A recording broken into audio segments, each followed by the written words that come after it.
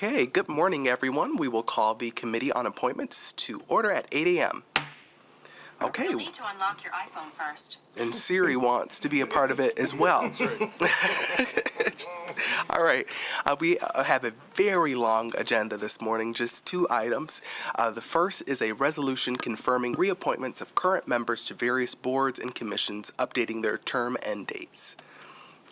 So moved. Support. Moved and supported. Comments on this, staff or colleagues? Ms. Bosker.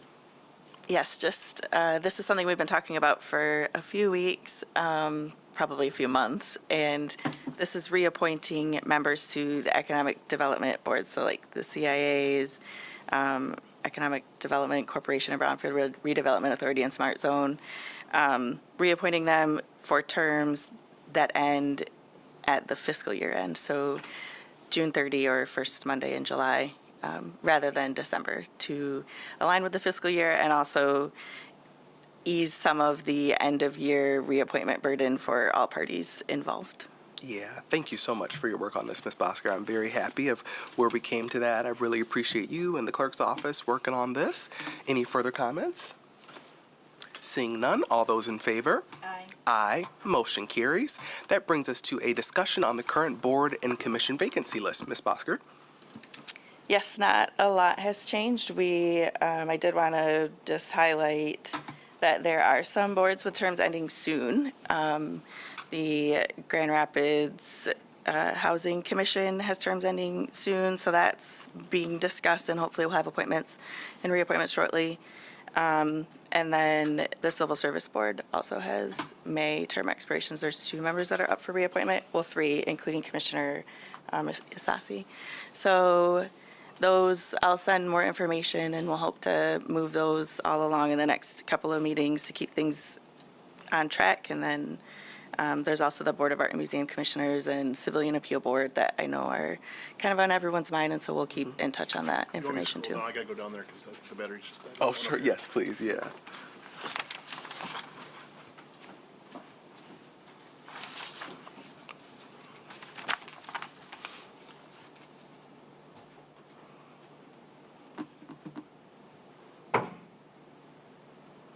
There we are for the public. See our vacancies here. Looks like we are plugging our way through. We are. I know there's a lot going on, but we're still making progress. That's right. And I think getting that, pardon me, and I think, like you said, that work, thank you, of just getting people on the right cycles, and that's taken a lot of the work over the last couple of months, which will be important. As you know, the clerk's office will be actively involved with the elections that we have this year, and so I think getting all of as much as we can kind of cleaned up and process and procedures is going to put us in a good place when we go into the fall. Thank you. Yes, thank you, Commissioner.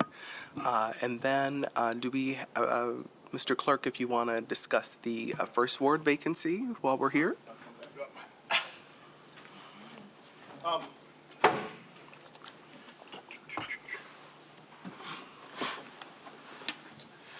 So yes, we had 10 candidates that cleared vetting from income tax and the treasurer's department.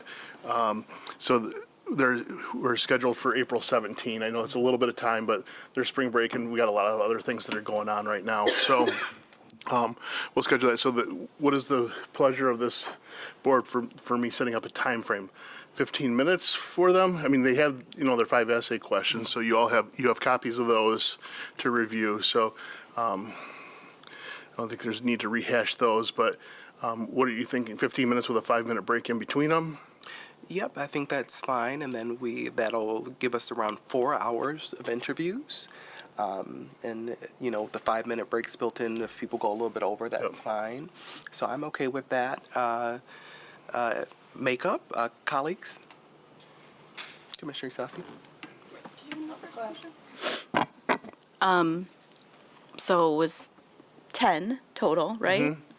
And so in the past, we have done tiers where we kind of reviewed them and then decided there's nothing that says we have to interview all 10. Does not. So I just want to put that out there to all of you colleagues too about that. I'd be open to that as well. I'm open if you do want to interview everyone. I personally think just kind of looking through them, I do think like in any instance, just like we're going through this, thing with the city attorney's office. You get a group of people, you review them, they might meet the minimum qualifications, then we look for what we're thinking that we need, especially in the short term, and then move it from there. So I guess I could go with what the group decided, but I would just remind us there's nothing that says we have to interview all 10. So I'll just need to know that, who those are Sure. sooner than later. Yeah, so I think, as someone who was involved in the last appointment process, we did similar to what I'm hoping we do this time, which is as long as folks passed vetting, they get their chance to come before us and show the community that they'd like to serve in this role. And that's what I'd like to do this time, is to give everyone who passed vetting an equal chance here and be a part of the process. So I'm looking forward to interviewing all 10. okay.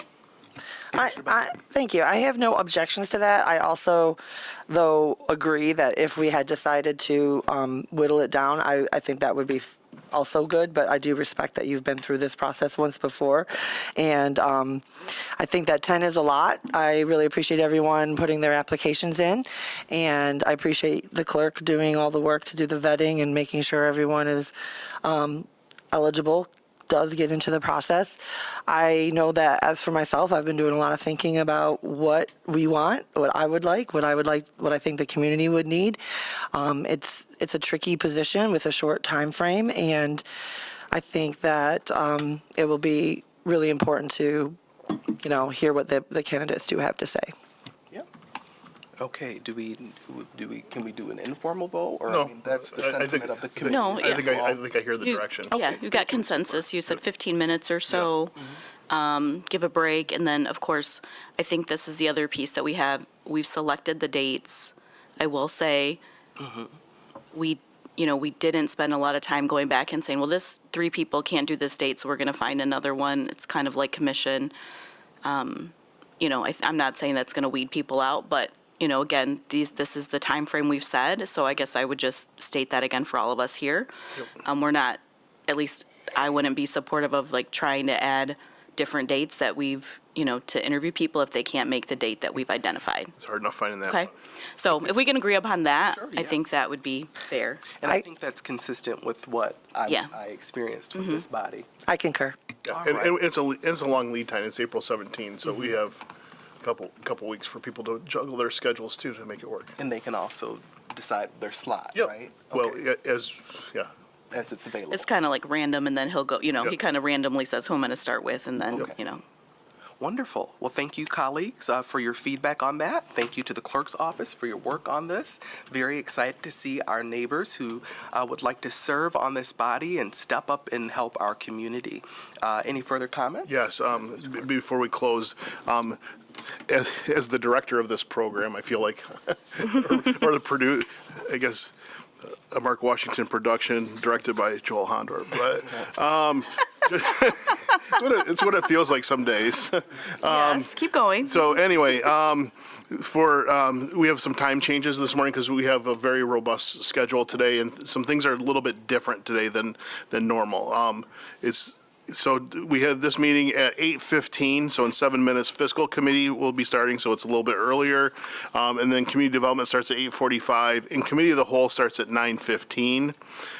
So that's a change. And then at noon, we'll begin the city attorney interviews.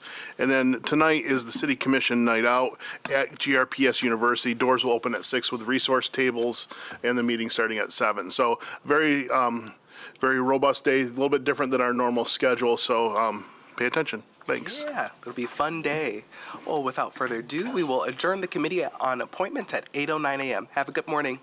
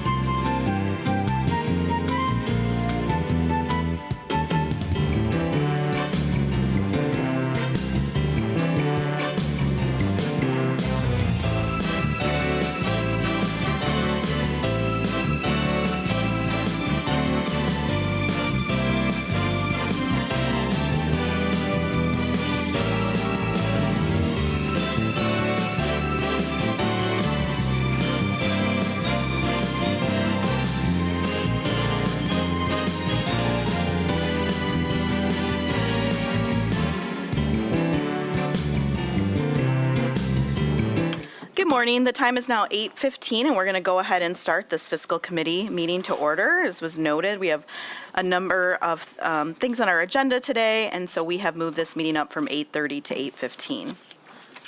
So first is a resolution approving a one-year renewal of enterprise resource planning, known as ERP, system contracts with Oracle America Incorporated for SaaS, software as a service, and Oracle Guided Learning in the amount not to exceed $1,111,539.33. Do I have a motion? So moved. Support. It's been moved and supported. Ms. Claren? Good morning, Commissioners. This is simply renewing our, like it says, SaaS agreement and OGL.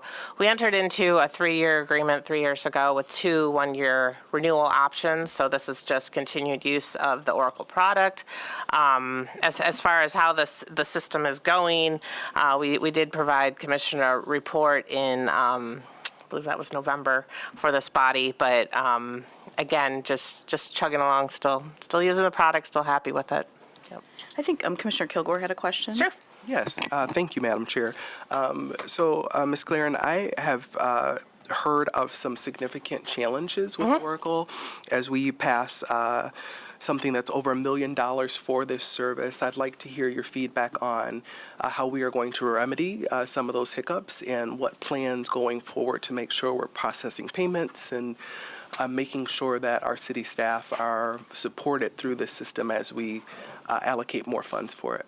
Absolutely, and later on we have another related commission item, but what is going on with Oracle right now is we know, like as I reported in November, we didn't have a great implementation partner. So we're grappling with them, and we're still relying on them as far as deployment of the Bridges solution, which is the interface between all the modules. What we have done as a countermeasure so far is hired Iteria, which is for lack of a better term, fix-it firm. So we've been working with them for the past 2 months. They actually helped us. We had issues with our W-2s. I'm sure you heard about that. We had issues with W-2s. We had issues with 1099 reporting. High Street was not there for us, could not deliver, and it was actually when Iteria was on site working with us on our outstanding issues, things like that. They're like, oh, well, have you thought about this, or why are they doing it that way? And they actually plugged us through the 1099 process, helped us out with that, helped us realize some possible savings with being able to process the W-2s right inside of Oracle, which our implementation partner, High Street, did not advise us to do. So we're already realizing that, these guys know what they're doing. They've delivered on these 2 big things for us. What we have done to date, though, with Iteria is they have delivered all of our configurations. We were not given a great roadmap, basically, of where everything is in the system and how it was built. High Street has never given us that, even though that was part of a deliverable from them. So that was one thing Iteria is like, we have to get everybody at ground zero, how we're built. And then they have provided a document. Actually, last week we had a meeting with them where they walked through some of the configurations as well as some of their advice for here's how we would approach that. So we do have this going on in the background. I'm meeting with SME leads as well as we have an executive oversight team to talk through Iteria's recommendations. They also examined our outstanding tickets with High Street, and they're like, do you want High Street to do this, or we could pull down some of this stuff? So we're trying to, work through that on what we're going to still leave on the table for High Street, because they are still under contract with us, but some of this other stuff that they can start pulling down was great. And it's less expensive through Iteria, ironically, so that's a great thing. So Thank you so much for walking me through that. And so the contract with High Street is for how long? Is there a way that High Street's also I think it was a 3-year term with 2 one-year renewals. One thing High Street supports, I mentioned Bridges because that's the main thing that's attaching us to High Street right now is this Bridges software that they use to connect all the modules. We saw that as a pro when we went through our RFP process, but as a result, because they support it as proprietary, we're attached to them. So one thing High Street is looking at is a way to unravel us from that, so maybe we can move away, so we're making moves to slowly unpeel that. And if you would like, I could, once I'll talk to city manager what great timing would be for me to return and give you another update, because it's a lot of money and it's important. It's our management of inventory, it's our human resources, it's our GL, it's all the things. So maybe within a couple months I return and let you know where we're at with Iteria, and they are going to write up a statement of work for things going forward. So I may have to return to this body anyway to talk through that for approval. So yeah, let's keep talking. Yeah, thank you. Thank you so much for your feedback, and I think those sound like great steps. Sure. It reminds me of doing nonprofit work and doing CRMs and Salesforce, and then we moved to this thing called Neon, and no one knew what it was, and there was all these special things and tricks you could pay for, and those didn't really work. So I understand it's a sort of process that you have to keep working through. So thanks for your work on it, and I'll look forward to hearing more in a few months. Thank you. Hearing and seeing no other questions, all those in favor? Aye. Any opposed? Resolution carries. Item number 2 is a resolution approving a contract with Management Business Solutions to provide payroll, talent operations, and program management of the City of Grand Rapids Grow 1000 Summer Internship Program in partnership with Our Community's Children for an amount not to exceed $500,000. So moved. Support. Moved and supported, Ms. Claren. Yes, so this is also this is a new thing this year. We've handled management, or I should say the administrative management of Grow 1000 in-house, which impacted departments, HR, as well as fiscal services, issuing paychecks, getting all the documentation we need, while OCC, Our Community's Children, has run this program this year. So this is the item that's related to what I was talking about with Iteria. Because we are, we want all hands, making sure we're focused on getting the ERP corrected and right. This seemed like a good year to try outsourcing our, so things like the payroll office and HR, and some of the other departments that got involved in entering the payroll for so many participants, which is great, but it's a tremendous burden. It's a 6-week program that was a tremendous administrative burden. So the MBS will be doing things like collecting the applications, the pre-employment documentation, timesheets, payroll, all that stuff. Our Community's Children still oversees the program, works with placement of these children, and does the day-to-day operation still. So unfortunately, I couldn't give. We have Director Harris in the crowd here. I asked her to attend in case there were any specific questions, but this was more, just it made sense this year to try outsourcing just because of the burden. None of the program funds, donations, things like that we get from businesses are going to be used to pay for this. The city's going to absorb the outsourcing cost. We wanted, if people are going to donate to Grow 1000, we want to make sure that's going to be used towards a wage. The $500,000, that seems large, but that also includes the wages of these participants. So, because they're handling it all, so they're just going to issue us an invoice, write the check, and then they pay the people. So that's basically what's going on with this one. But I'm happy to take questions, or Director Harris is here if you guys have certain questions for Grow 1000. She's just getting it kicked off, so we're excited. Estimating about 175 participants so far this year, or that's our goal, I think. Yep. So, Would you like to come forward, Ms. Harris?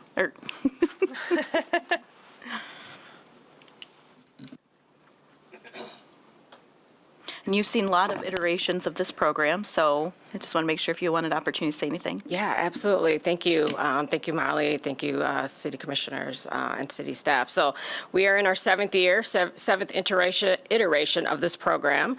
And so we are seeking young people aged 15 to 24 to participate for a 6-week summer youth employment program. And so we partner with businesses and city departments as work sites. So we're also looking for work sites to sign on for this summer opportunity. So applications are online now with Management Business Solutions. And as of yesterday, we already had 212 Great. applications. So we're anticipating a great application pool. And this year, we're doing an interview process to really evaluate the potential of success for our young people. Thank you so much. Colleagues, questions on this item? I'll just say, I think that, I know this was done in-house, but this is a very time-constrained process. You're dealing with people where it's their first opportunity. How do we create an experience for them when we have all these other things that we're pulling on? So I'm excited to hear how this process goes this year. So I'll call the question. All those in favor? Aye. Any opposed? Resolution carries. Item number 3, thank you, Ms. Harris and Molly, Ms. Claren. Item number 3 is a resolution approving a renewal of a 3-year professional services agreement with Plant Moran PLLC for auditing services for $246,345 for the fiscal year ending June 30th, 2026, in the amount of $253,770 for fiscal year ending June 30th, 2027, and $261,390 for the fiscal year ending June 30th, 2028, for a total amount not to exceed $761,505. Do I have a motion? So moved. Support. It's been moved and support. Ms. Claren? This is simply an extension of her work with Plant Moran. We decided not to do an RFP on this round just because of the things going on with the ERP. They know us and are, already aware of our struggles, things like that. So we thought it made sense to go ahead and do an extension, and maybe in the next round do the RFP just to go out for bid again. They've been a great partner, and I believe we took them on in 2017, and it's just been a great relationship, so it's just an extension. Thank you. Colleagues, questions on this item? Hearing none, all those in favor? Aye. Any opposed? Resolution carries. Item number 4 is a resolution authorizing a budget substitution for $220,000 for park capital projects. Do you have a motion? So moved. Support. Ms. Claypool? Good morning, Laura Claypool with the Parks Department. What you have before you is an approval for a budget substitution due to some recent bids coming in slightly higher than the original estimates at both Riverside Park and then some trail work along Placer Creek and Kennesaw. We're just requesting a substitution both in the Parks Capital Fund and the Parks Bond Fund. Questions, colleagues? Everything is costing more. I know it is. Yes, it was 410. Okay. We navigate, we're nimble. Yes. Thank you for this update. All those in favor? Aye. Any opposed? Item carries. Thank you. Thank you. Item number 5 is our bid list resolution for March 31st, 2026. Do you have a motion? So moved. Support. Ms. Claren? Okay. I'm handling all business today, I guess. Okay, so for the bid list, it's just 5 items today, all fairly routine in nature. The one thing that I will highlight is the number 5, resource recycling systems. We are developing a compost operations business plan for the Public Works Department. So that's just something I wanted to lift up. If there are any questions, myself or the departments are here to answer. Thank you. Questions on other items on the bid list? I feel like John wants to talk. You good? No, unless there's questions. You're going to get a pass day, Mr. Gorney. It started raining. It's no longer snowing. Everybody's happy again. Well, Chair, Yes. as long as he's here, I will say that I attended the compost public engagement at Sibley Elementary, and so it is good to see this on the bid list and the business plan modeling and all that going forward. So thank you for your service into the department. Do you want to add anything? I don't want to cut you off if you do want to add anything. Okay. All right. Hearing no other questions or comments, all those in favor? Aye. Aye. Any opposed? That resolution carries.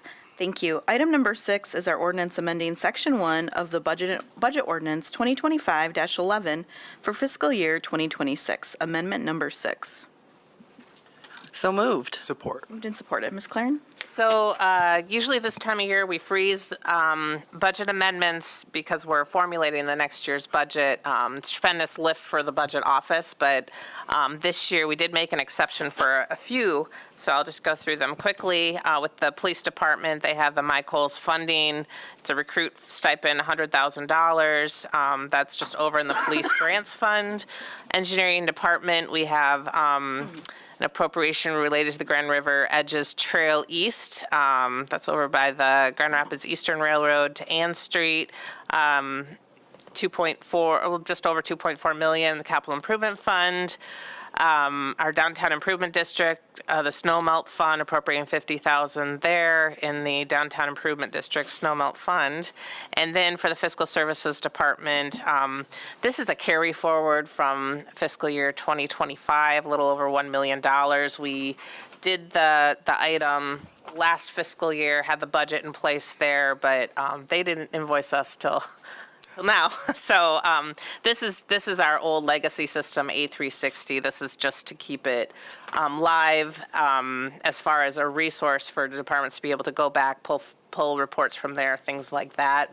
We wanted to keep the lights on until October, so this is just takes care of that. Thank you. Any additional questions on this item? Hearing and seeing none, all those in favor? Aye. Any opposed? That item carries.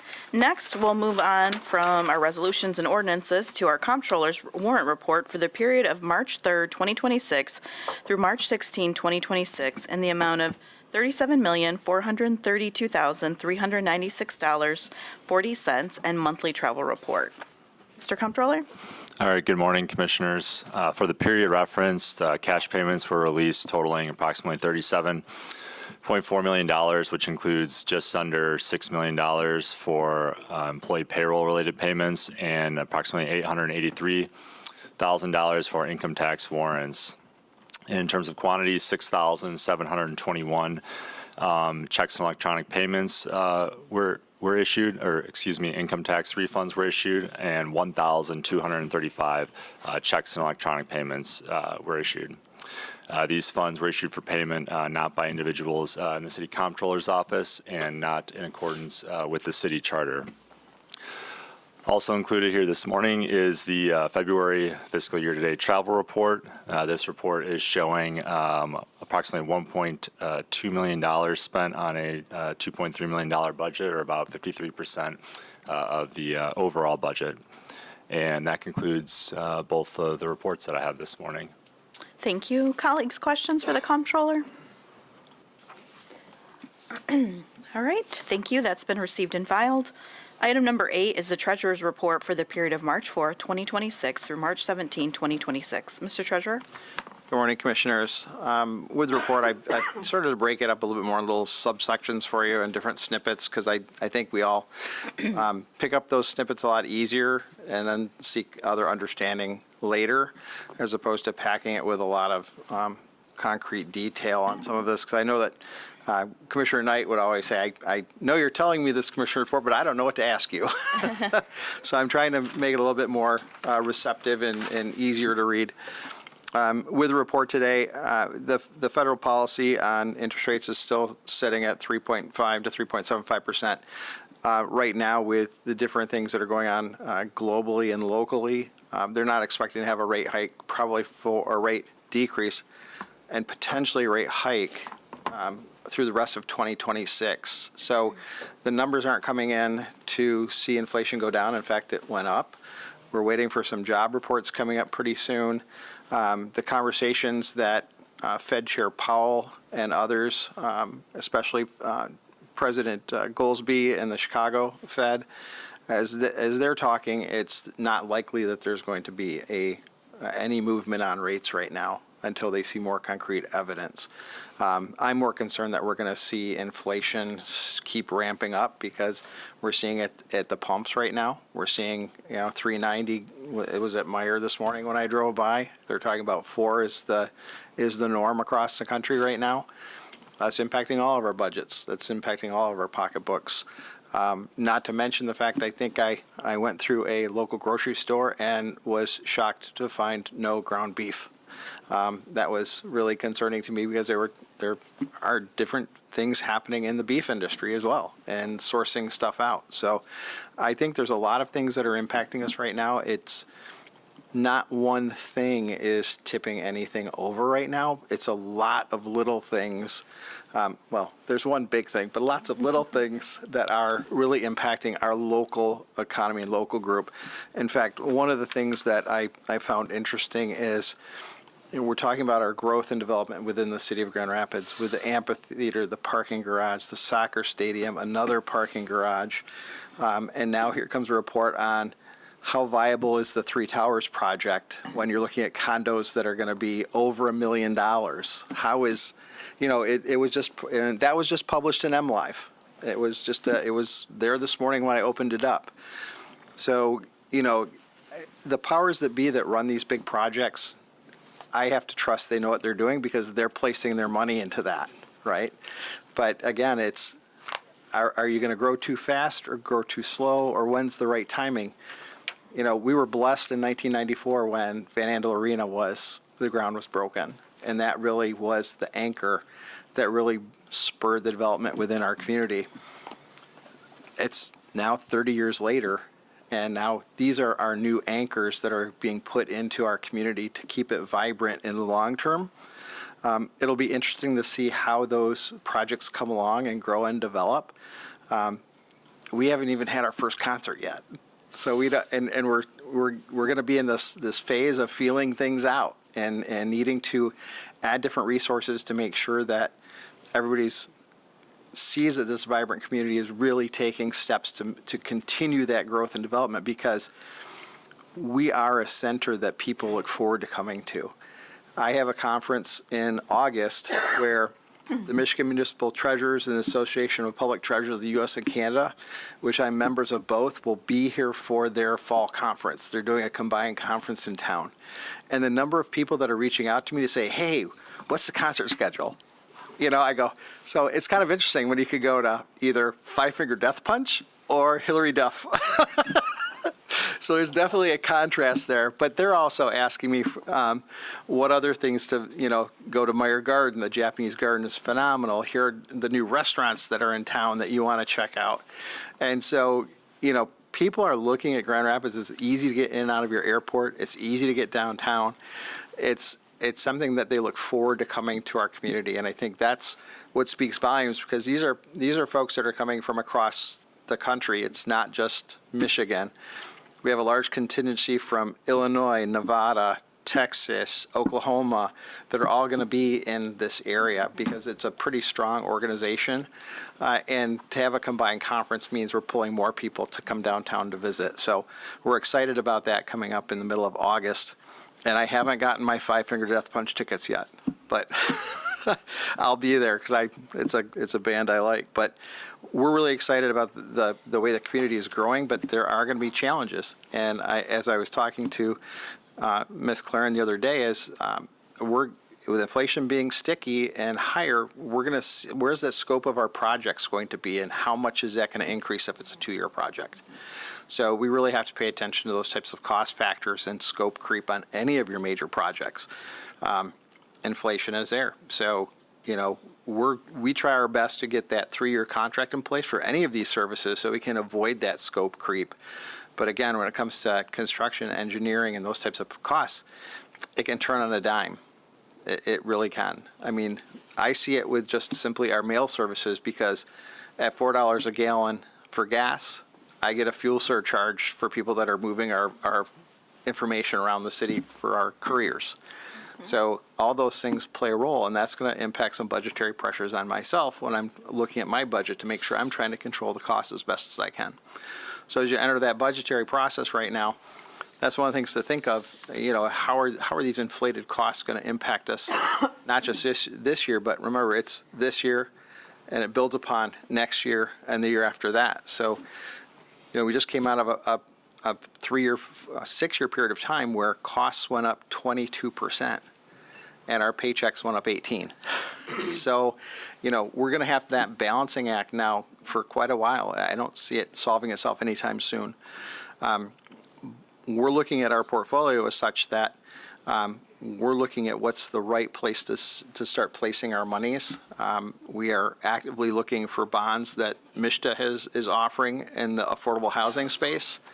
And that's something that when we see those come up, those are federally taxed bonds, and we want to be a player in that because it supports the overall goals of the city commission and the community to see affordable housing raised. The other ones we're also benefiting right now from short-term interest rates are still higher. And so we're keeping some of that money really short because of the fact that we don't know what's coming up. We don't know if we're going to have any hiccups or we need the flexibility. But with our portfolio right now, we are looking at $698 million. Now that's down from roughly $750 million not too many months ago. A lot of that is the bond financing where we see soccer stadium coming down and other things, but our pooled funds are also diminishing as well. So we're seeing spend down, and we should see that this time of year because we don't have the property tax income. We get that in July, and you see the spike and a spend down, and that's what we're watching right now and being very vigilant to make sure that we have plenty of liquidity to cover any of the operations we have through the end of the fiscal year until the next property tax round comes in.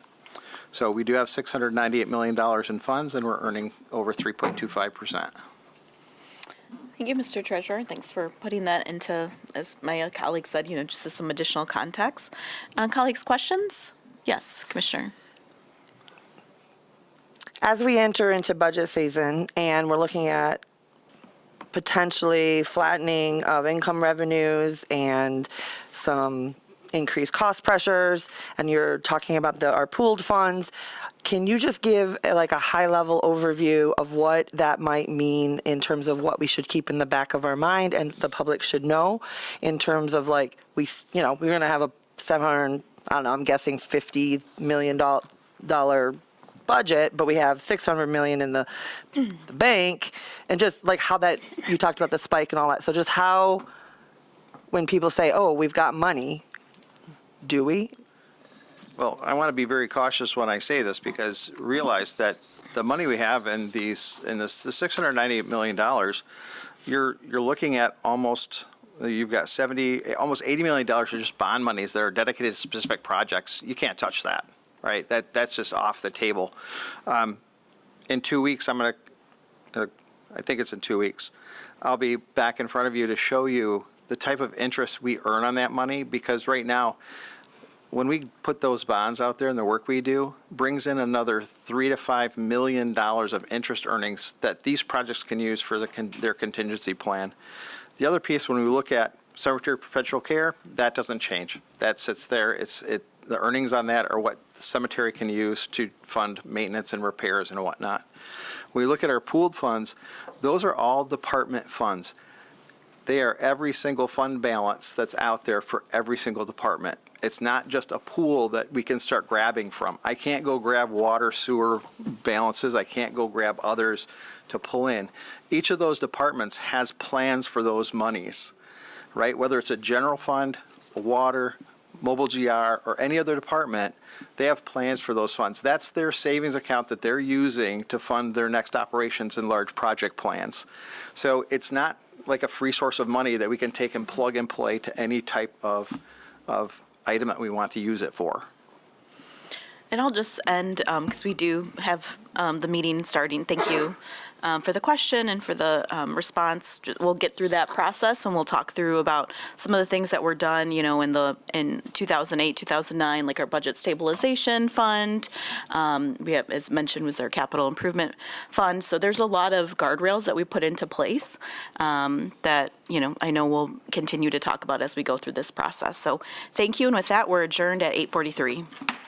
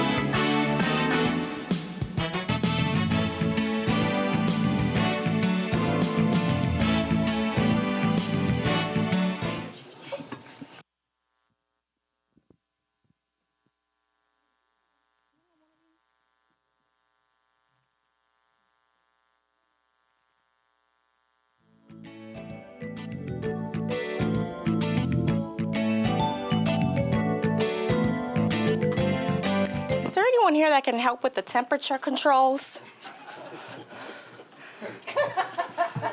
That's a serious question. Yes, thank you.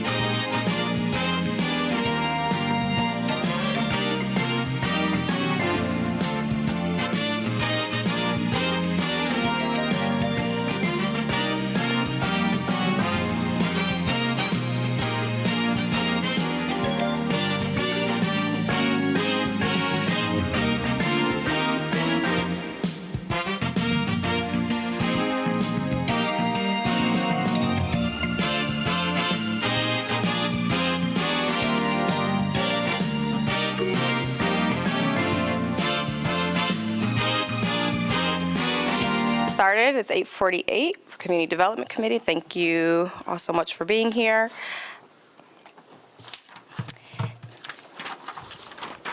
We have quite a few items this morning, and I know we will breeze through them pretty quickly. There's a lot of information in our packet, and it took a long time to get here. So I want to thank a lot of the projects that are represented today and all the supportive staff, because I know it took years and countless hours to get us to many of the items that we'll be discussing and voting on this morning. So with that, our first item is a resolution approving grant applications in the amount of $2,725,000 to the Michigan Department of Transportation to be matched with a city share of $1,100,000 in connection with preventative maintenance of various bridges. So moved. I second. Ms. Irving? Yes, so engineering department works with a bridge structural engineer to regularly inspect our bridges, and they identified some early stages of deterioration that are sufficient to warrant applications for grant funding. So we're seeking grant funding for Wealthy Street Bridge, Bridge Street Bridge, and 6th Street Bridge. A lot of the repairs are related to sidewalks and joints, some epoxy to help seal and protect from salt and water. And this is the first step in approving for grants for fiscal year 2029. Great. Are there any questions? Just happy to see it happening. All in favor?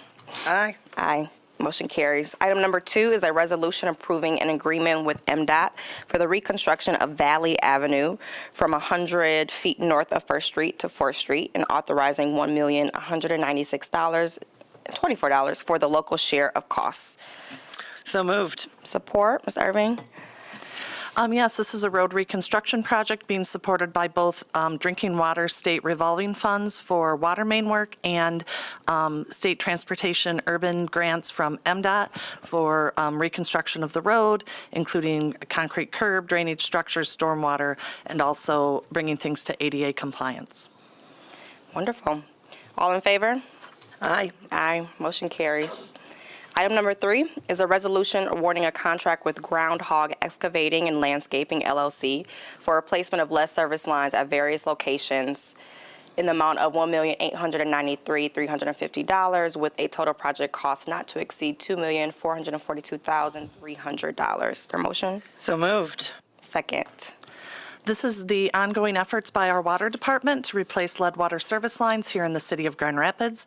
They sought DWRSRF loans in the total of $18 million, of which about $2,500,000 are available for debt forgiveness. So they're continuing on their strategic plan to replace all the lead water service lines here in Grand Rapids. Wonderful. And can you recall off the top of your head what percentage of the way through of completely replacing those lines are we? I'm phoning a friend. All right. Mr. Wayne Jurenberg. Come on down.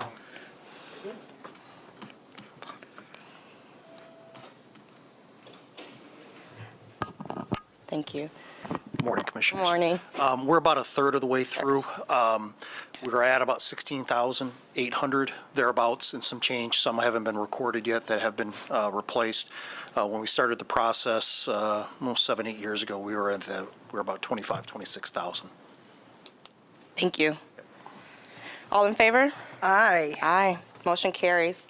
Item number 4 is a resolution authorizing a lease agreement with the Martin Luther King Park Neighborhood Association for space at the MLK Community Center for the cost of $1. Good morning, Laura Claypool with the Parks Department. I'll make a motion. Sorry. Got ahead of myself. No worries. Hi. Hi, good morning. I'm still Laura, still with the Parks Department. This is a resolution authorizing a lease agreement with the King Park neighbors for space at the MLK Community Center.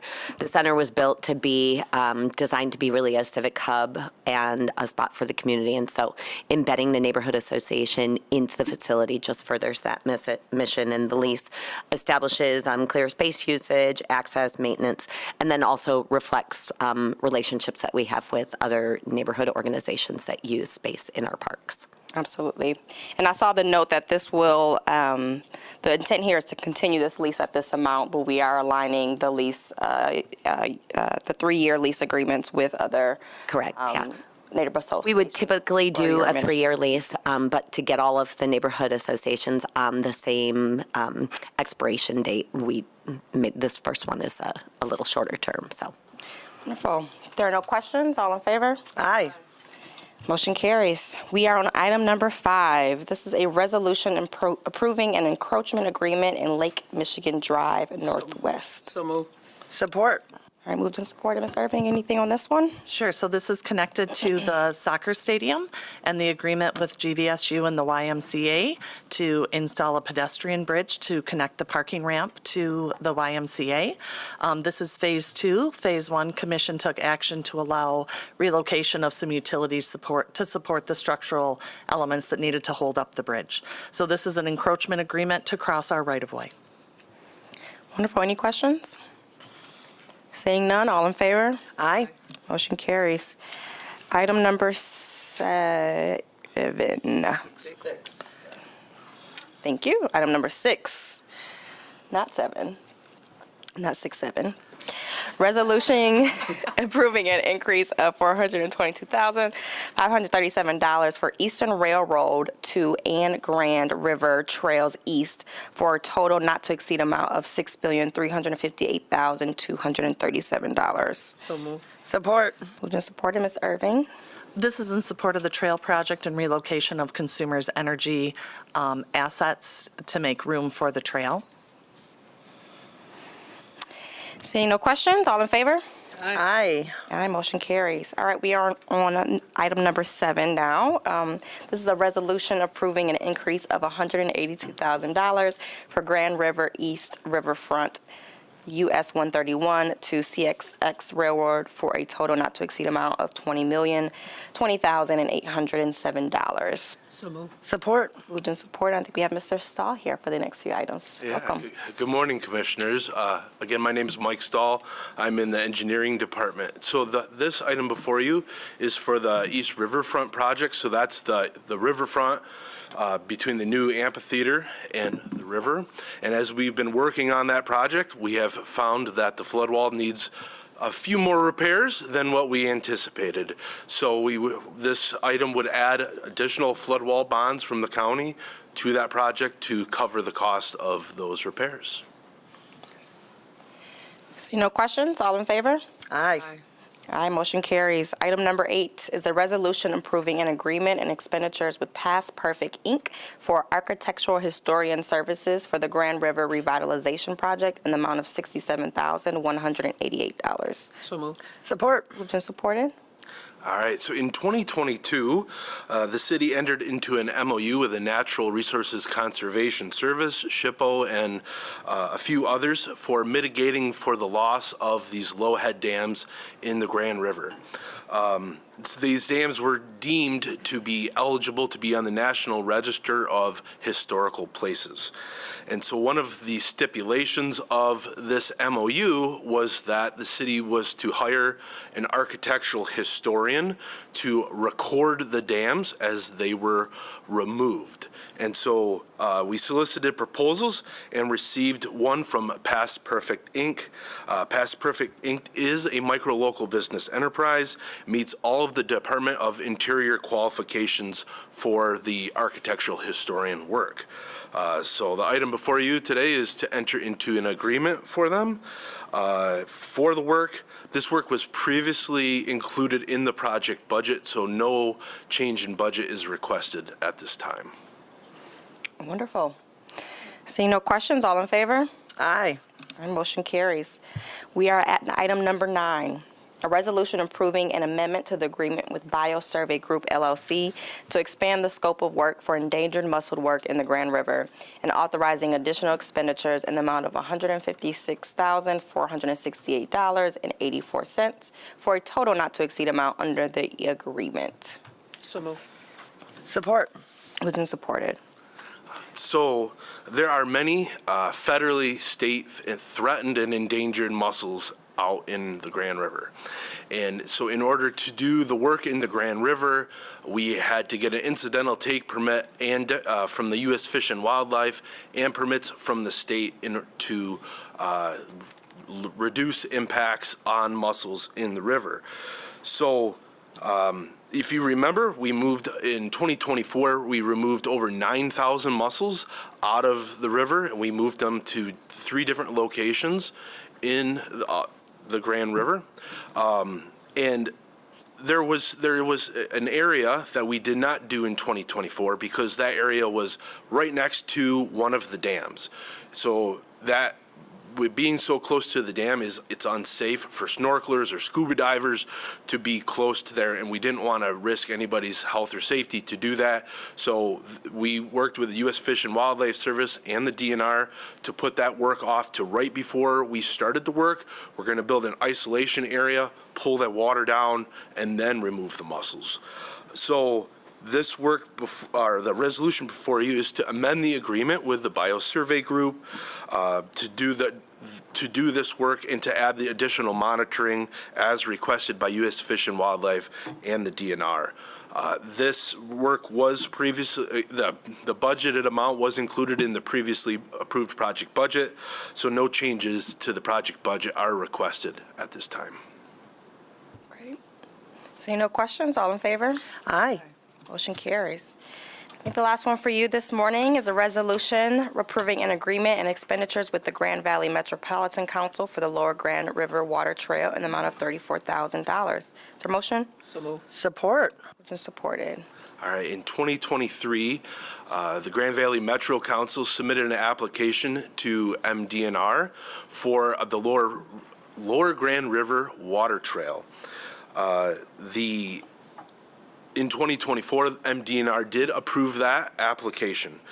This application unfortunately left a gap in the water trail as it runs through Grand Rapids, mainly because of the dangers that are presented by the dams in the Grand River. We obviously want nobody to traverse said dams for their health and safety. So in addition, we had many different river edge projects in the works. And now that we know what the river is going to look like. Now we have all these parks under construction. We know where the access points are.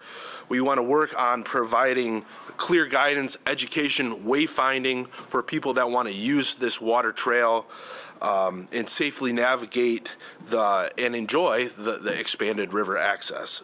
So the resolution before you would approve an agreement for the Grand Valley Metro Council to work on that water trail and add in those different elements within the city reach. Thank you so much. Any questions? Seeing none, all in favor? Aye. Motion carries. Thank you so much. Thank you. We are on item number 11, which is a resolution awarding a contract with Allied Mechanical Service, Inc. for LMFP surge valve replacement in the amount of $371,490 with a total amount not to exceed $611,000, $620,000, and LMFP is the Lake Michigan Filtration Plant. Is there a motion? Support. And supported. As you stated, this is a project at our water plant, and this is to replace surge valves. The surge valves protect the pumps and transmission main from any pressure fluctuations, and it's part of their asset management planning to make sure they're replacing outdated equipment ahead of failure. And we love that.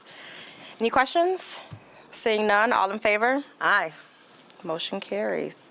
Item number 12 is a resolution approving an agreement with MDOT, the Michigan Department of Transportation, for the reconstruction of Buchanan Avenue from Corrine Street to Hall Street and authorizing $4,618,740 for the local share of costs. Support. Moved and supported. Ms. Irving?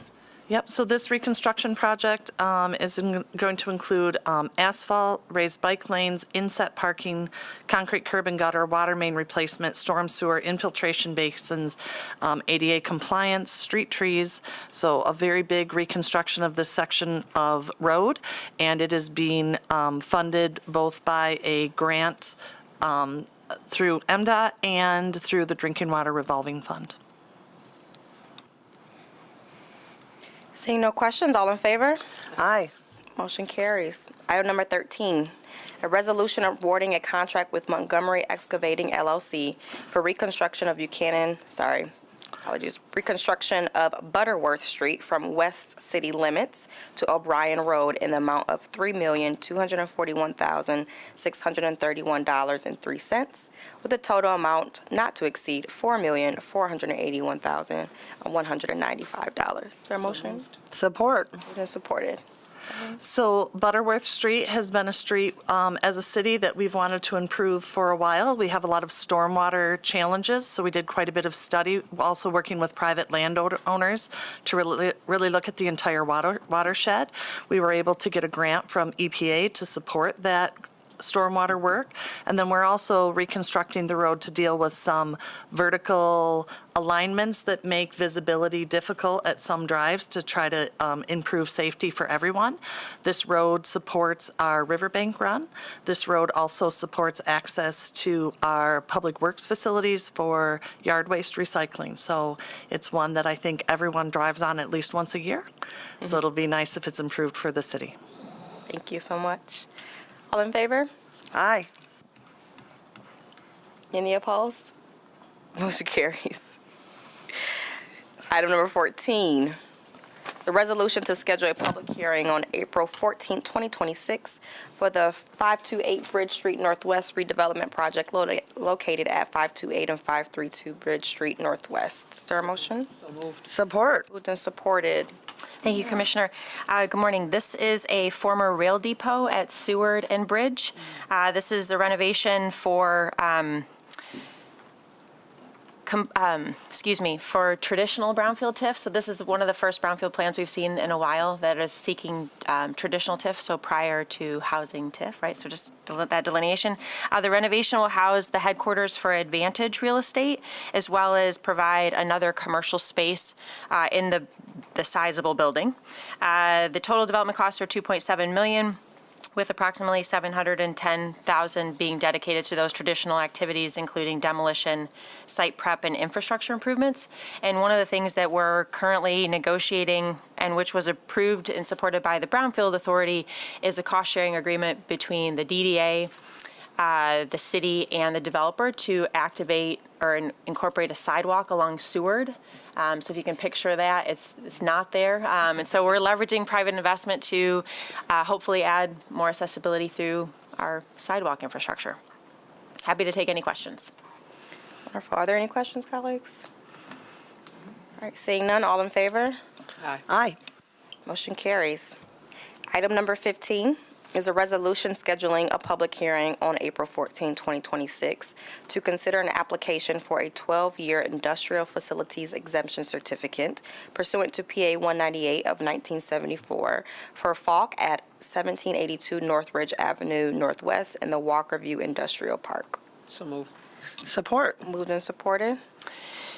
Thank you. This is for Falk Sheet Metal LLC, which is not to be confused with what you saw last October for Falk Material Wool. Falk is really expanding in the industrial district, the 425 district that we partner with Walker on. So this is expansion to the tune of $5.4 million for additional space on an existing building. So it's about 130,000 square feet. They're adding about 50,000 to continue increasing capacity for their fabrication of sheet metal. Thank you. All in favor? Aye. Motion carries. Our last item this morning is item number 16, a resolution authorizing the publication of and setting April 14, 2026 as the date to consider an ordinance establishing the Dean Kendall House located at 2350 Leonard Street Northwest as a historic landmark. So moved. Support. Moved and supported. Good morning. Morning. Rhonda Baker with the Planning Department. Yeah. It's always up high, isn't it? Yeah.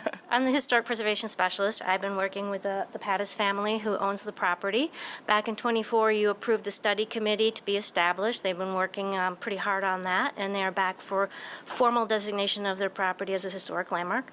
I'm here to answer any questions you might have about that. This is the owner, Frank Pattis. He wanted to say a few words as well. Good morning. I would just like to thank all the commissioners for considering my home as a landmark, and the time you've put into it, I really appreciate it, especially Rhonda and all her help. Thank you. Thanks for being here. And thank you, Ms. Baker. Colleagues, any questions on this item? I'll just say thank you. This is a designated kind of place in our neighborhood on Leonard, and so I know that a lot of conversations happen around the property. West Grand's been paying attention, so I look forward to seeing all the results of everything in the hearing.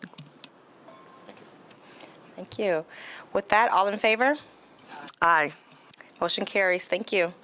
And with that, we will adjourn at 9:09.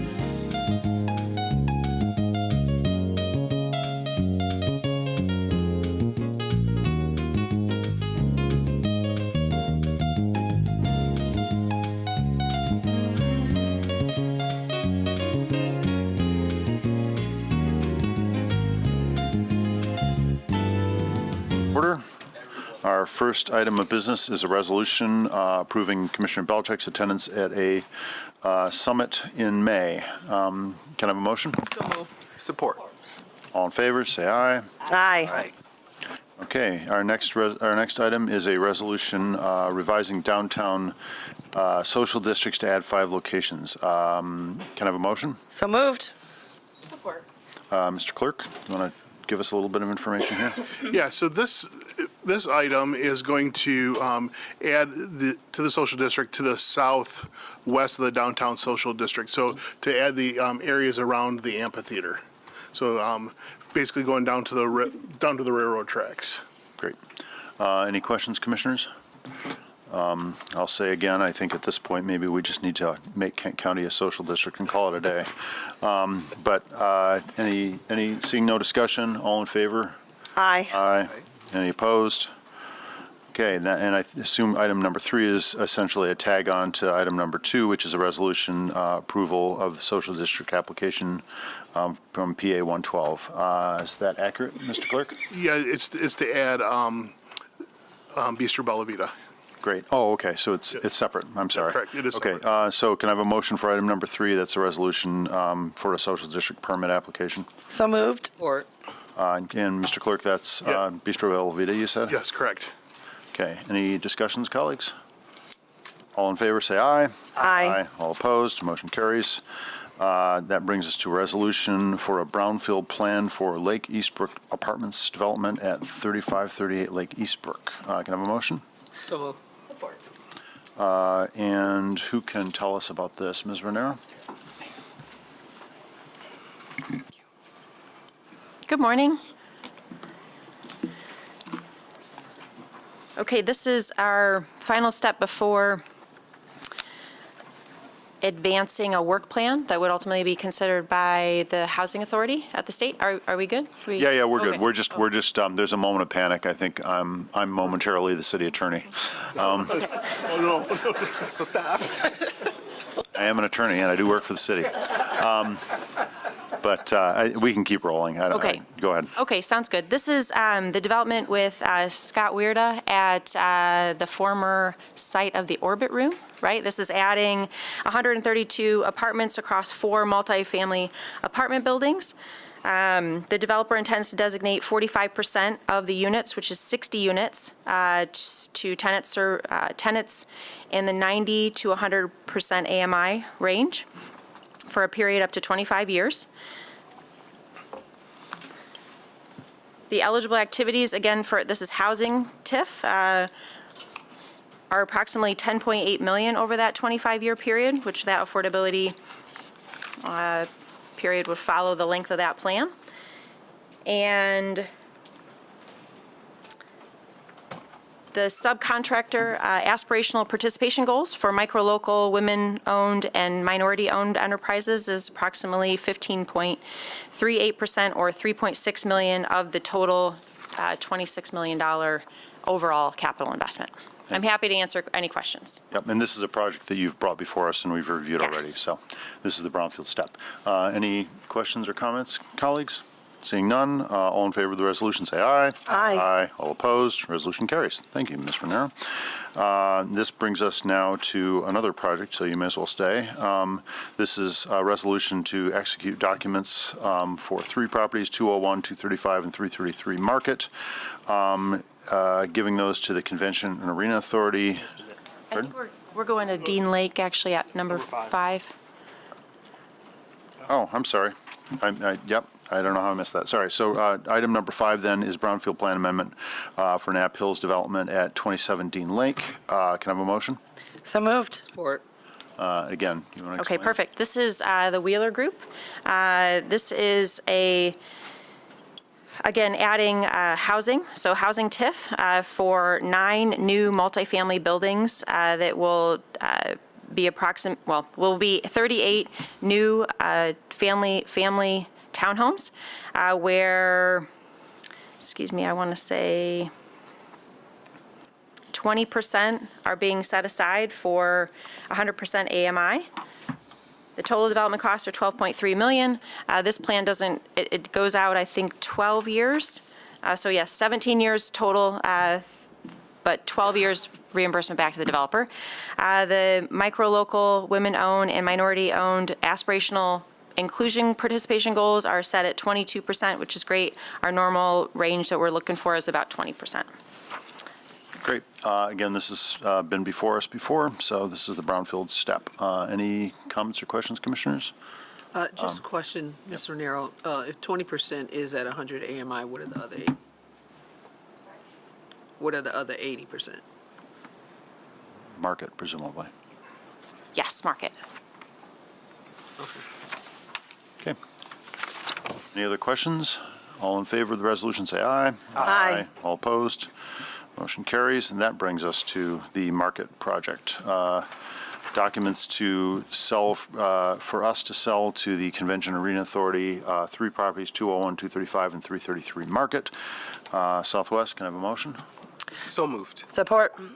And Mr. Clerk, this decodes as the land we're using for the amphitheater. And it's a little late now to not do it. So I don't know that we have to have any other. It back? Exactly. We're keeping it. It's a city asset now. I don't know if you want to dig into this a little bit, Ms. Behrens, but feel free. Sure. So this is kind of the culmination of the long-time planned sale of a portion of 201 Market to the Convention and Arena Authority.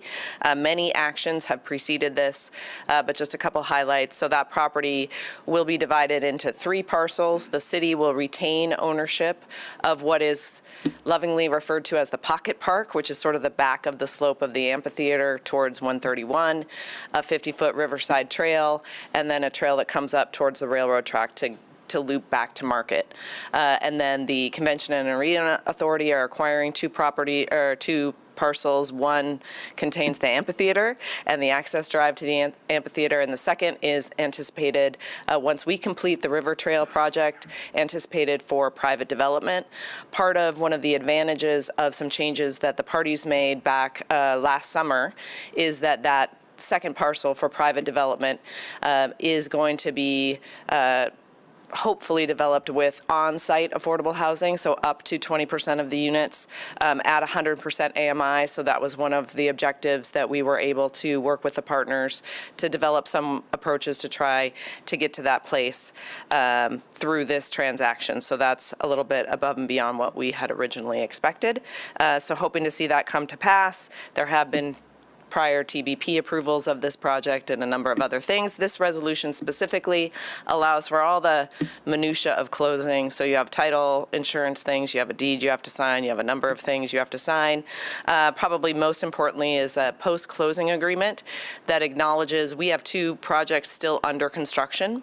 At the end of the day, we're going to have to match up some of the utilities against the property lines and grant each other easements across those things. And when those as-built are done, then we're also authorizing the mayor to sign all those easement documents, and that will be taking place over the course of the next month or 2. So those are the key features of what is being approved today. Happy to attempt to answer any questions. Any questions, colleagues? Okay, seeing none, all in favor of the resolution, say aye. Aye. Aye. All opposed, motion carries. That brings us to our briefings. The first is on the Neighborhood Investment Plan funding. Yep, and Mr. Tucker's coming up to do his debut presentation for us. Thank you, Commissioners. It's a pleasure to be with you. I got it, Mr. Tucker. Yeah.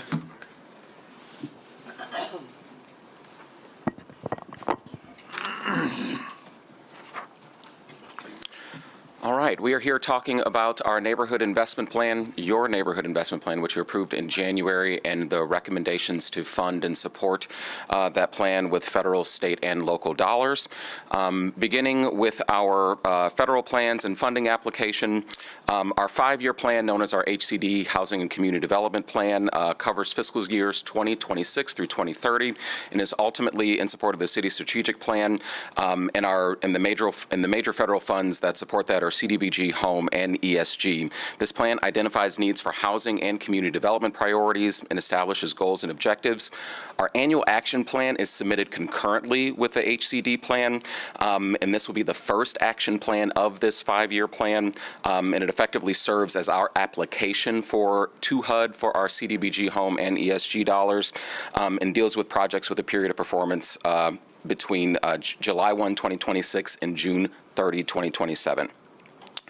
The Neighborhood Investment Plan is your plan that you approved in January, and it is those federal requirements, but ultimately in service of the Neighborhood Investment Plan.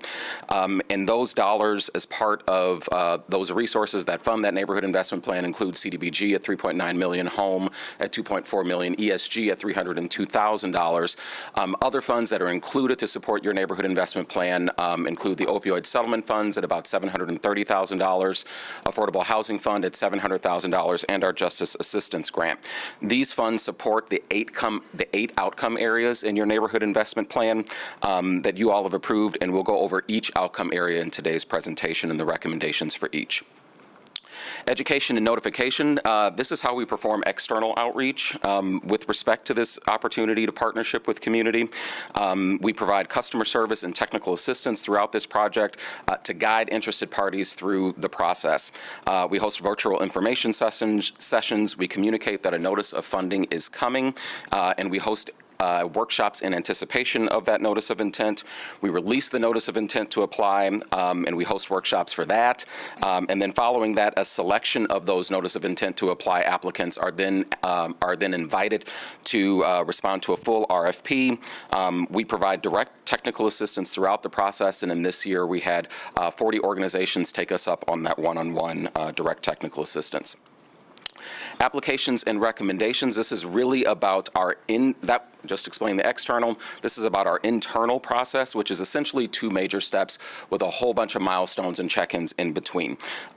We create one application for all of the funding sources that we've discussed, and at the top of the funnel, there are 120 submitted applications for it at the NOI phase, with 180 projects represented. In total, requested $58 million were requested in that notice of intent to apply. That is our largest year of request by far. To give you some context, the most closest for a request was $27 million back in 2025. Applications are narrowed and eventually selected. First, it's the NOI process, then it's the RFP. Staff do a deep dive over dozens of proposals, over 700 pages from those RFPs that we have to process to create a slate of recommendations. An RFP work group staffed by Commissioners Belcheck, Isasi, and Kilgore. We want to thank you for your support and your thoughtful counsel, because difficult decisions have to be made, and it's invaluable throughout that process. We also have a formal check-in with the Grand Rapids Area Coalition to End Homelessness under our Outcome 1 area, and we also have a check-in with the Affordable Housing Fund Board subcommittee to review and affirm the recommendations that are made. That affirmation from the board ultimately happened on March 19th of this year. The recommended projects address needs identified in the Housing Community Development Consolidated Plan. They advance the city's strategic plan, and truly they expertly maximize the funds that are available. And finally, and I'll just give a few highlights before we get into the recommendations, and I'll try to pull them out when we get to those recommendations. This year's funding process, we were able to make some pretty strategic investments in affordable housing, but not just in rentals, specifically in home ownership. So I'll try to point those out when we get into it. This plan also resources our behavioral health outcome, which is pulled out. It used to be nested under our public safety outcome, but now it is its own outcome, and our opioid settlement funds do a lot to leverage our impact in that area. And finally, we have a material increase to our funded neighborhood associations. Really excited to talk to you about that. Once again, I'll try to point those out as we go through those recommendations. And I will not go through every line item in the recommendations. You have all that detail in your packet, as well as the corresponding spreadsheet. So, getting into it, outcome 1, to prevent and resolve homelessness. This outcome area is in support of the city's strategic plan for prosperity and affordability. That we are recommending $1.2 million of investment in this area, which ultimately supports efforts to obtain or retain housing for individuals and families experiencing homelessness or at risk of homelessness. Outcome 2 is about creating and preserving affordable housing. This work supports the city's strategic plan area of economic prosperity and affordability with about $2.5 million of investment, which ultimately supports an increase in the number of new affordable rentals and home ownership rentals available to low and moderate income residents. I will highlight in this category that these funds support, we expect to be about 133 new units that are going to come online, and in a subset of those units, 26 are going to be for sale. We're really excited about that. Outcome 3, this is about increasing home ownership and housing stability in support of the city's strategic plan priority of economic prosperity and affordability. $360,000 are recommended to support this work, which ultimately is to support the maintenance, repair, and improvement of existing housing stock within our neighborhoods. We expect about 376 households to be supported by these funds. Outcome 5, increase home ownership, improve housing, behavioral health. Outcome 5. This is about health, behavioral health. This is about supporting the city's strategic plan with your health and environment priority. About $500,000 are recommended to support efforts that ultimately prevent and mitigate the effects of the opioid and substance use disorders while expanding access to mental health services for uninsured and underinsured individuals. I'll highlight that this behavioral health outcome is new for this plan, and that's the one that was previously nested under public safety, but now it gets its place in the sun with its own outcome area. Outcome 6 is about increasing wages and economic opportunity, ultimately in support of the city's strategic plan priority in economic prosperity and affordability. There's about $150,000 recommended for activities that support economic prosperity with an emphasis on increasing income and overcoming barriers to employment. We expect roughly 137 people to be supported with job training and employment services. These last two, outcomes 7 and 8, I'm going to take together, and I'll explain that these two really fund our neighborhood associations, and we fund them out of 2 specific outcome areas. At baseline, the neighborhood associations, these funded neighborhood associations, should expect to receive a $10,000 increase, $5,000 from outcome 7, and which deals with improving neighborhood safety, and $5,000 from outcome 8, which is about engaged and connected neighborhoods, and we sometimes call it leadership.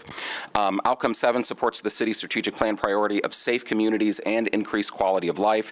$314,000 is recommended to support these activities, and those activities include crime prevention, education and organizing, violence reduction strategies, and other services to ensure health and safety. And our final outcome area is outcome 8, which is about engaged and connected neighborhoods, with $319,000 of funding recommended, supporting activities that build relationships to enhance neighborhood stability through resident leadership training and a resolution of housing and neighborhood issues. I want to highlight a restoration of funding to the Baxter Neighborhood Association in this particular category. They were not receiving this section, this outcome 8 section of the money previously. Now they are, as there was a previous organization that was performing those services in the 3rd Ward. Closing out our presentation, our contingency provisions, we put these in here because if for some reason the federal awards that staff do an incredible job of estimating, if those awards come back different than we expect, we put in contingencies around what will happen if there are reductions or increases. I won't go over the details. They are in your packet, but we do put those before you so that you know what happens in the event that the feds are unreliable. And finally, public comment, opportunity, approval, and submission. I'll close with the fact that our public comment begins on March 27 and runs through April 29, and final awards and annual plan submission happen after City Commission approves these recommendations on May 12. I will invite your comment or questions, and if for some reason I need to call on one of my venerable colleagues from Community Development, please allow me to do so. Thanks. Well, this is a big, exciting basket of stuff. Colleagues, Commissioner Kovar. Yes, thank you, Mayor. Mr. Tucker, it's great to see you. The city manager and our staff made a great hire. The community development department continues to do fantastic work. I've had a really awesome time working with them for the second year on this process. And my colleagues and I, Commissioner Belchak is a new addition that brought some fresh perspective and life to the committee. And I think we really focused in on being as balanced and measured as we can, and also looking at some specific outcomes that community. So really centering what community has been telling us as elected officials, such as my colleague in the 3rd Ward. We know that neighborhood associations are really needing that support from the city. It's just a model that continues to morph, and we now know that community looks different. People are online more rather than being in person, and so how the city can support our neighborhood associations is huge. And in addition, there were some when we think about harm reduction, we usually see some work around that, but it was nice to learn that some of those needs have been met, such as accessibility to Narcan within our community, so we didn't see that this year. So there's been some very good progress in addition to helping housing first models through our work with the unhoused community. So I'm very pleased with this, and think that we did a very good job of being balanced in our approach, but also centering the voices of those who we serve. So thank you for this. I'm very happy to see it. City Manager. Mayor, I too want to thank Mr. Tucker and Ms. Bohaj for their work, and Aaron as well for working on this annually, and certainly the commissioners that were part of it. I just want to put in perspective, today we're fortunate to talk about how we can allocate these proceeds among our community. And only a few months ago, we were threatened with uncertainty and the possibility of not having these federal funds. And so it is a reminder that business as usual is not business as usual. And we have to be very, very prudent on how we allocate these dollars, because there are a lot of new criteria that is monitoring how cities are spending federal funds. So I want to thank you for making sure that we complied with all of the federal requirements in our allocation and distributions of these funds. Thanks. Commissioner Sassi. Thank you, Mayor, and thank you, Mr. Tucker, for the presentation, and thank you to the entire staff that worked so hard to put this together. It's one of these things, I don't think I've been on this every single time I've been a commissioner, but I learned a lot. There's a lot of details, and just wanted to highlight and add on to what the city manager just said. There are some organizations who also have to make some choices because of the federal government and the questions that they're being asked. And so I want to say thank you to you and the team. I know Ms. Bohach really flagged this to say we want people to feel comfortable if they're going to do this work. And, you know, this money has kind of been there. And I know so many organizations are faced with federal funding going away.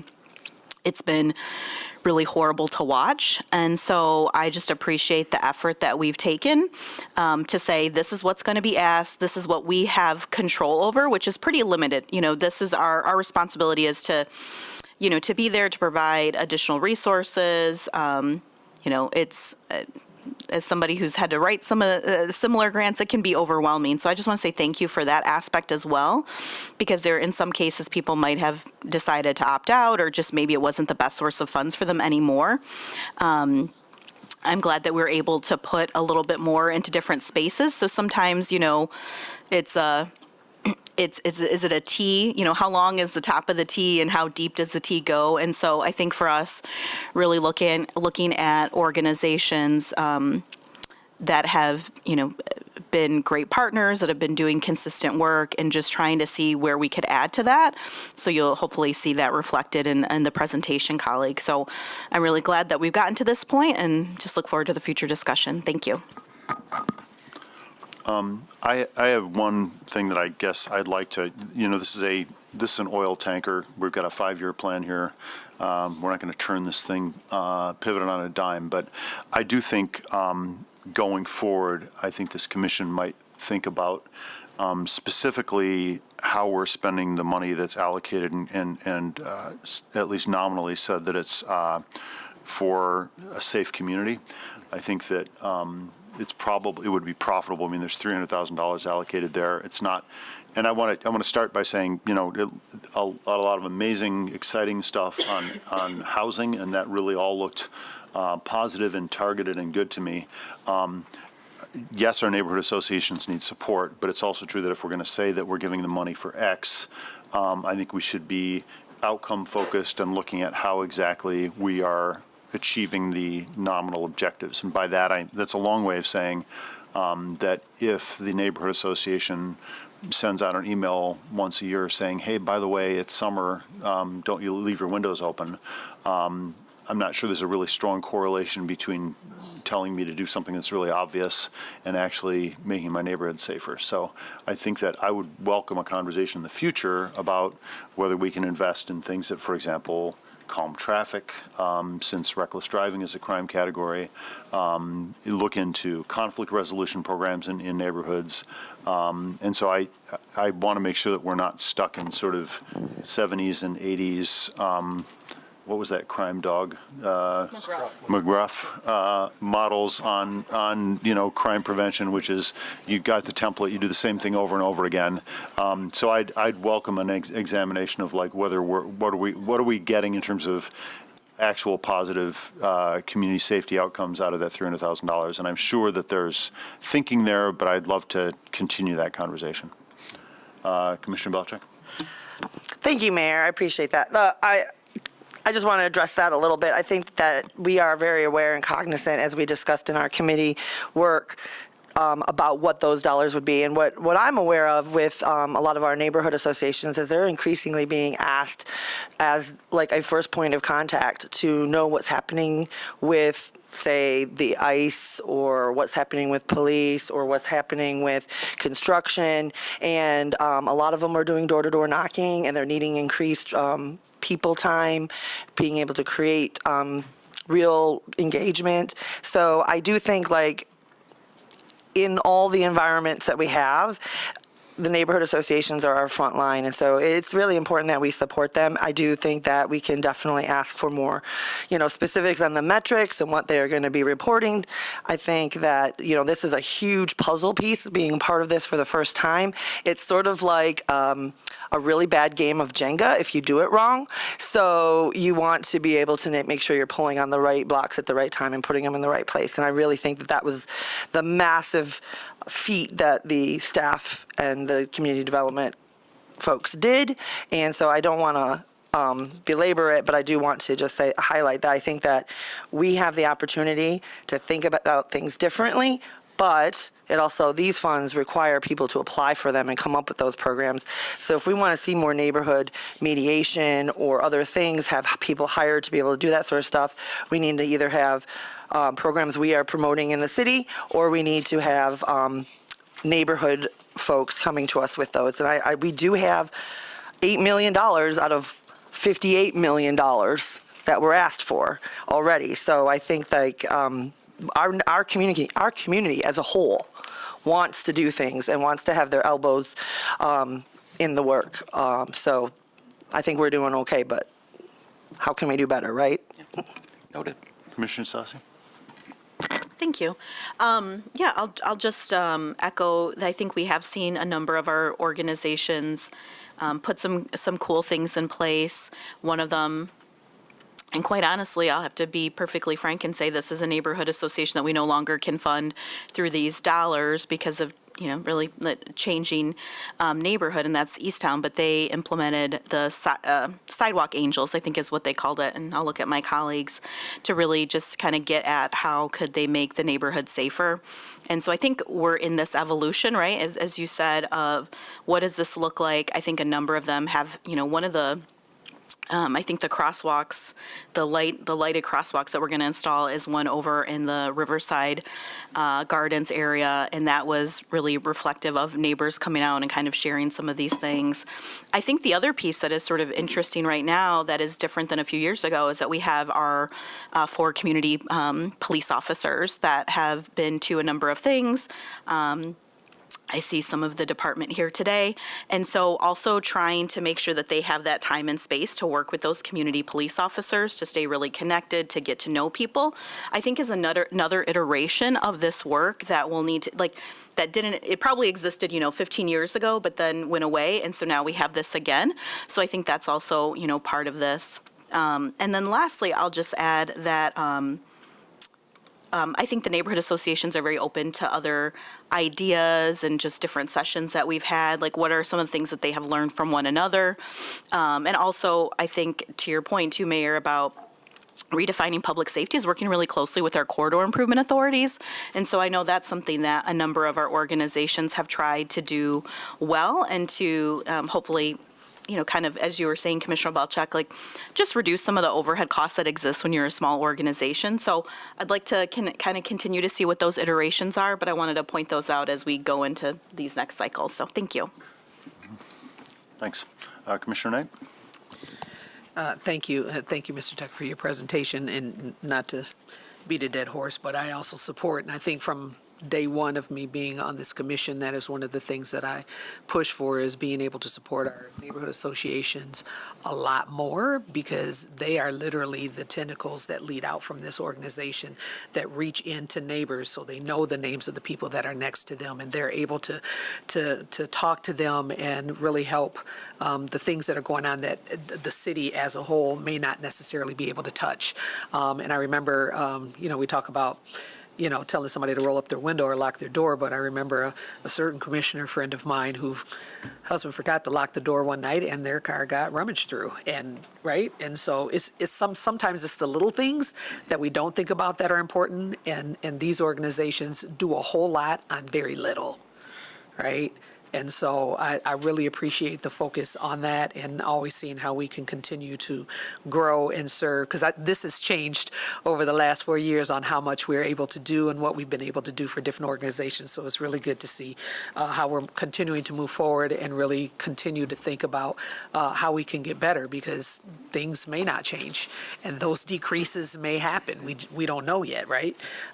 So being able to be prepared for that and be able to serve our community still in an excellent way.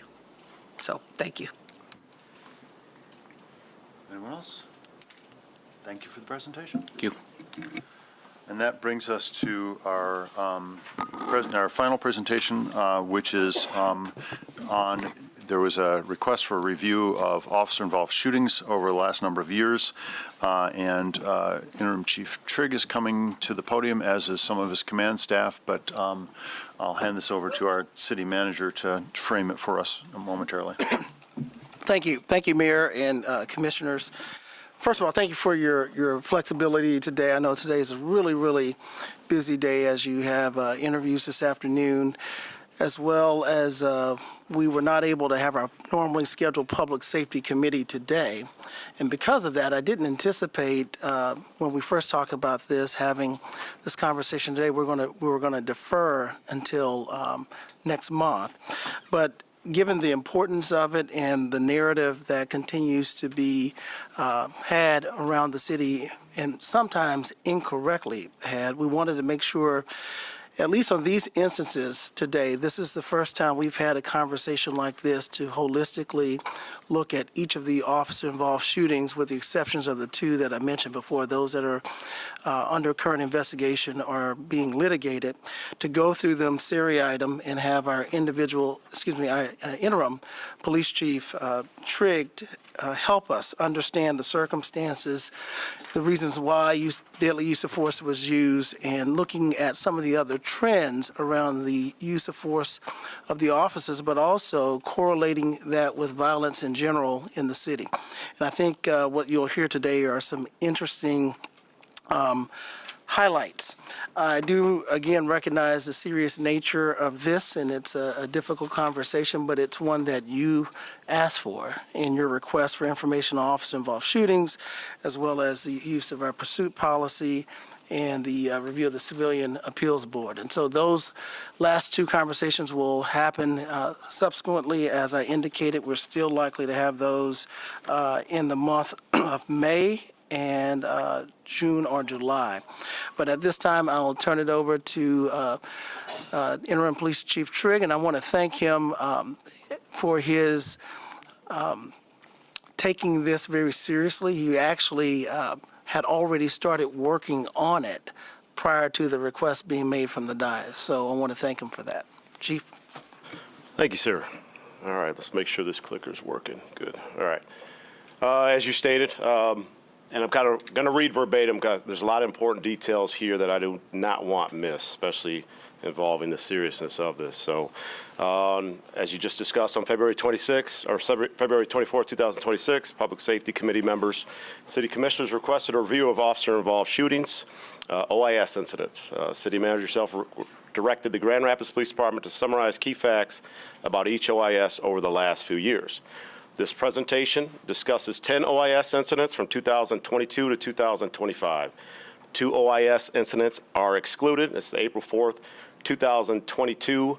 That's the Patrick Leoya incident because litigation's pending, and the February 18th, 2026 incident because involving Daquan Johnson because that investigation is still pending. The names of the officers and suspects are redacted, and as always, this following presentation contains sensitive content, so because each OIS is a traumatic event for all those involved. Regarding an OIS, by definition, an OIS is an incident where an officer discharges his or her firearm. This does not necessarily mean that a person has been struck by gunfire. Our Manual of Procedures, 9-2.1, as far as deadly force application, an officer may discharge a firearm in connection with the performance of their duties, of their official police duties. 2, defend against a reasonable threat of death or serious bodily injury to himself or herself or to another officer or a citizen. Third point is to prevent an escape of a subject who is fleeing from an inherently violent crime, felony crime. And last point is officers may use a firearm at a moving vehicle or its occupants when the vehicle presents a reasonable threat of death or serious bodily injury to themselves, another officer, or others. If we could back up a slide, you said you were going to read it verbatim, but there was an important qualifier on the third point there, which you didn't read, which is it's not just someone fleeing from an inherently violent crime, but they also has to be reason for the officer to believe that the person is an ongoing threat. And I just want to point that out. Correct.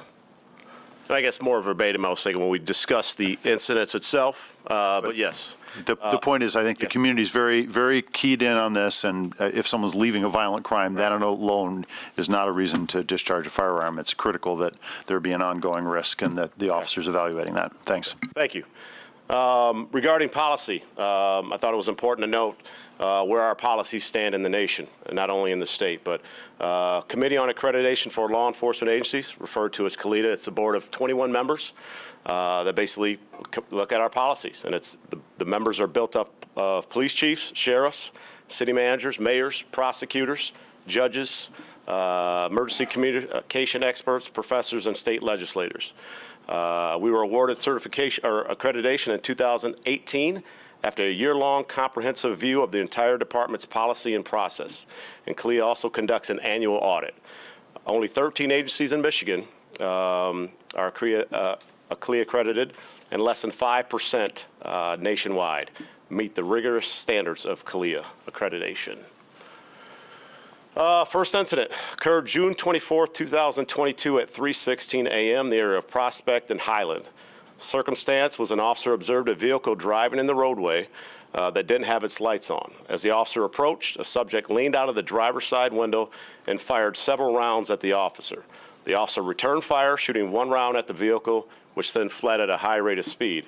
There was one officer present during this incident and did not know the subject to be previously armed. The threat posed were the shots that were fired at the officer. I have quotes from Prosecutor Becker in here. He stated, "The evidence gathered in these investigations clearly show that Officer X was fired on first with multiple shots, and they simply returned fire after they were suddenly attacked. There's no basis for criminal charges here. They are listed as the victim in the charges we have filed. They were within their rights to use deadly force and self-defense when they were fired upon. On to the next incident. It was August 25th, 2022 at 11:40 p.m. near Giddings and Forrester Southeast. Circumstance was officers received a report of a subject breaking into cars. They attempted to contact the subject matching the description and gave him multiple commands to stop. The subject then pointed a firearm at officers. The officers then fired upon the subject, striking him. Officers rendered aid to the individual who survived. Present during this incident was 2 officers, and they did not know the subject to be previously armed.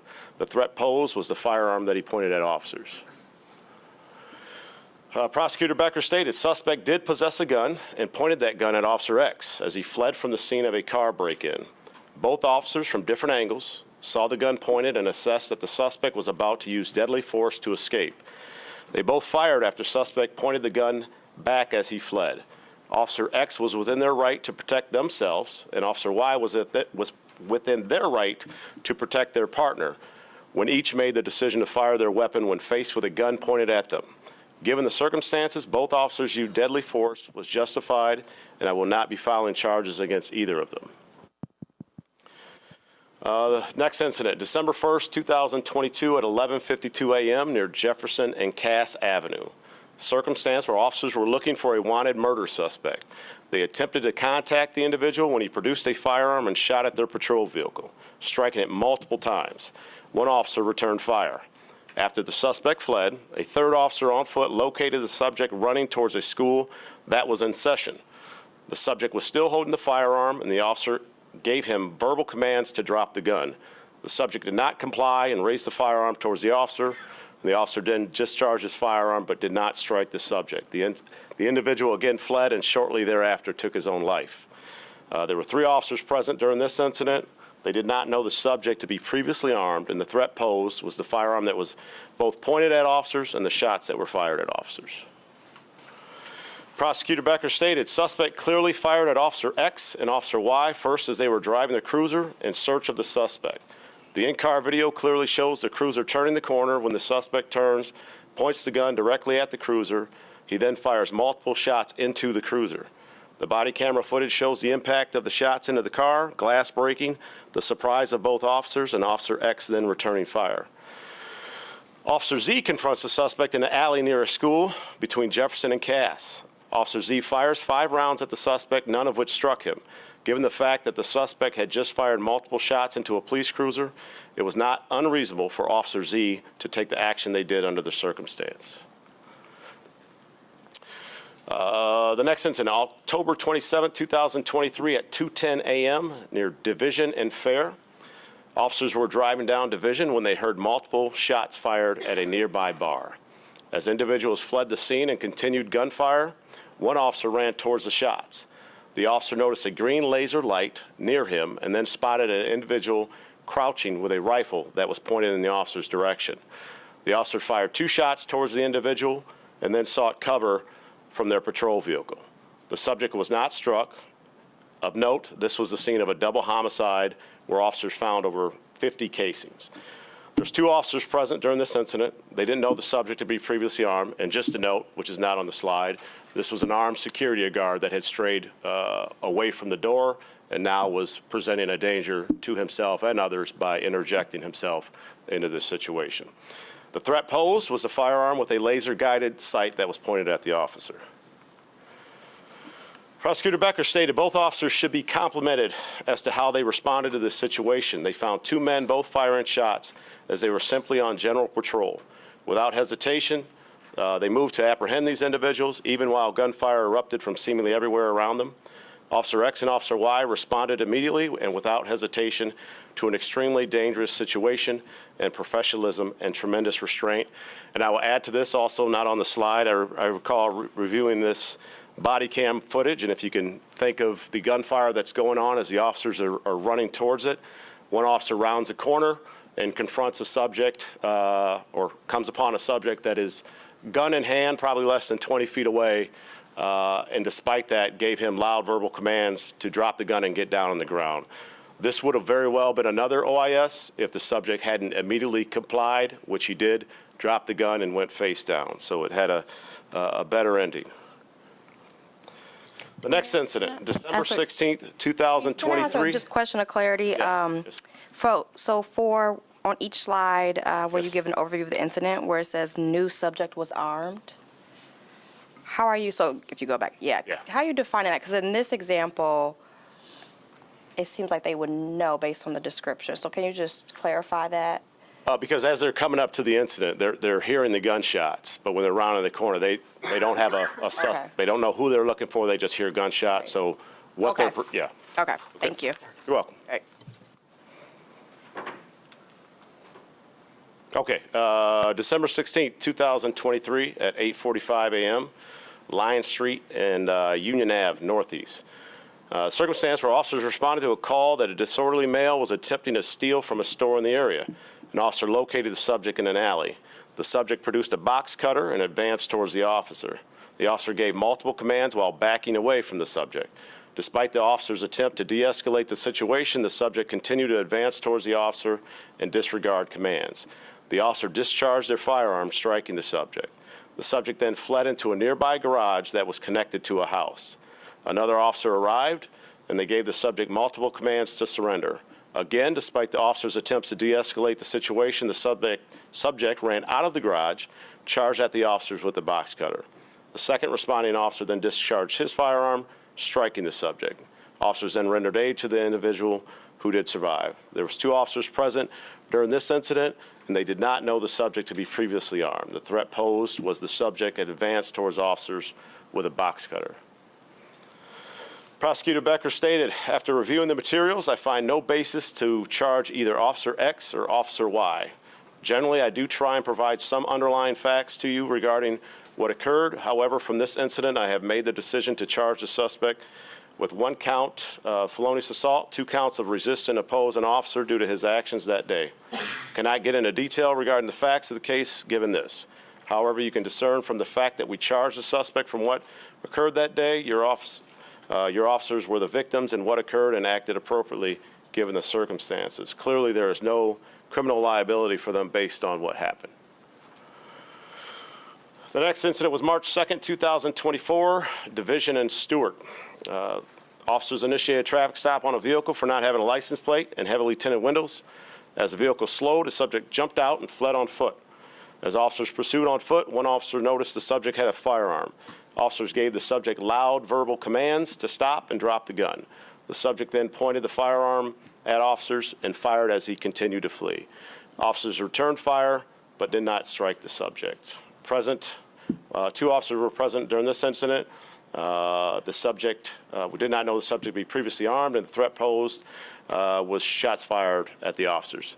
Also not on the slide, I was on scene on all 8 out of 9 of these incidents, and this one I recall from reviewing the video of the subject running down the alley. We're taught in this profession the hands are what can hurt you, and most firearms are held in the waistband, front of the waistband, so always concerned with this movement, and we're noticing the 45 as somebody's driving. That's an indicator to an officer, especially if you're pursuing somebody from behind or dealing with when you see that elbow protrude out at the 45-degree angle is something that the officer noticed in this, and that's why when he discusses, he noticed he has a firearm as he's running down the alley. So. Prosecutor Becker stated, after reviewing the investigation by the Michigan State Police, I found that Officer X and Officer Y were justified in firing their weapons in this incident. We have filed charges against the individual who was firing shots at the officer as he fled from them that night. So I will not get into specific facts and circumstances which led me to this decision. I just wanted to inform you there will not be any criminal charges against your officers since I believe they acted appropriately given what occurred that night.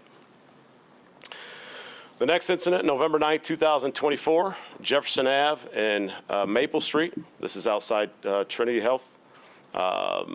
Circumstance was an ambulance crew reported a man with a handgun outside the hospital. Dispatch had received a 911 call about a man waving a gun as reported by individuals running away from the area. Officers located the subject and who was holding what appeared to be a firearm to his head. Officers shouted multiple commands for him to drop the gun. He then pointed the alleged firearm at an officer and advanced towards the officer's position. Other officers observing the subject advancing towards the officer, who was taking cover behind the cruiser, discharged their firearms and struck the individual. Officers rendered aid, but the suspect succumbed to his injuries. There was a total of 5 officers present during this incident. The 2 that were pretty much behind the cruiser as the suspect was advancing, and then the 3 that kind of responded to the aid of those other 2 officers. They did know the subject to be previously armed, and the threat posed was the alleged firearm that was pointed at officers. This was the incident where involved the lighter that was shaped like a gun. Prosecutor Becker stated, it would appear to any reasonable person that the suspect had a gun. The lighter he held closely resembled a gun. It would be virtually impossible for any person to think it was a lighter when viewing it at night from a distance and in a way the suspect was using it. Every police officer, EMS worker, and civilian who saw the suspect that night clearly believed he had a gun. There's no requirement that someone actually fire a gun before another individual can react to protect someone else. This is what Officer X and Officer Y did. They heard another officer state that someone was pointing a gun at them. They saw this individual acting like he was pointing a gun, and they reacted to protect their fellow officer. Once again, this is an entirely reasonable action given all the facts and circumstances they knew at the time they fired their weapons. There is no question that officers believe the suspect had a gun, was pointed at another officer, and may fire that gun at any moment. Nor is there a requirement under the law that the person is potential danger act first. The law pertaining to defense of others allows an individual to act in defense of another person regardless of what actions the person in danger does. The next incident, September 25th, 2025 at 6 p.m. at Broadway and 4th Street Northwest. The circumstances, officers responded to a domestic call of a male refusing to leave his brother's house. Officers, with the assistance of the brother, spent nearly 30 minutes trying to get the subject to leave. And this subject is on the 2nd level of the residence, and the officers are at the base of the stairs, just to kind of paint a picture. Eventually, the subject grabbed a knife. The officers then exited the house to create distance and cover while trying to devise a plan to continue to de-escalate the situation. Suddenly, the subject ran out the front door and charged at the officers with a knife. One officer deployed a taser, which is a less lethal option, but it was ineffective. Officers then fired shots as the subject ran towards another officer who was experiencing a gun malfunction as they were retreating. Officers rendered aid to the individual who survived. There was a total of 5 officers present during this incident, and they did not know the subject to be previously armed. The threat posed was the subject advanced towards the officers with a knife. Prosecutor Becker stated, your department had been at the house where the incident occurred for a substantial amount of time, simply attempting to get the suspect to leave the home. He did not, and instead of leaving, he armed himself with a knife and came charging out the front door at officers who were present. Officers initially fired tasers to get the suspect to stop. Unfortunately, those had little impact since he was still able to jump off the front porch and charge towards Officer X after being tased. The decision by Officer Y was reasonable to protect Officer X given the fact the taser did not stop the suspect. Officer X could fire to defend themselves, however, their gun clearly did malfunction during this incident. Quite frankly, if Officer X's gun had fired initially as they intended, the suspect most likely would have not survived. This was a tense and rapidly developing situation. The officers could and did act to defend themselves and others, so no charges will be filed. Next incident, November 11, 2025 at 1:40 p.m., Blaine and Adams Street Southeast. Officers were attempting to stop a person suspected in a larceny of a firearm. Upon attempting to contact the subject, he produced a handgun and fired shots at officers while fleeing. The officers returned fire but did not strike the subject. There was 2 officers present during this incident, and they did not know the subject to be previously armed. The threat posed was a firearm pointed at officers and the shots that were fired. Another incident, or also not on the slide, this is another incident of reviewing the body cam footage, shows the hand of the subject go to his waistband, and again, that 45 of the elbow that the officers are seeing before he spins and starts shooting at them.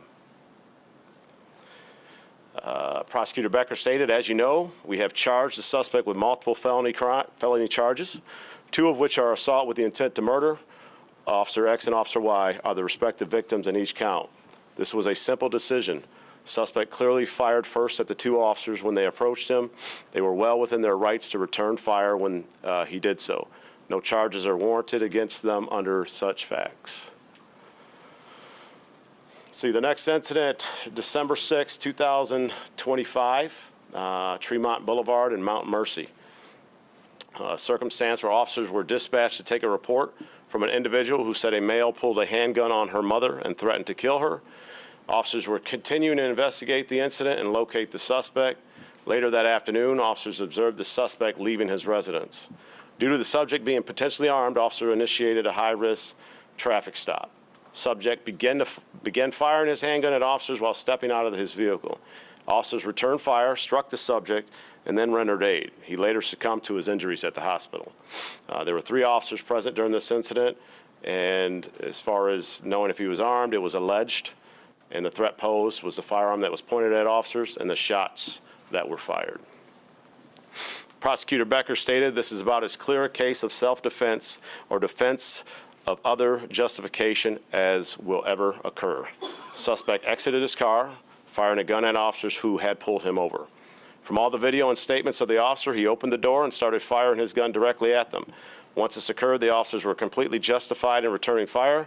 The officer were also justified in attempting to stop the suspect as he drove away from his home. They had information he had threatened his wife with a gun, he was suicidal, and he posed a danger to himself and others that necessitated them taking some sort of action. All right, that's all 10 of them. So just to recap, each of the subjects involved in the 10 OIS incidents in this presentation presented a weapon. Per policy 9-2.1, officers may discharge their firearms to defend themselves or others against a reasonable threat of death or serious bodily injury. 5 subjects shot at officers, 3 subjects raised firearms towards the officers, and 2 suspects charged at officers with bladed weapons. The suspects' actions in all 10 of these incidents initiated the deadly force response from officers. These are all reasonable threats of death or serious bodily injury. Per procedure, the Michigan State Police conducted an independent investigation of each OIS and sent their findings to the Kent County prosecutor for legal determination. In each case, the prosecutor ruled the officers acted in self-defense and were justified in discharging their weapons. Using this as a time to kind of explain if there's any questions on what our response is after an OIS. Obviously, it's a very serious incident, and we take it as such. The involved officers are placed on admin leave while the investigation is still pending. There's a critical incident stress debriefing that usually happens 2 to 3 days after the incident. One, it's both look at it as an opportunity for healing, and it's offer opportunity to learn from a training perspective, things like that. Mental health and employee wellness follow-up, constant check-ins, because once again, this is a traumatic incident for all those involved, and we want to know, kind of keep up to date, how are our men and women doing, how are they handling this? And speaking of this note, regarding 10 of these OISs, 2 officers don't work here anymore.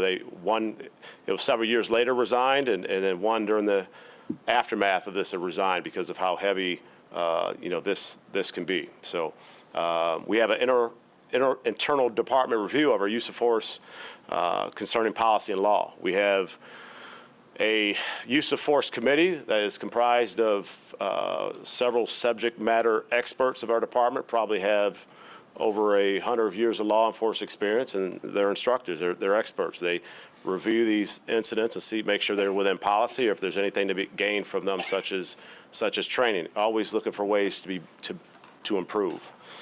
The returning officers, once they clear administrative leave, they are assigned to our training unit, so we can assess them mentally and physically, see if they're able to get back to their duties. We have a MSW, a therapist that works with our department closely, that helps us monitor their status. And the last point, the thorough training and incident review of current trends and best practices, because we're always trying to find the next best thing and anything that can help us do our job better. So go to the first graph. It's historically trend of illegally possessed firearms seized by GRPD personnel.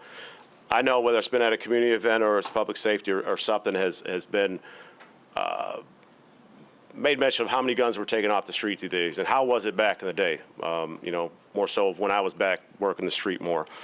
Goes back to 2012 because that's when we got our evidence management software, so we're easily able to track it. But yeah, this is a list of the guns, and obviously when I discuss it, I talk about the completion of years, but you'll see the number there in 26 where we're at right now. But I broke this up into to pre-COVID and post-COVID.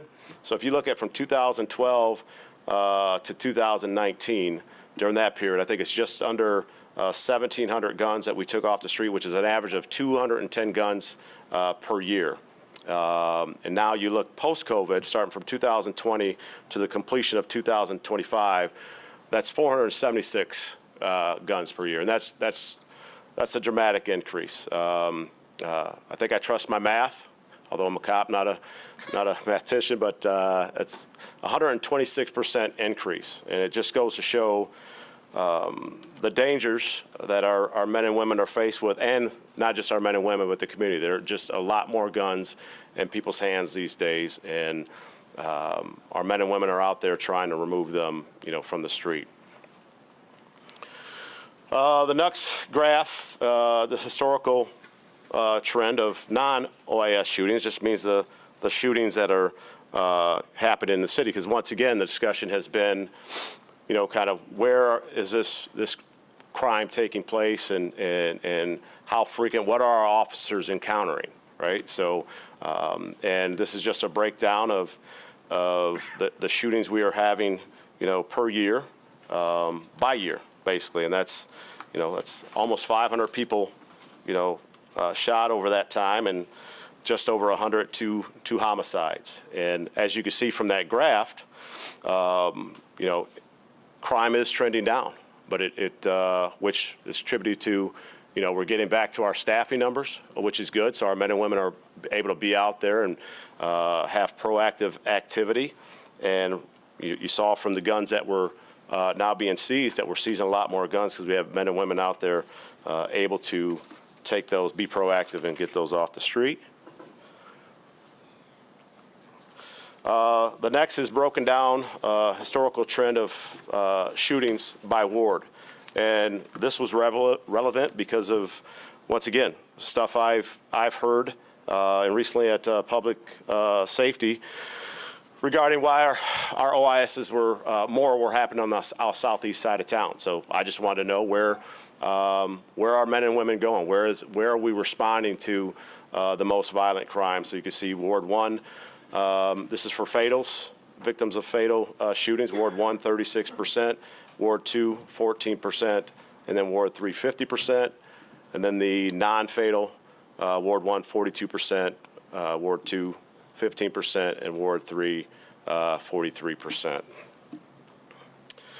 That concludes that portion, but I want to say our department is continuing to improve. We made a lot of strides, these last several years. We talk about the sanctity of life policy, where deadly force only to be used when absolutely necessary, when no other options seem available.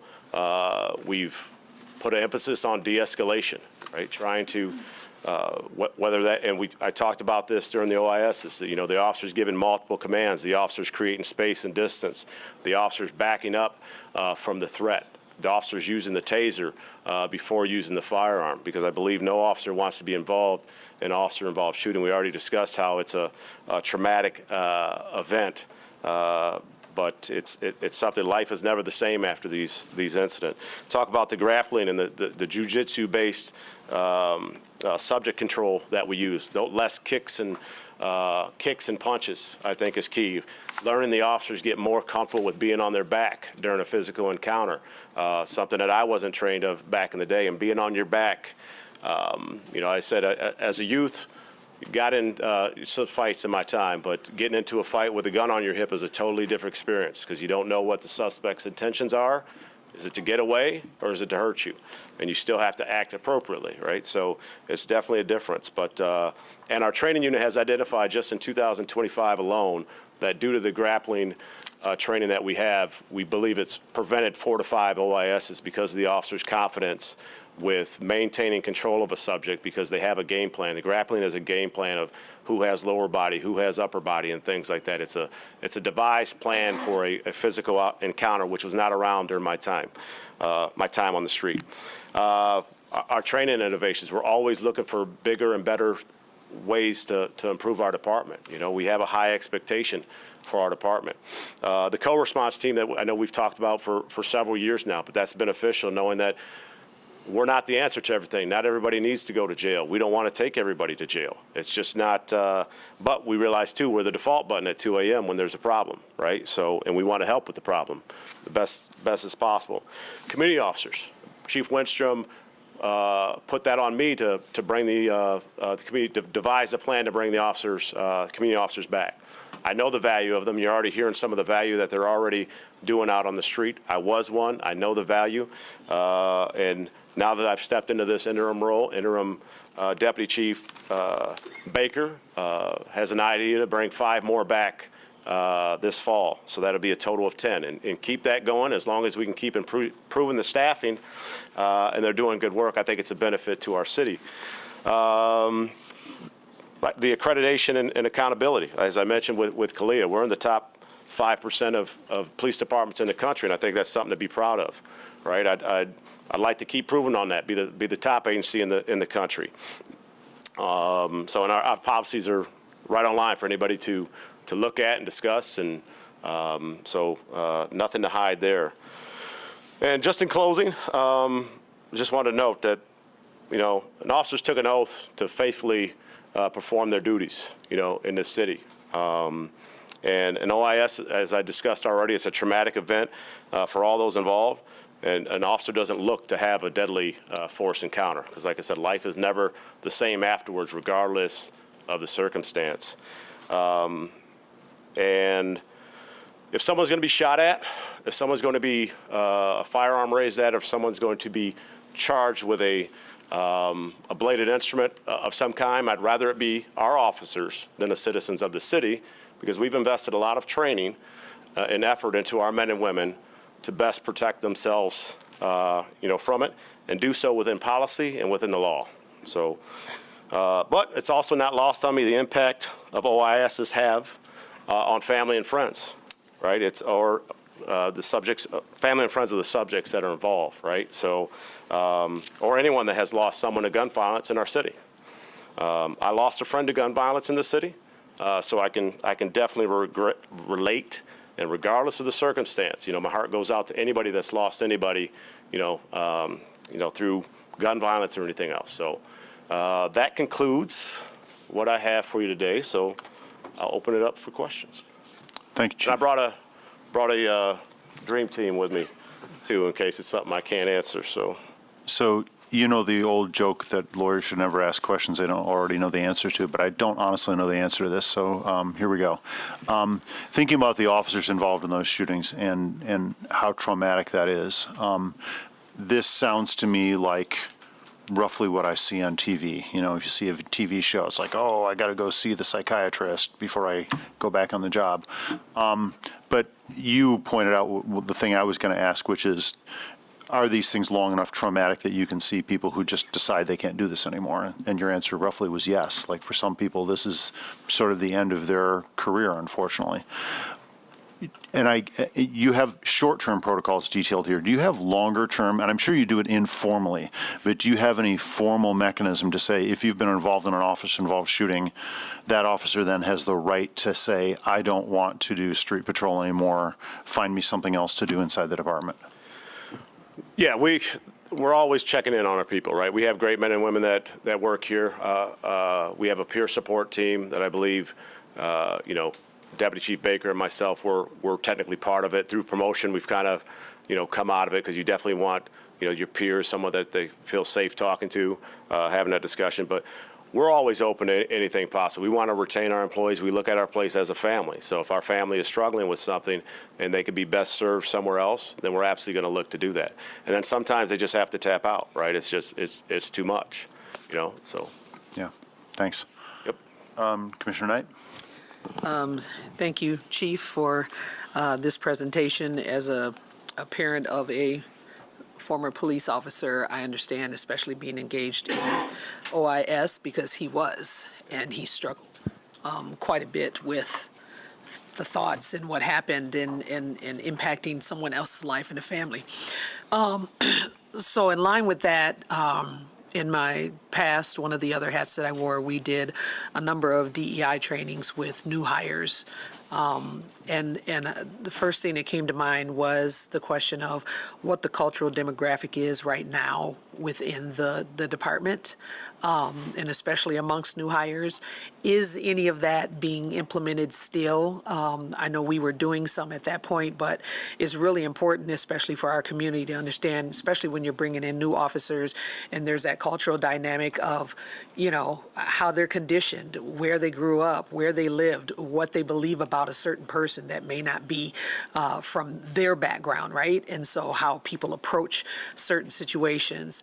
And then thinking about the mental health follow-up, do you use an outside consultant to do that, or is that something done internally? And then my last question was around the internal department review.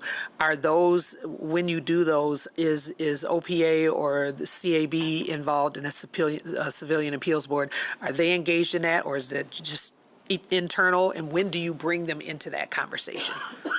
Last part first.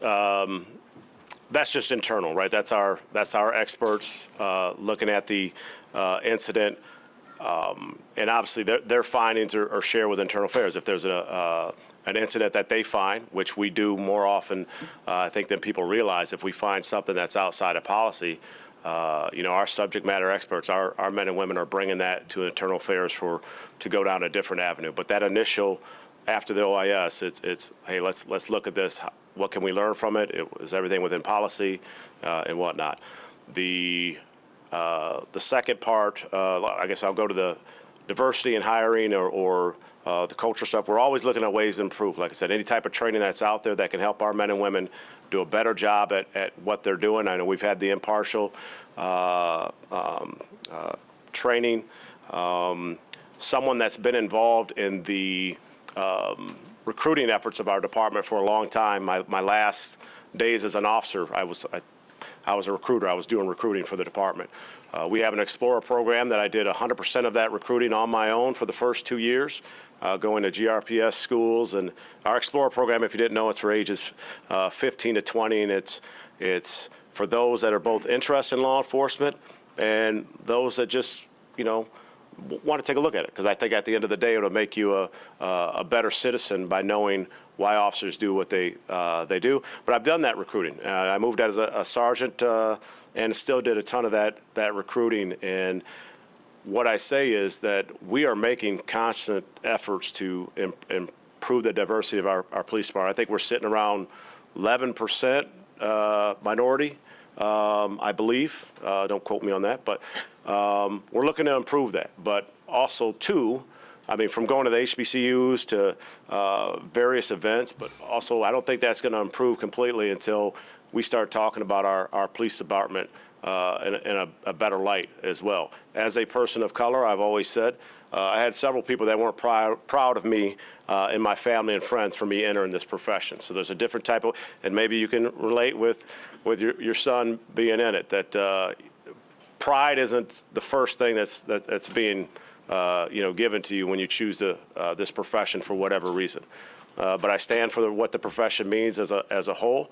Can I speak up for every officer in the country on how they're raised and how they do things? No.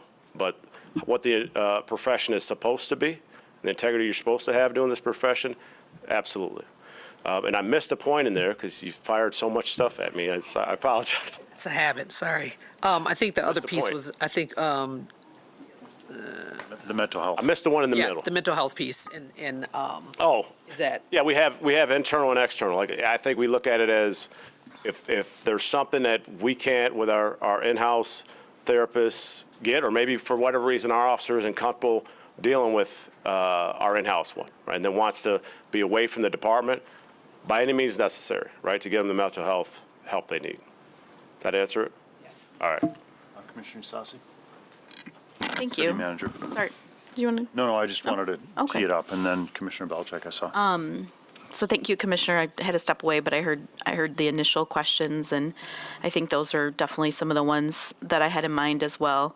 I don't think you talked about this while I stepped away, but really, after 2022 and the officer-involved shooting, where Patrick Leo was killed, we did implement some other policies and practices. One of them was, I don't think this existed already, city manager, and I don't remember if this was PD or you, or if it was a conjunction of the duty to intervene. And so can you talk a little bit about that, Chief, about, that policy of where another officer has a duty to intervene in an instance where if they believe the action is not the appropriate use of force. Could you speak to that? Yeah, and I think it's pretty basic, kind of like you said it. Like, say, if an officer sees some type of action that's not legal, that's not within policy, there's an expectation, a duty that they step in and take action. And if not, they could be held accountable for that. It's just spelling it out to make sure that the expectation is here that we do our job and we do so appropriately and reasonably, right? And we know in this profession, the weight is on you for what any officer does in the country, right? And that's not an excuse. It's not a feel bad for us in this profession. That's what the profession comes with. And the callous side of me will say, if you can't handle it, then you need to move on to another profession. But that's part of what this job is. You got to hold yourself to a high standard. And if once again, that's why I think our department does a good job at it. With most people don't realize with our internal affairs, most of our complaints come internally, not externally. That means we have men and women that are finding their coworkers that aren't doing things up to standard, and it's getting called out and it's sent to IA for a complaint. I led the IA internal affairs for 2.5 years, and I'm a big believer in the truest form of love is holding our people accountable, because if they don't hear it from us that they need to be better, to get the best out of them, you got to hold them accountable, and I think that's what we do, and we're always looking to do that better. So, does that answer? Yeah. Could you help me with just some of the probably the specifics? So, say if an officer believes that somebody has violated that duty to intervene policy, then they therefore would complete a internal affairs complaint. Okay. Just wanted to make sure I was following the correct process. Thank you. City Manager? Thank you again, Chief, for the briefing. Welcome. I think you're first at Cal since being named interim, and you did a great job. I just wanted to offer a little clarification on the representation in hiring. And we certainly want to be as inclusive as possible in all of our positions in the city, all of our departments. But we know we do not have any quotas or minimal quotas for representatives in any city department. That is illegal, but we do our best to affirmatively recruit, to make people aware of the opportunity. But when we hire the best, people who are exceptionally qualified to be in those positions, and there is no such thing as a DEI hire.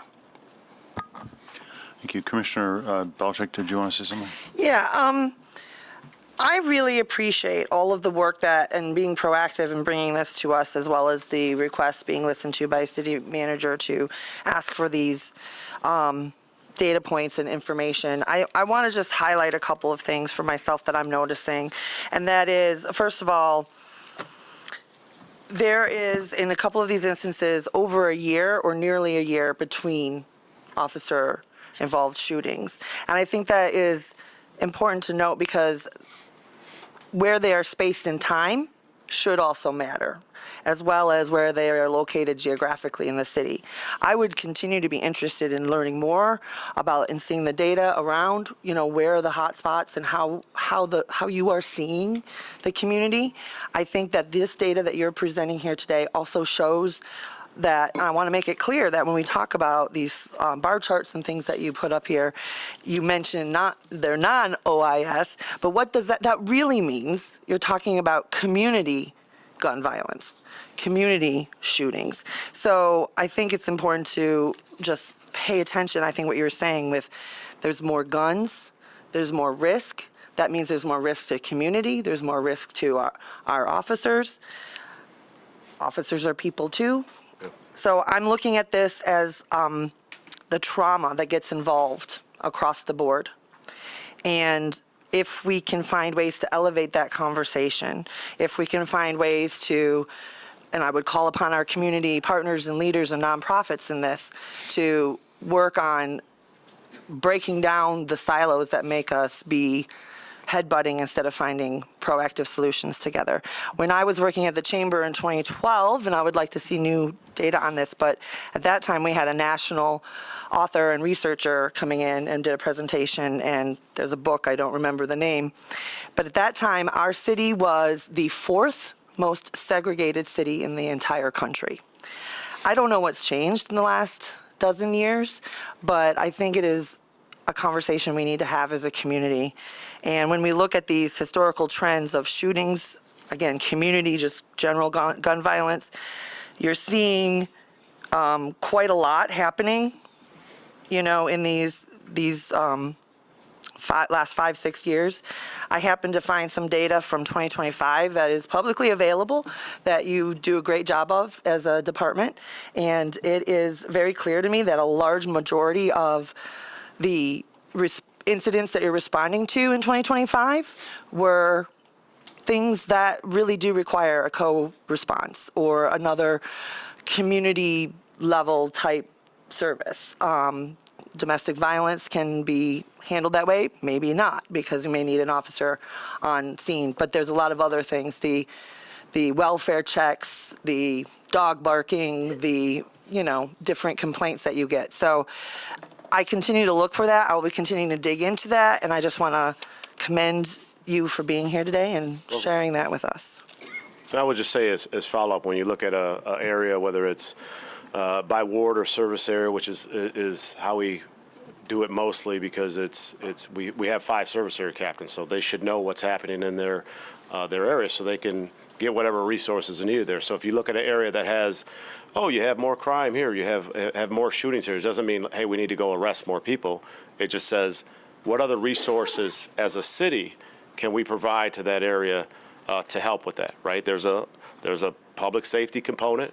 As a youth that didn't always make the best decision, there's a component to finding things to fill the void and some free time, right? So that's how I look at it. I look at it, data is important. It's not everything, right? So, but it's important to see what can we do as a city, not just as a police department, to affect areas that might need some different resources. So that's how I look at it. So. Thank you. Thank you for today's presentation. Thank you for having your leadership team here. You, excuse me, hit the nail on the head as it relates to how do we build a safe community. And it really takes all parts of our community coming together. So the work of the police department, we spoke about the role of neighborhood associations earlier today.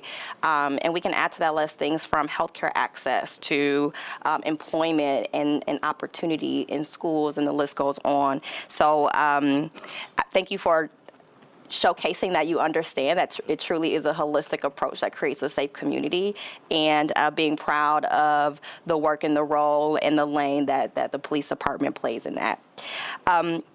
Sometimes, unfortunately, particularly I think right now, in our society in general, it's difficult to sometimes have just kind of moderated conversations and share different points of views. And in this environment, when we call to say, hey, let's review something, let's look at something, I see a lot of folks take that as you're anti this, you're not that. And what I appreciate about your leadership thus far in today's presentation is that we embrace transparency. We don't see and ask for transparency and information as a threat, but as a way to illuminate the good work that we're doing, and a way to honestly say, to honestly and publicly say we are constantly assessing where we might improve, right, through a variety of sources. And so I thank you for that. Also want to note, you know, in that I think the description that you shared illustrate really, really well the risks that our folks, our officers have day in and day out doing the work that they do, and many times unexpected. And I've had the privilege of attending the GRPD Awards dinner every single year since being a commissioner. It's closed, you know, it's a family celebration, but we need to tell those stories because there's so many amazing things that you all do, lives that you save. And even as we reviewed the officer-involved shootings today, what I noticed is in every instance of someone being struck by gunfire from or returning gunfire and striking someone, that the officers then also rendered aid to that person to save their life. And so I want to note that too, and thank you for, I think that shows that commitment to stopping what was happening, but protecting everyone who's on scene. So I wanted to name that as well. And then with that, just really appreciate the thoughtful integration that you all have when officers are in a potentially traumatic event, to thoughtfully integrate them back into their regular work, both for their well-being, but also, quite frankly, for the well-being of community. You pointed out, and thank you for bringing the data around community-based shootings as well. 386 people shot since 2020 and 105 folks killed. And so my hope is that we can be more aggressive in ensuring that those people, nearly 500 in our community, also get the support that they need in terms of mental health and integration back into day-to-day life, including integration and interaction with PD in the future, right? Because there will be trauma there. Pardon me. So I have two questions. One, related to those community-based violence. My understanding is that the vast majority of those are interpersonal based. It's interpersonal relationships escalate and become violent, as opposed to random violence, right? Random shootings. Can you talk a little bit about that and kind of paint the picture of what's behind those numbers that we discussed today? Yeah, I mean, I think it's a combination, but we know in this profession that, you know, domestic violence can be the most violent incidents that an officer can encounter, because there's so much passion and stuff from the relationship stuff that's involved. And then you've got the youth violence as well. I mean, subjects are known to each other, you know, by means of the street per se, but there's not any type of intimate relationship or whatnot. But yeah, no, we're seeing the trends. It's not, put it this way, it's not random. You know, it's never, hardly ever random. I won't say never, but it's hardly random. It's targeted for the most part. And then if it's targeted, I look at it, then it's potentially preventable, right? Whether that's getting cure violence or any other mediation that's involved in trying to help settle some of these disputes that are obviously happening in our city and things. So, absolutely, well said. Well said. And I've said this, as a body, we have invested in victim services support, which we need, and we know that happens after people become victims. So to your point, continue to invest in prevention, particularly around violent crime. And I also wanted to bring that up as a way to let kind of our broader community know that there isn't just random violent crime really happening in our city. Like, this is a very safe city. It's safe for visitors. It's safe for the vast majority of residents, and we are obligated to do everything that we can with that full ecosystem to make it even safer. The last thing I want to touch on is how many new officers would you say we've gotten in the last few years, as we've kind of gone up to staffing well, levels? I was counting at one point in time, just when during Chief Winstrom's time, I think we had maybe you guys correct me if you need, but I believe it was like 140 plus officers that came through. They didn't all make the team, as I say, but it was 140 that we interviewed, hired, and eventually, whether some of them failed out of our FTO, our field training program or not, but that's a lot of bodies, and that's a lot of youth that we're dealing with. And I know this is a discussion Deputy Chief Maycroft and I recently had with the ACLU, which was a good conversation, but to talk about the over-policing thing that's been around forever, since my whole career, but being able to have those conversations and break down why you might have 3 cars and 7 officers on one traffic stop, and explaining that, there's a cry too for us to have more training. Well, no better training than on-the-job training experience. So you have a field training officer and his recruit on a stop.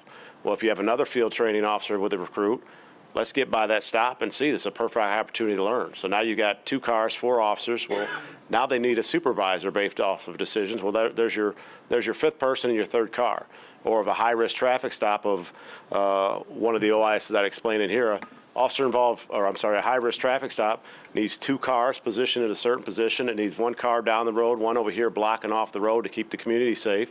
If there's more intersecting roads, you need those roads blocked off. And I think it's good. If you have more officers, we all know that a show of force can be a de-escalation anyway, right? So we're ordering a subject out of the car that potentially has a gun. If we would have bum-rushed that car, could have forced the issue. But instead, we're pausing, make sure we have the resources that we need there. So maybe that person in the car runs through their decision-making, and it's not worth it based off the 7 to 10 cops we have back there. It's not worth getting in this gunfight. I'm going to surrender. So it has more meaning than just showing up. And I know the perception out there, it's a fear type thing, and I disagree. I do. It's just how we train. We train and we train. We rep things out. We've hired a lot of laterals in my time being involved in recruiting, and they come over to our department, and they are not just amazed, not just pleased with training, they're amazed. It's different for my son, who's brand new in the department, he's a rookie. He's wet behind the ears, right? Everything is amazing to him, right, the training. But for an officer anywhere from 5 years to 20 years comes over, and they're amazed by our training because there's a difference. And that's not a knock to any other agency, but we do things very well here. Not perfect by any means, but we do things very well. It's because of our training staff and years of it. We repetition, right? So no, I'm proud of our department. I search for a way to showcase our department and the good stuff we do without look like we're boasting or bragging or deflecting from anything. I haven't found that answer, but I'm keeping the search. But thank you for commenting about the Board of Awards banquet, because that's why I have the sense of pride I do for my department.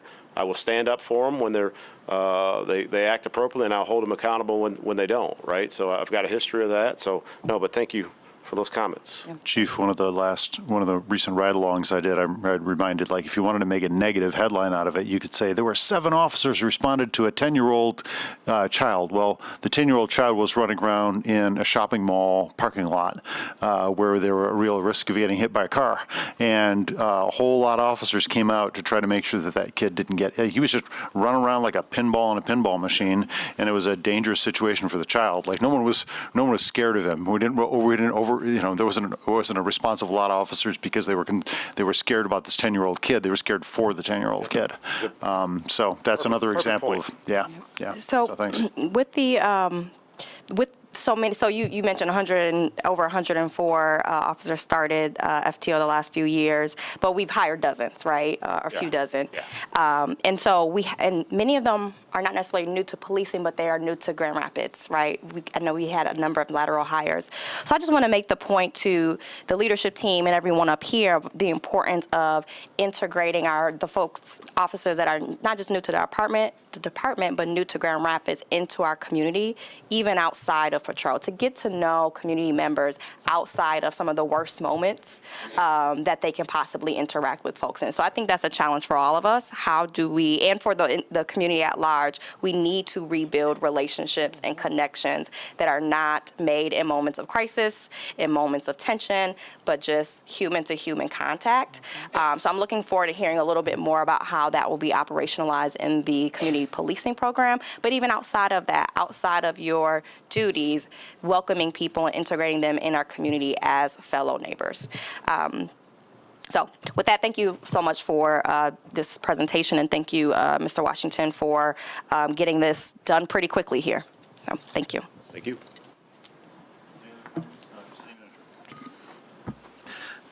Thank you, Mayor. And I want to, those officers that were involved in these incidents, as well as the families, express, my sincere thoughts for those who were injured, but also my commendations for those officers who acted with bravery, according to policy, within the law. And there are many, many men and women in the department that daily take on this very high-risk job and are very unfairly painted as unlawfully using force in every incident. So I think, as the chief said, whenever those incidents occur, we want to be transparent and hold people accountable when needed. But what we don't want to do is villainize every officer or every city employee, for that matter. We know we sign up for a tough job, tough scrutiny, but it is a very noble and very selfless job, because you are sacrificing for others. So I wanted you to know that, and all the officers who work in the department. Thank you. Last comment I'll make for the public is, having looked back at these and being familiar with some of them, the reason I'm familiar is not because I'm the mayor, I have some secret back channel to information. It's because a lot of the body cam footage was very quickly released by the police. So I'm thinking of the incident with the gentleman with the box cutter. Like, I watched all that video very carefully, and Chief Winstrom had a press conference and released all of that information very quickly. And I remember him ending that press briefing by saying, "Now you, the citizens of Grand Rapids, know everything we know.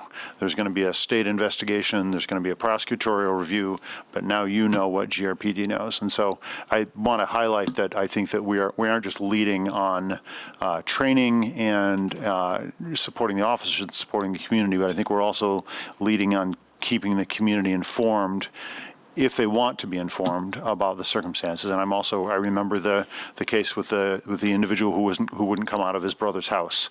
Again, watching just coaxing and calm repetitions of, like, okay, really trying to, for a long time, get that individual to make the right choice. So that information's out there for people who want to find it. So it's not as though you have to get elected to city commission to be able to find out how these things are being treated. So thank you for this review, but thank you also for this as part of a broader commitment to real transparency about the work that you and your officers are doing. So thank you, Chief.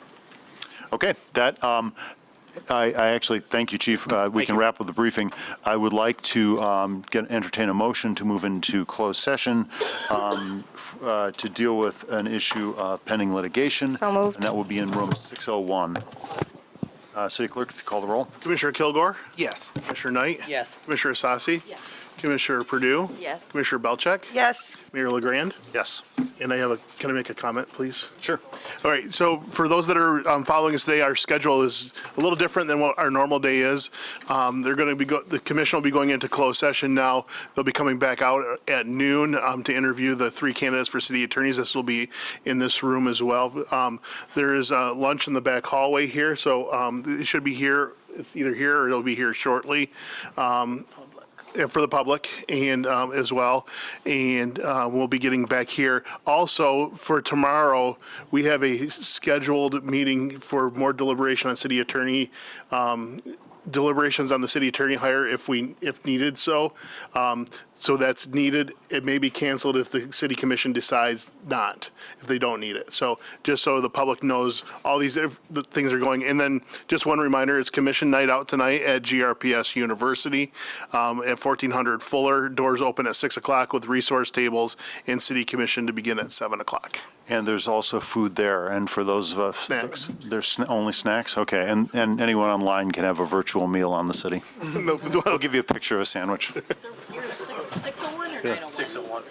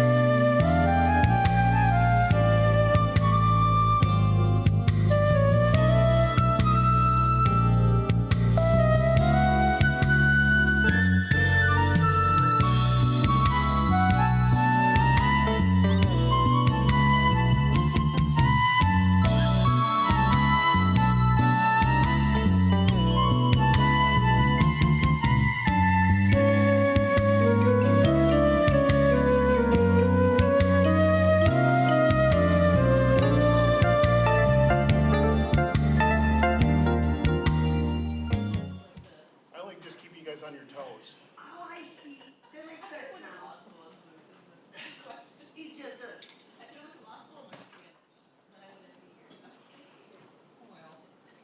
So this is not protected work product, or no? It's still not.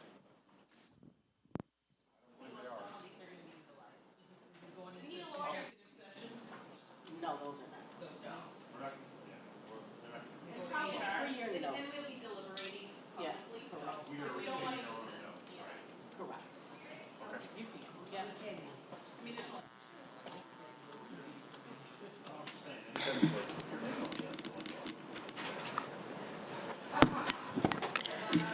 Okay, are we ready to get started? Okay, well, good afternoon, everyone. My name is Michelle Eddy, Deputy HR Director here at the City of Grand Rapids.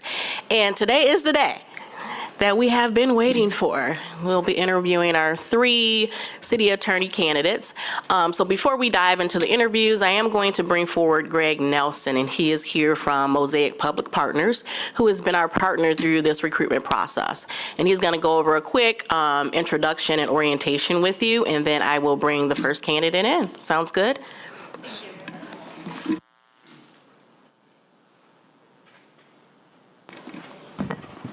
Good morning, everyone. Actually, good afternoon. We're right at that time.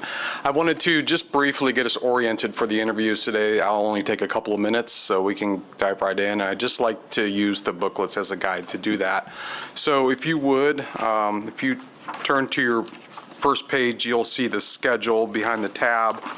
And at the very bottom of that schedule, that long schedule, the candidates have really been through a lot yesterday, coming into today. But you'll see the order of the interviews today. We'll have Sarah Hartman interviewing at noon, Matt Cross interviewing at 1:10, and Philip Strom interviewing at 2:20. The interviews are 1 hour each, and there's a 10-minute break between each candidate for you to utilize.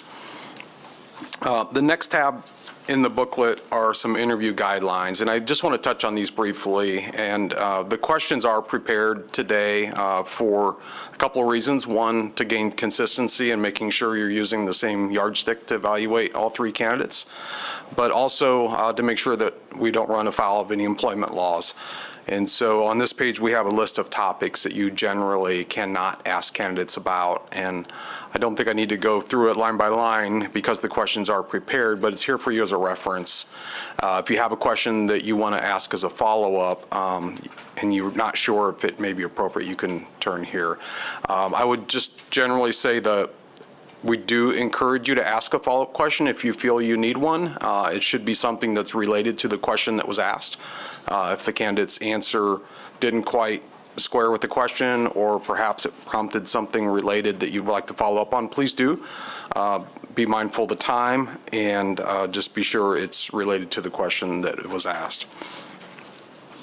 The next tab in the binders are the questions themselves, and we also provided a separate copy of them that you could pull out so you wouldn't be flipping between resumes and questions.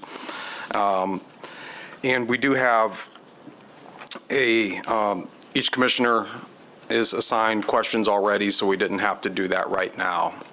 And Commissioner Isasi, you have the first question and also the greeting for each candidate, which is there italicized. Mr. Mayor, if I could we also just do a quick overview of the process today? So we have these 3, and then we will perhaps take a break, Mayor, come back, deliberate, perhaps make a decision. If we don't make a decision today, then we would come back tomorrow to a special meeting that we have previously scheduled to start at, is it 9 o'clock, Mr. City Clerk? I just wanted to overview that so that anybody who is watching or is here inside knows what to expect this afternoon. There's several options that the commission can choose. After deliberation today, they could make a decision. We do have resolutions prepared if we need them. Also, we can do after deliberations and we get a sense and the mayor says, this is where the direction we go, we can do a walk-on at tonight's meeting. Okay. Under resolutions. Or if the commission needs more time, we can come back tomorrow for deliberation and deciding. Or you find out like this afternoon, you're like, tomorrow's not going to do it. We need to wait till the 14th. to do it as well at our next regular meeting. Those are all different options that you can choose. But resolutions are prepared depending Preparation. on what you want to do. Okay. I don't mean to be pedantic. Yep. Technical times. I understand. Let's just make sure we give everyone an actual hour, which I think is more functional. We shifted off 10 minutes from that schedule. I'm also anticipating. Everybody who wanted a lunch got one, that no one's going to be dying of hunger at 3:30. So depending on the will of the group, we'll either take a 10-minute break there or simply move straight into deliberation. And to remind everyone, we have till 5 o'clock scheduled for that. So an hour and a half, which I think should be a good amount of time for certainly starting and perhaps ending the deliberation process. So great. Very good. The only thing I'd just like to add before we move on is just at the end of the interviews, I will come back up and summarize the substantial amount of feedback we received from all the components of the process yesterday, so you can have that in your minds during the deliberations. Great. Thank you. So you'll do that at 3:30, you're saying? Yes. Okay. Yes, sir. Thanks. Okay, let's start.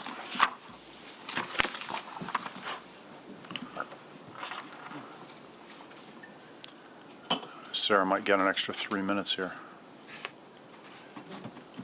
2 minutes and 50 seconds.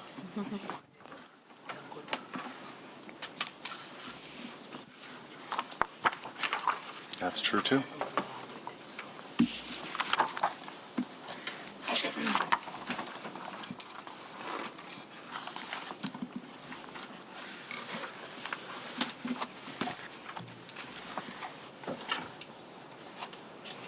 Hi, good afternoon, Sarah. Ms. Hartman, sorry. You can call me Sarah, that's fine. So I'm just going to share just a little overview, and then we'll jump in, but we'll, as the mayor has noted previously, we'll make sure that everybody has the same amount of time since we did a little bit of housekeeping.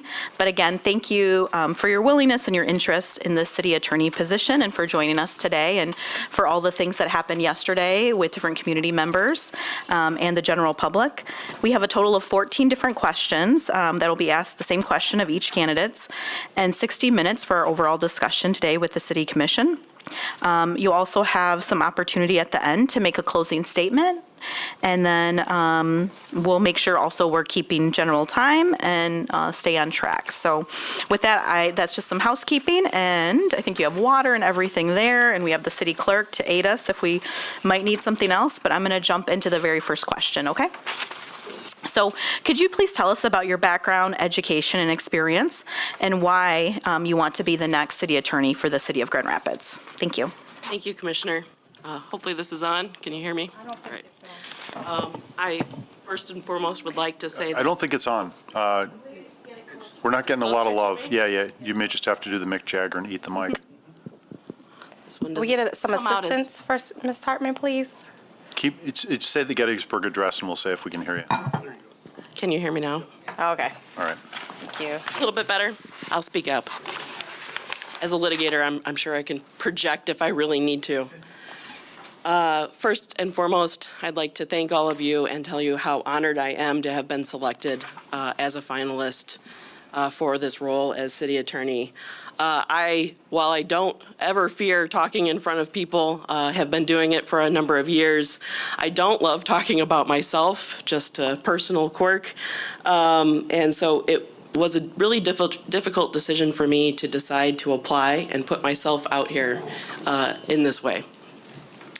And I'm happy to say, after going through the process yesterday, which was taxing, that you do have three good qualified candidates. And I know that no matter who this commission chooses, we will be in good hands. We've got one very obvious internal promote up, so that too also weighed in my decision to decide whether or not to run against my colleague, who I respect greatly. Phil and I have worked well together for the last 5+ years since I've been with the city of Grand Rapids, and we've been supporting each other even through this process and through the day yesterday. But at the end of the day, I think that my unique background, my skill set, lends me to be the best candidate for this role, and I'm hoping that today you'll leave here thinking that I am. I love and am very proud of the work that I do for the city of Grand Rapids, but also the work that our department does as a team. We provide this city excellent legal services. I've worked in private practice, I've worked for large law firms, small law firms, and now with the city, and I can tell you that we have a top drawer staff. The mandate came into the prior city attorney, it's my understanding, before I joined the city, to actually cut outside legal expenses. And she began to develop and be very strategic about hiring so that those outside costs could be cut. And she did this in a couple of ways, and I think that I would love to be able to grow and continue that good work done by Anita Hitchcock. First of all,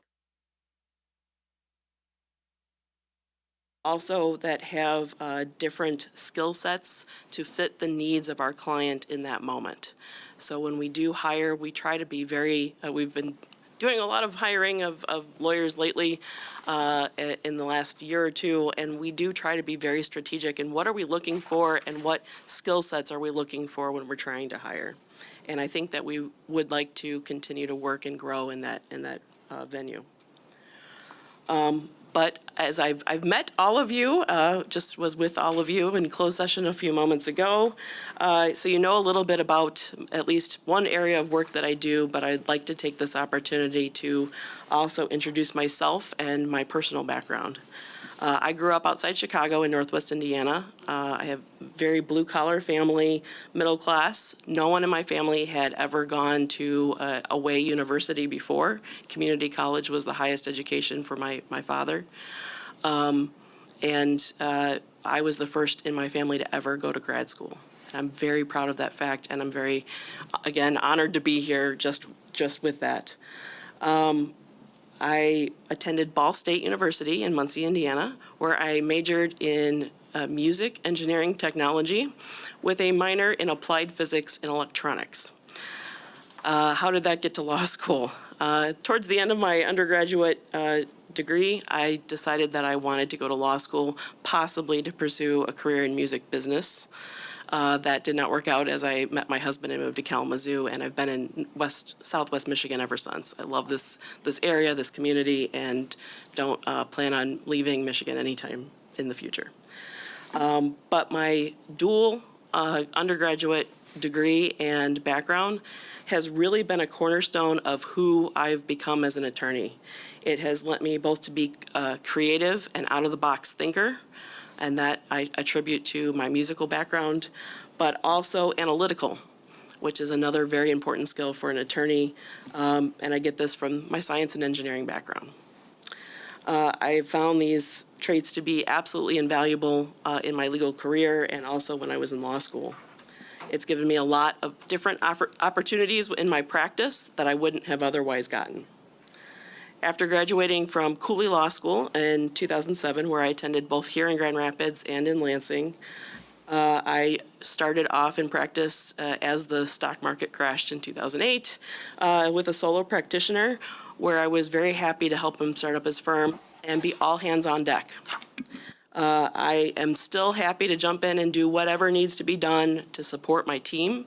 My staff knows that I would not ask anyone in our office to do anything I wouldn't be willing to jump in and do myself. And if that's as routine as mail something or photocopy something, I'm happy to help out if that's what needs to happen to get something out the door. After spending a few years with a solo practitioner, I worked for a larger insurance defense firm. And there I began to have a relationship with municipal law. I worked directly as outside counsel for MMRMA, which is who the city partners with as our risk pool manager now. I defended a number of different types of municipal entities, school districts, higher education, law enforcement, also did a lot of public utility work and employment work in defense. I was involved in high-end employment investigations and making very difficult termination decisions. I also got to use a little bit of my engineering degree there. We had two partners that did a lot of architect and engineering work for construction projects. I think that that is something that's going to lend itself to be very useful as we move into the coming years, where there's so much development and public partnerships, public funded projects here in the city. And I have lots of experience in litigating those types of very complicated litigation when construction projects simply don't live up to expectations. And unfortunately, that's the case frequently. But through that, I found that I had three areas of law that I'm very passionate about. Generally, civil litigation, and you all know me in that world, but more specifically, municipal law and employment law. And that's what I've been doing since I left the city of St. Joe. As a litigator, I am very good at doing risk assessment. And those risks are dollars and cents, but they're more than that too. I can provide strategic advice and problem solving when you, my client, collectively decide on an action. I believe I am the best candidate to be able to help you implement the strategy to move in a direction once that decision has been made. I have a very diverse and lived experience that I can tell you what happens when something does go wrong and step in as a problem-solving partner when things don't go as expected. I also take a lot of pride in being an effective communicator. I've been talking for 2 days now, so I will apologize and have some more water because my voice is getting tired. But I love to learn, and because I love to learn, I love to teach others what I have learned, and sometimes that comes down to communicating with you all to explain the nuances of the law or a decision-making strategy or a risk. I also have a lot of experience serving as mediator, negotiating between parties. This became very useful during contract negotiations in the last few years where I've done those for the city. And that's multifaceted. There's often not just two sides, but 12, especially here at the City of Grand Rapids. And Ms. Hartman, I am going to interrupt and say you're about 10 minutes into this first question. I just want to make sure we have time for all the rest of them. Okay. So if you wanted to wrap up that final thought, and then I will. pass it to Commissioner Perdue. Thank you. I think that I am, the city, state, and country are going into challenging times. And with that, I think that it's going to take strong, independent, and focused leadership from the city's legal department to see us through it. And I hope that you consider me for that role. Thank you. I enjoyed hearing more about your background and how you got to today. So we're going to spend the next few questions just focus on leadership. Obviously, the city attorney position is a leadership role within the city, leading in terms of leading a department, leading staff, leading the work and the charge, and working in lockstep with the city commission. So I think we'd like to hear a little bit more about your leadership style and how it has evolved over time.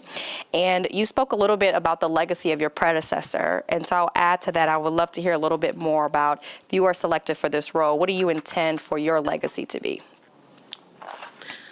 Well, first and foremost, my predecessor has left some very big shoes to fill. I very much saw her as a mentor and just an amazing colleague and somebody to work with and for. And one of the things that I've taken away from her is part of my what I would like my leadership style really to be, and that is to certainly put out in front of you all and in front of the community and show off an individual's good work when they are deserving of it. It's not my achievement as the city attorney, but it is each individual who works and supports the city attorney in our legal department. And to the extent that I can highlight any individual's work so that you get to know the rest of our team and not just me, I would certainly want to do that. But that said, the city attorney is also the one in charge and the one that's where the buck stops. So I think as a leader too, it would be defending and taking the responsibility and accountability for when things don't go the way you all want the Department of Law to run. And I am not afraid to step in and be that shield and buffer between departments or the commissioners when my team, and have those conversations in private. And I think that that's the way I think my leadership would go, and also how I would like to continue on with what Anita Hitchcock taught me. Wonderful.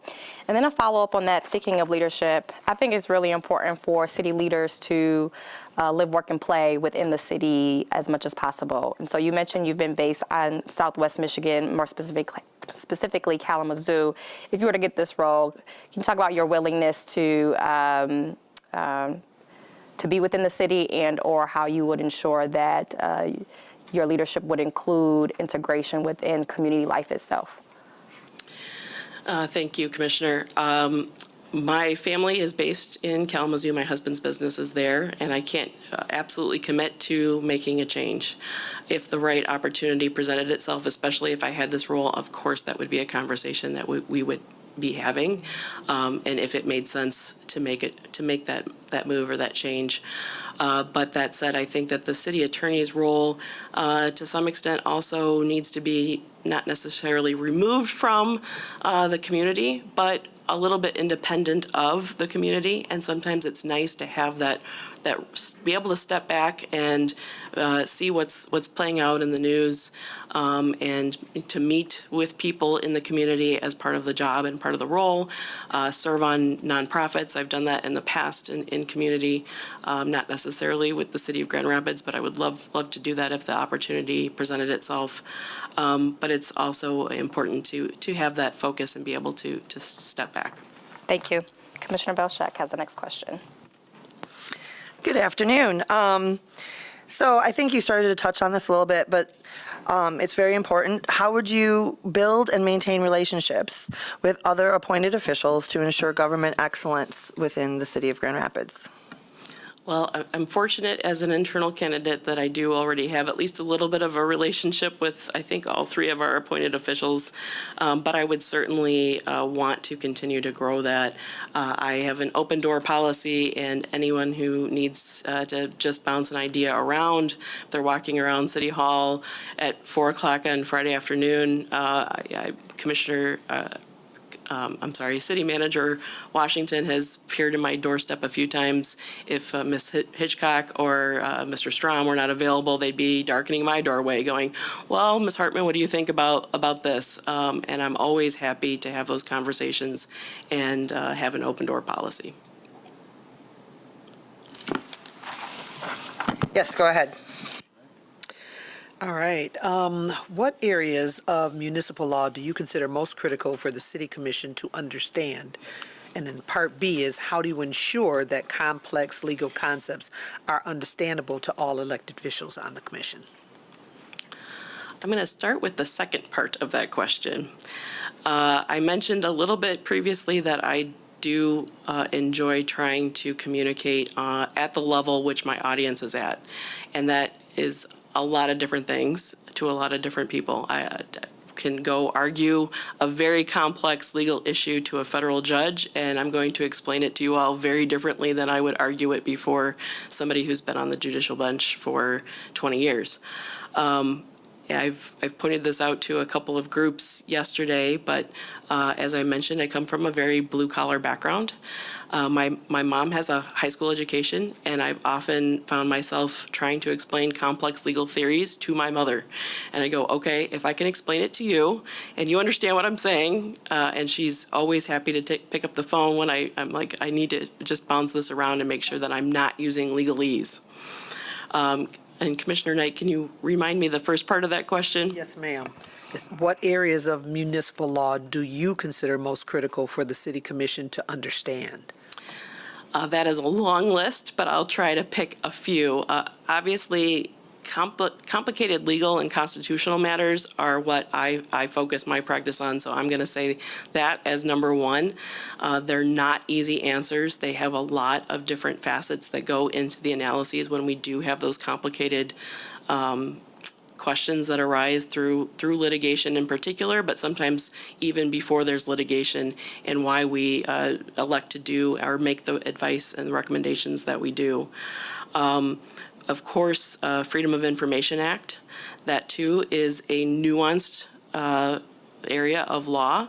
We love to talk about transparency and we want to be transparent, but we have some guide rails for a number of reasons, whether that's through FOIA itself or through other state and federal law.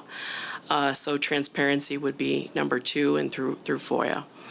And then finally, employment law. The city of Grand Rapids is a large employer. Sometimes we don't think of this body as also being a manager, but you oversee a lot of different and diverse groups of employees, a lot of unionized workforce that brings to it its own complications and areas that need some assistance. But to just the run-of-the-mill employment, workplace disputes, harassment claims, bullying, and policies that need to be updated. So I think employment law would be number 3. Thank you. Okay, please describe the workplace culture you aim to create in the city attorney's office and the way it should interact with other parts of the city organization. Again, I'm going to suggest that we do have a really, really wonderful department. I have enjoyed working there more than I've enjoyed working anywhere else in my career, and I only hope to continue that very positive outlook and attitude from those who work there. I think that we work very collaboratively as a team. One of the things I did not like about private practice is we felt very siloed a lot of the time. If you're in this practice group, that's the only type of law you can practice. And even if you know the answer to the question that's over in this other area, you still have to refer it to one of your partners. We don't operate that way. We do have 3 divisions, but we all work together. If one division gets overwhelmed, we are all available to step in and do that work to help each other out. But likewise, we also see a lot of cross-reference, whether it's coming from enforcement and talking to the litigation team because they've gotten an enforcement case and they go, this may end up being litigation in the future against the police department. We want you to be aware of it now. To also municipal affairs, going through zoning and planning to build the amphitheater will then come and say, hey, look, litigation team, this also might be coming your way, so we want you to weigh in on how we proceed at the beginning. And I think that collaborative and team approach is really important. Thanks. Cool. So we all know there's lots of situations where there's more than one answer to a question. So talk to us a little bit, if you would, about how you approach advising us or appointed officials on complex or politically sensitive issues where there's maybe more than one path, and how you work through that, and maybe you could give us an example and how you approach those areas of complexity. Sure. Thank you, Mayor. First, I think that the city attorney's role is a little bit of an independent advisor.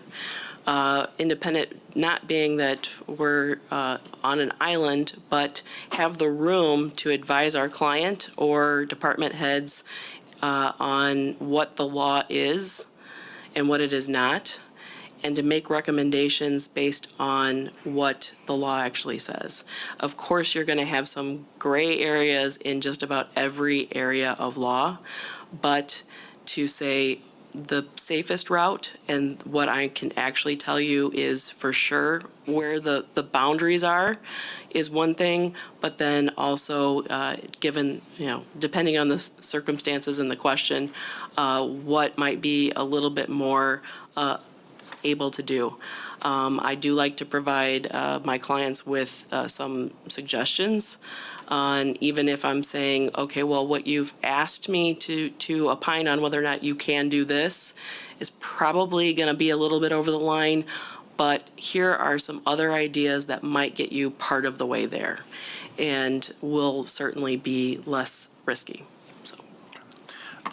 And let me ask a follow-up, and this is, I promise I'm going to ask your other two colleagues the same question, but this is a little bit of a put you on the spot question. Oliver Wendell Holmes famously said, "I hate justice." The job of being a city attorney means doing a lot of, this is the law, this is not the law, here are the risks, here are not the risks. How do you see your role as a moral agent in the complexities of giving legal opinions to specifically this body? Part of it is going to be policy decisions that you all get to make. I can advise and tell you what those risks are and say what the law is and what's not, but also opine and give you my professional and personal opinions at times as to where the right answer might be. A lot of legal advising, we do call ourselves counselors at law, and sometimes that counselor hat needs to come out and say, look, it's not just this is what the law says it is and what we have to do, but here is also what you might consider doing, and here are the risks if you go that route. Thanks. Ms. Hartman, how do you build trust and maintain effective working relationships with members of this body, City Commission, or any other legislative body who you may have differing priorities or perspectives while remaining objective and professional? Thank you, Commissioner. I will say, for me, first and foremost, is I'm always going to be a genuine person. You're going to get my honest beliefs and opinions, even if at times those might end up being inaccurate. I'm happy to step in and say I was wrong, and I'm going to tell you the truth. I take honesty and my integrity very seriously. I've served on ethics board for the state bar for a number of years, and I hope to earn all of your support, and mostly through being honest and forthright, even when it's bad news and even when it's I was wrong. Thank you. Thank you. So we touched on leadership and interactions with the commission. Our next few questions will really be about subject matter issues. So a lot of times defending the city and protecting the city is that's one of our responsibilities and call to action, as well as defending and protecting the residents and the businesses and all the people within the city. And so sometimes those interests can be at odds.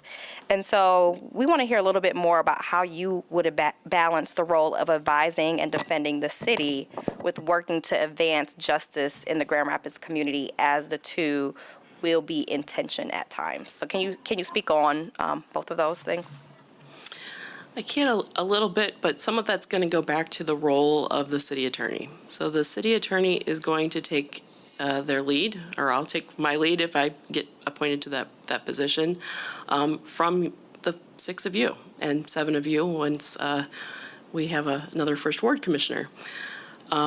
So the policies that you set, which can be done with the advice of the city attorney where that's appropriate, are going to set the tone for what the city attorney actually effectuates, and where that's in conflict, where defending the city in a lawsuit, for instance, is in conflict with justice as a whole. That's part of the risk assessment. Like I said, it's not just dollars and cents, but where continuing to act in a certain way might have a negative impact on the community.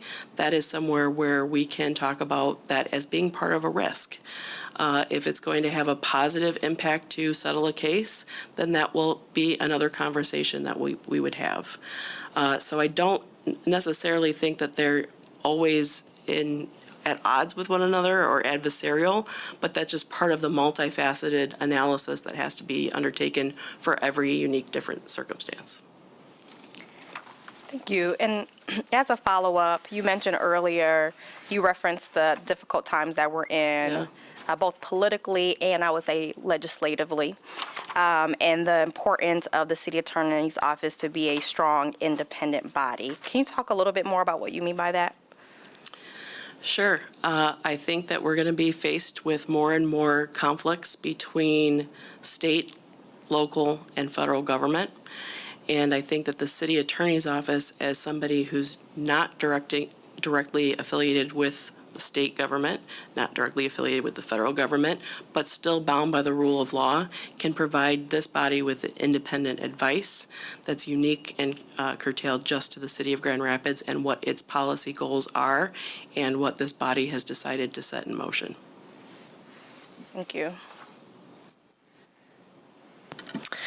Thanks for highlighting that. We are, of course, making lots of new decisions and encountering new situations. We have a lot of public oversight and interest from the public to be accountable. So because of that, you know that we're very interested and the community is interested in transparency in government. But the legal field does tend to be steeped in confidentiality. There are times when we have to have conversations that are in closed session. How can the city attorney help the city be more transparent? You are correct. The attorneys, we are ingrained in confidentiality in law school. I think that you get, as part of your law degree, a do not tell, do not answer these questions certificate. But that said, there are some things that we can do, and I think that the city actually does them better than most people believe. We process just a ton of Freedom of Information Act requests, and those go out routinely. They get reviewed multiple levels, whether it's through the city attorney's office or on appeals through that body of work. But two, we do consider very carefully what information can go out responsibly. And when this body or the city manager or department has asked us to opine on whether or not information can go out proactively, we're never in a position where we're saying, do not send anything out, absolutely nothing. It's always, okay, well, let's step back and think about what that message might be and why some things can be said while certain things should not be. And it's never a no, it's a yes, but maybe you could consider a couple of these things. As far as increasing transparency, a lot of the transparency is tied to law, whether that's the Freedom of Information Act itself, state law or federal law that governs what sort of criminal justice information can be readily disclosed, witness identities, that sort of thing. We do have laws in place that protect those things. Same with employment files. We can't readily be giving out every single nuance to an employee's file, even if they do work here and work for the public. So there are some restrictions and some guardrails, and I think that as city attorney, I'd be in a great position to explain those to not just you, but maybe have the opportunity to educate the community on what those limitations are and why they exist. I guess I would add one follow-up question.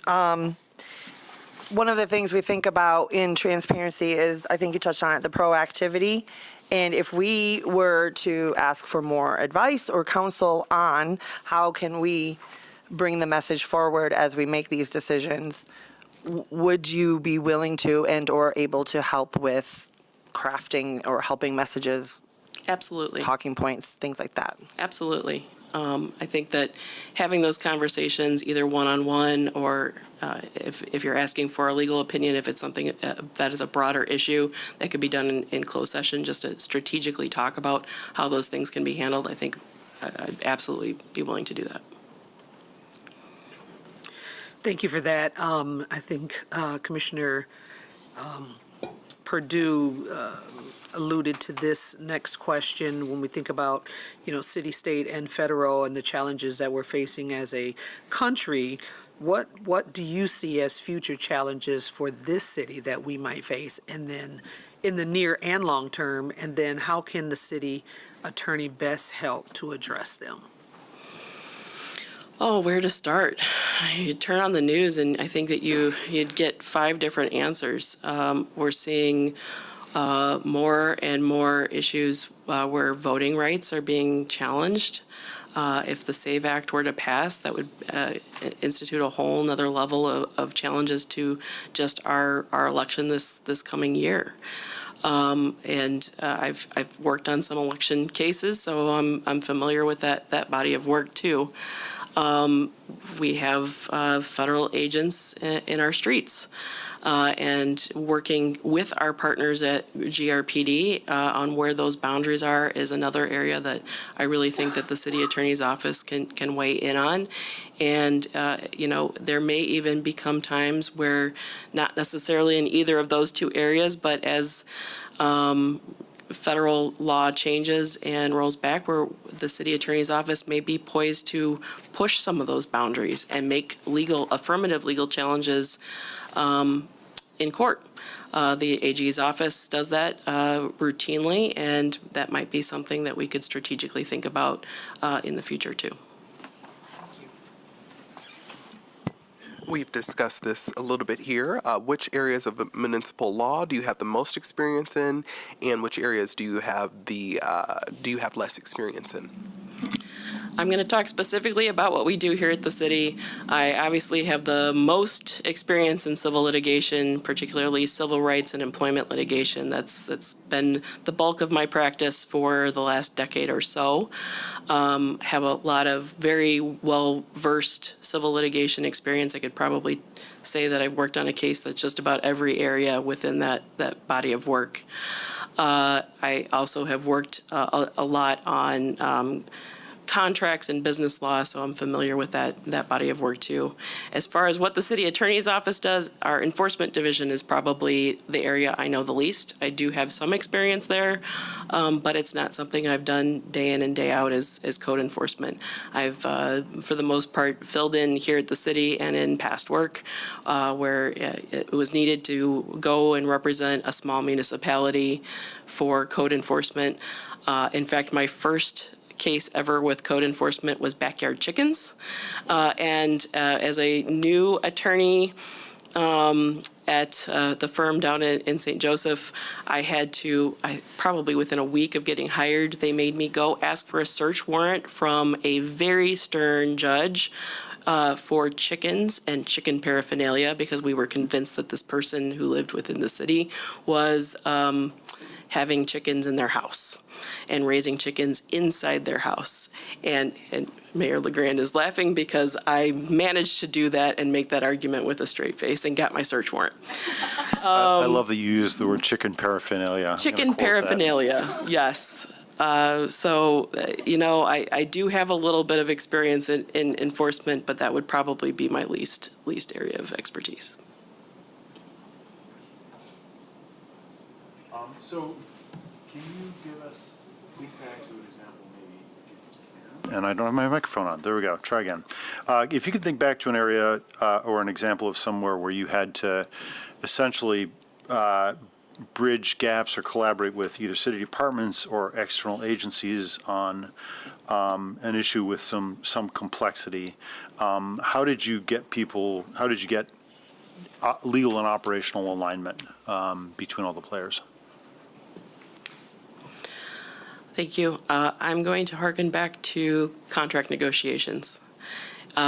In private practice, private world, collective bargaining agreements happen between management and the union. Here at the City of Grand Rapids, it is so multifaceted. There are so many different sides to even get aligned on the management side before you can go to the table and negotiate with the union. There's the departments that are affected by that collective bargaining unit. So the department heads will have some interest, the city manager will have some interest, you all will have some interest and some opinions on what should happen and what should not. But I can talk about a specific instance, and that was I worked on the GRPOA collective bargaining more than 4 years ago when we did actually get some of that oversight language in. And that was in large part due to efforts that I had meeting with the police chiefs, meeting with Brandon Davis, the director of OPA, meeting with Mark Washington, meeting with Lou Canfield, and just coming up with how we are going to start to move the ball forward. And my approach to it is to hear everybody out, have everybody give me their dream list and prioritize it. What do you really want? come up with the top 3, and we'll see how far we can get down that list that meets everybody in the middle, and at least gets us started in the direction that management and leadership want to go. Thanks. Thank you. This is the last question before you get the question to share anything else that we might not have answered or anything you want us to consider. So the work of the city attorney's office at many times has various segments of the community that are impacted. And especially here in our city, stakeholders are accustomed to a level of engagement to ensure that their perspectives are understood and considered. You see this from yesterday and having all of the groups that we had in the evening session. So knowing that, can you give us an example of a time when you engaged stakeholders on a sensitive or controversial matter? Engage stakeholders, meaning outside this body? Outside.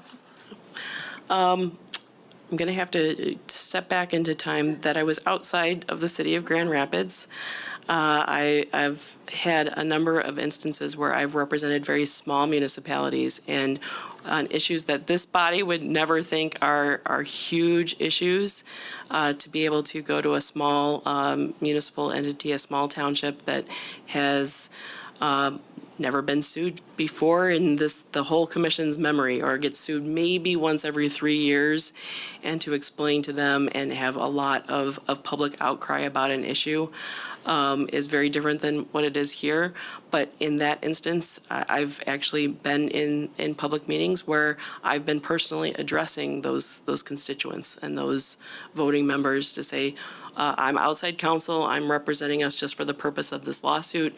This is what the lawsuit is about and what it says and what it doesn't say and what the allegations are and what they aren't, and to just educate the community in a thoughtful and meaningful way that lets them understand what the city attorney or the outside counsel is trying to accomplish, and what the risks might be so that they can make informed statements to their elected officials.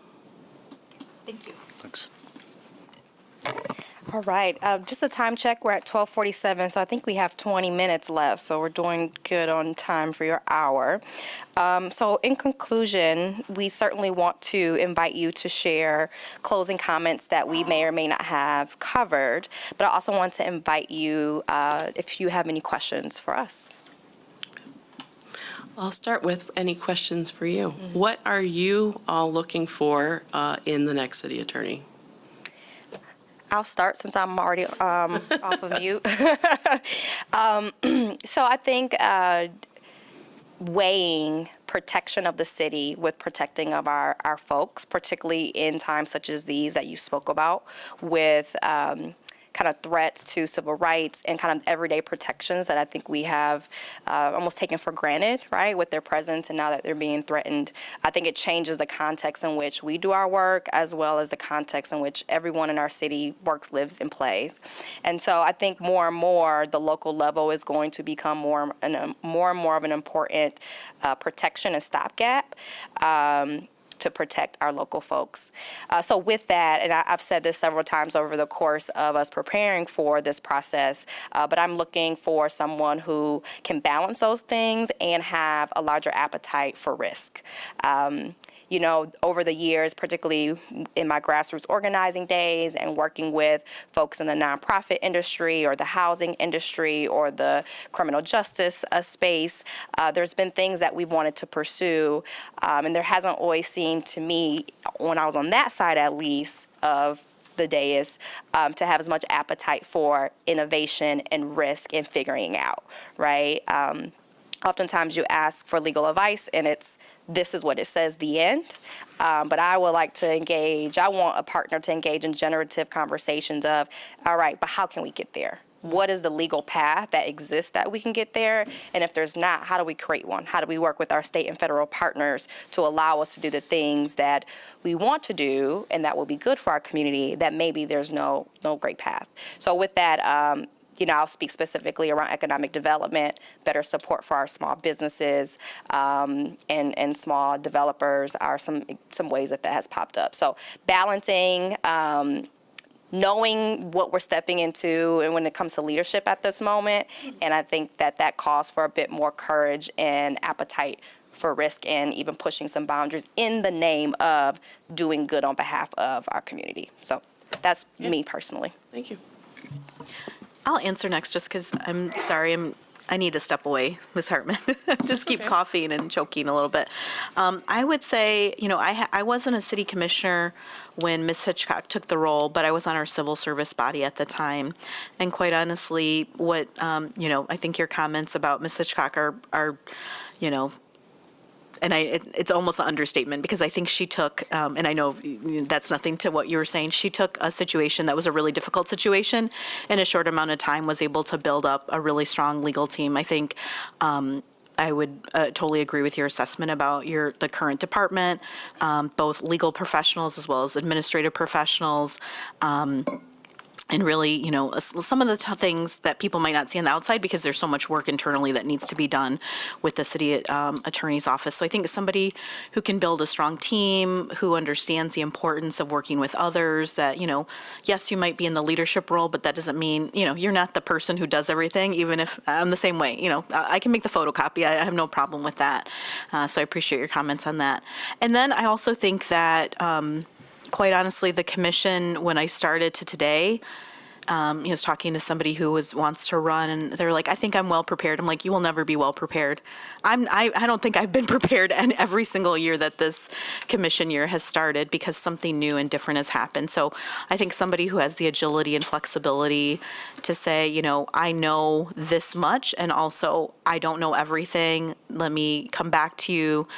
Somebody who is not just agreeing with us, but can say, this is, my perspective. And so that good, conflict that should exist between this body and the appointed officials. So that's what I would say. And I'm sorry, I'm going to excuse myself. Thank you. Thank you. Commissioner Knight? I think to echo a little bit about what Commissioner Perdue said, really thinking about how that balance is between community as well as the city. And I know that there is, some complex things that have to happen, especially as you're representing the city organization as a whole, right?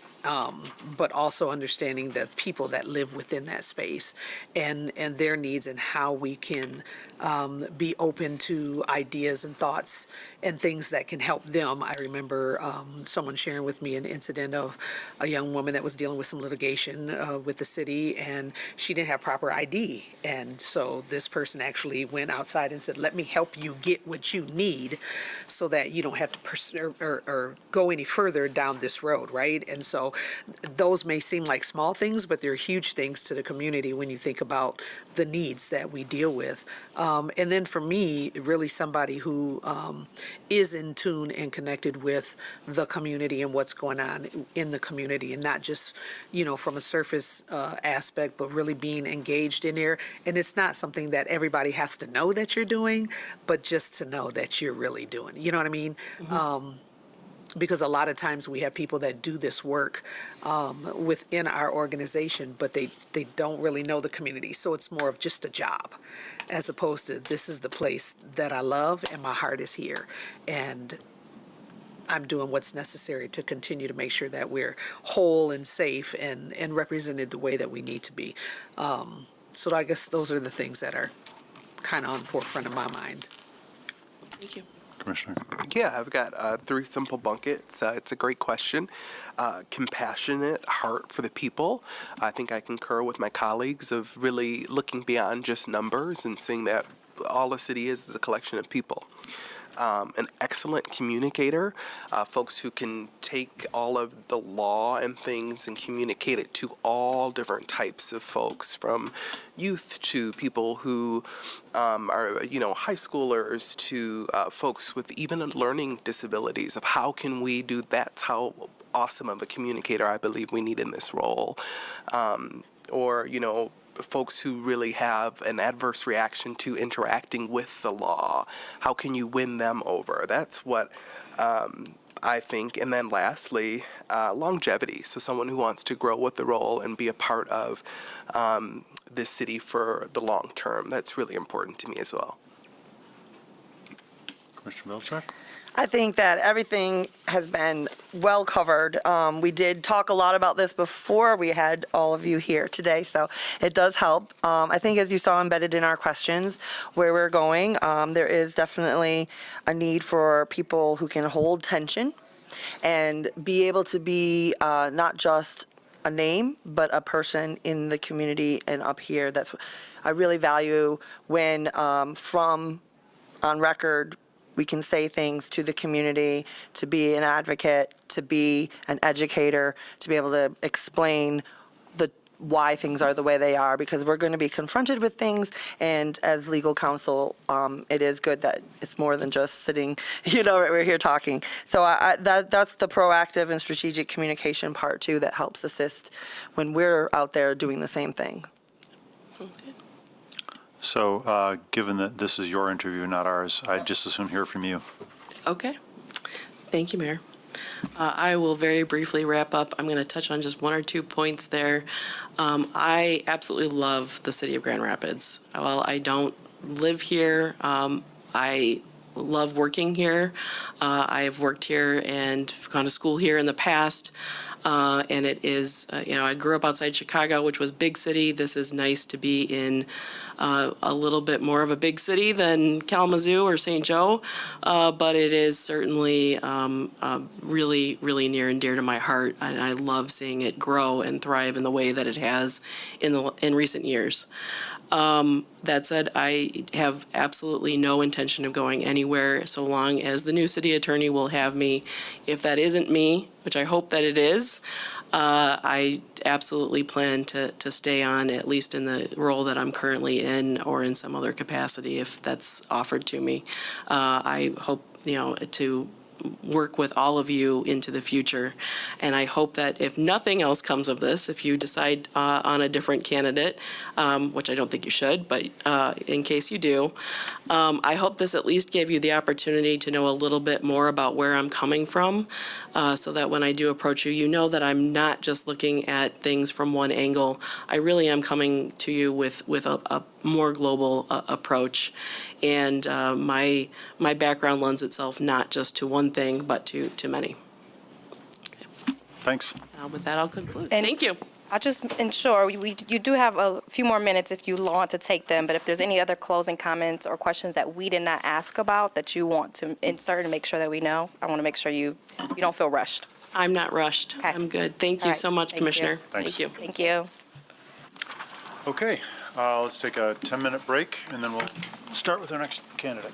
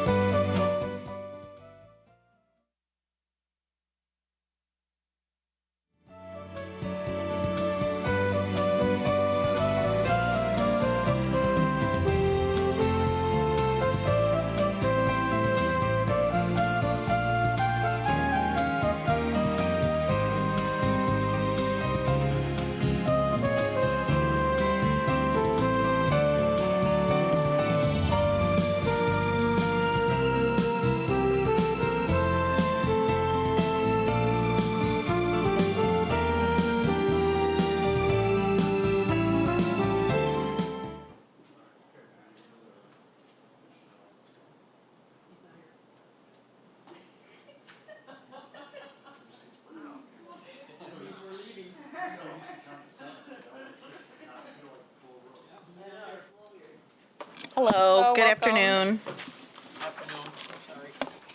Welcome, Mr. Cross. You can see all of our names in the front. I'm Commissioner Melinda Isasi, and I'm just going to give a little bit of a welcome, and then I'll jump into the first question. So again, thank you for going through this process. We know it's a public process, and for your interest in both the city attorney and the city of Grand Rapids, and for joining us today.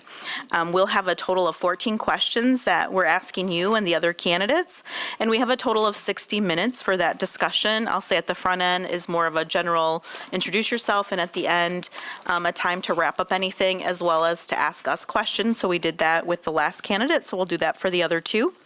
And so if there is needed, I'll do a time check, just if I think one section is going a little bit longer. And we'll just really work to keep ourselves on track to that 60 minutes. Does that sound good? Sounds great. Great, thank you so much. And I think, yep, is your microphone on? Could you just test it really? There you go. Okay. Oh, you can hear me? Okay. Wonderful.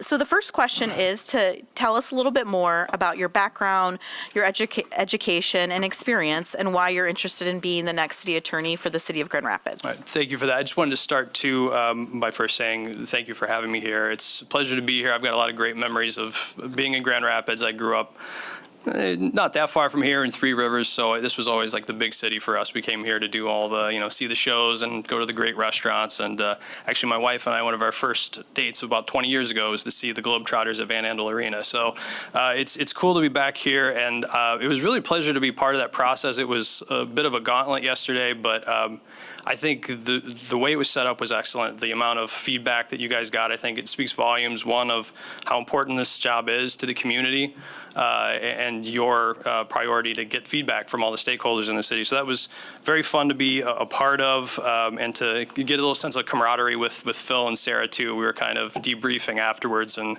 kind of commiserating with each other. So being the one outside candidate, I mean, I've spent a lot of time, actually I just got back from vacation, not really great timing for me, but I spent much of my time on vacation watching your old meeting minutes and sort of getting a feel for where you guys are at and what it is you're looking to accomplish in the future.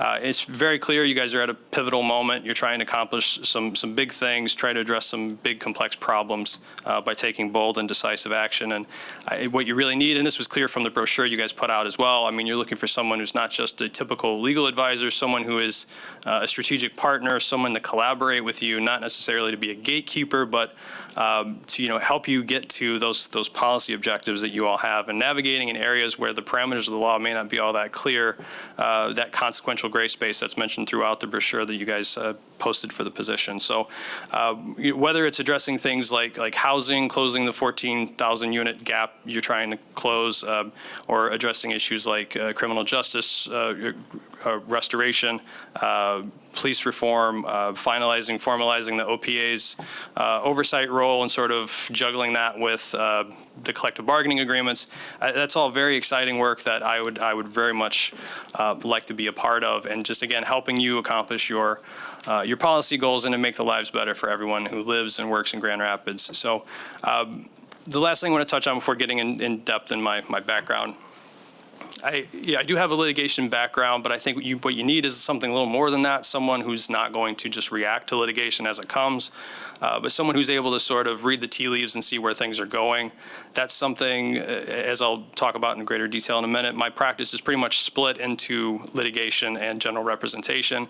And that litigation background gives me a lot of insight into how things are likely to shake out. I can tell you a number of times that you kind of know a lawsuit's coming. It's months in the offing, but you could see it happening. And I can usually even predict the causes of action that they're going to bring, and then kind of posture the city such that we're in a position where when we inevitably end up in court, we're in a better position. So I think that's an important attribute to have. And so pivoting now to my personal background and into my experience, I grew up around local government. My dad moved us to Three Rivers from Texas when I was 12 to be the fire chief, and I have a lot of great memories. I mean, admittedly, sometimes the meetings were boring, but I went to the commission meetings with him when he was giving his department reports, and to see how local government functions was very cool. To see how democracy works. It's messy sometimes. I know you all know that, but it is fun to see it happen in real time. So I followed my dad qualified into the fire service initially after high school. Ultimately got my bachelor's degree from Ferris State, went on to Wayne State for law school. Spent a little time in Metro Detroit clerking for a judge first, which was an excellent first job to have. Opened a lot of doors for me and also gave me a great insight into how litigation actually works. I mean, things they don't teach you in law school. But moved to Northern Michigan in 2016. I've been up there ever since. And my current practice, again, is sort of split into two silos, I would say. And it sort of varies the breakdown of what I'm doing depending on the week or the month even. But half of what I do is litigation in state, federal court, and administrative agencies, less often in administrative agencies.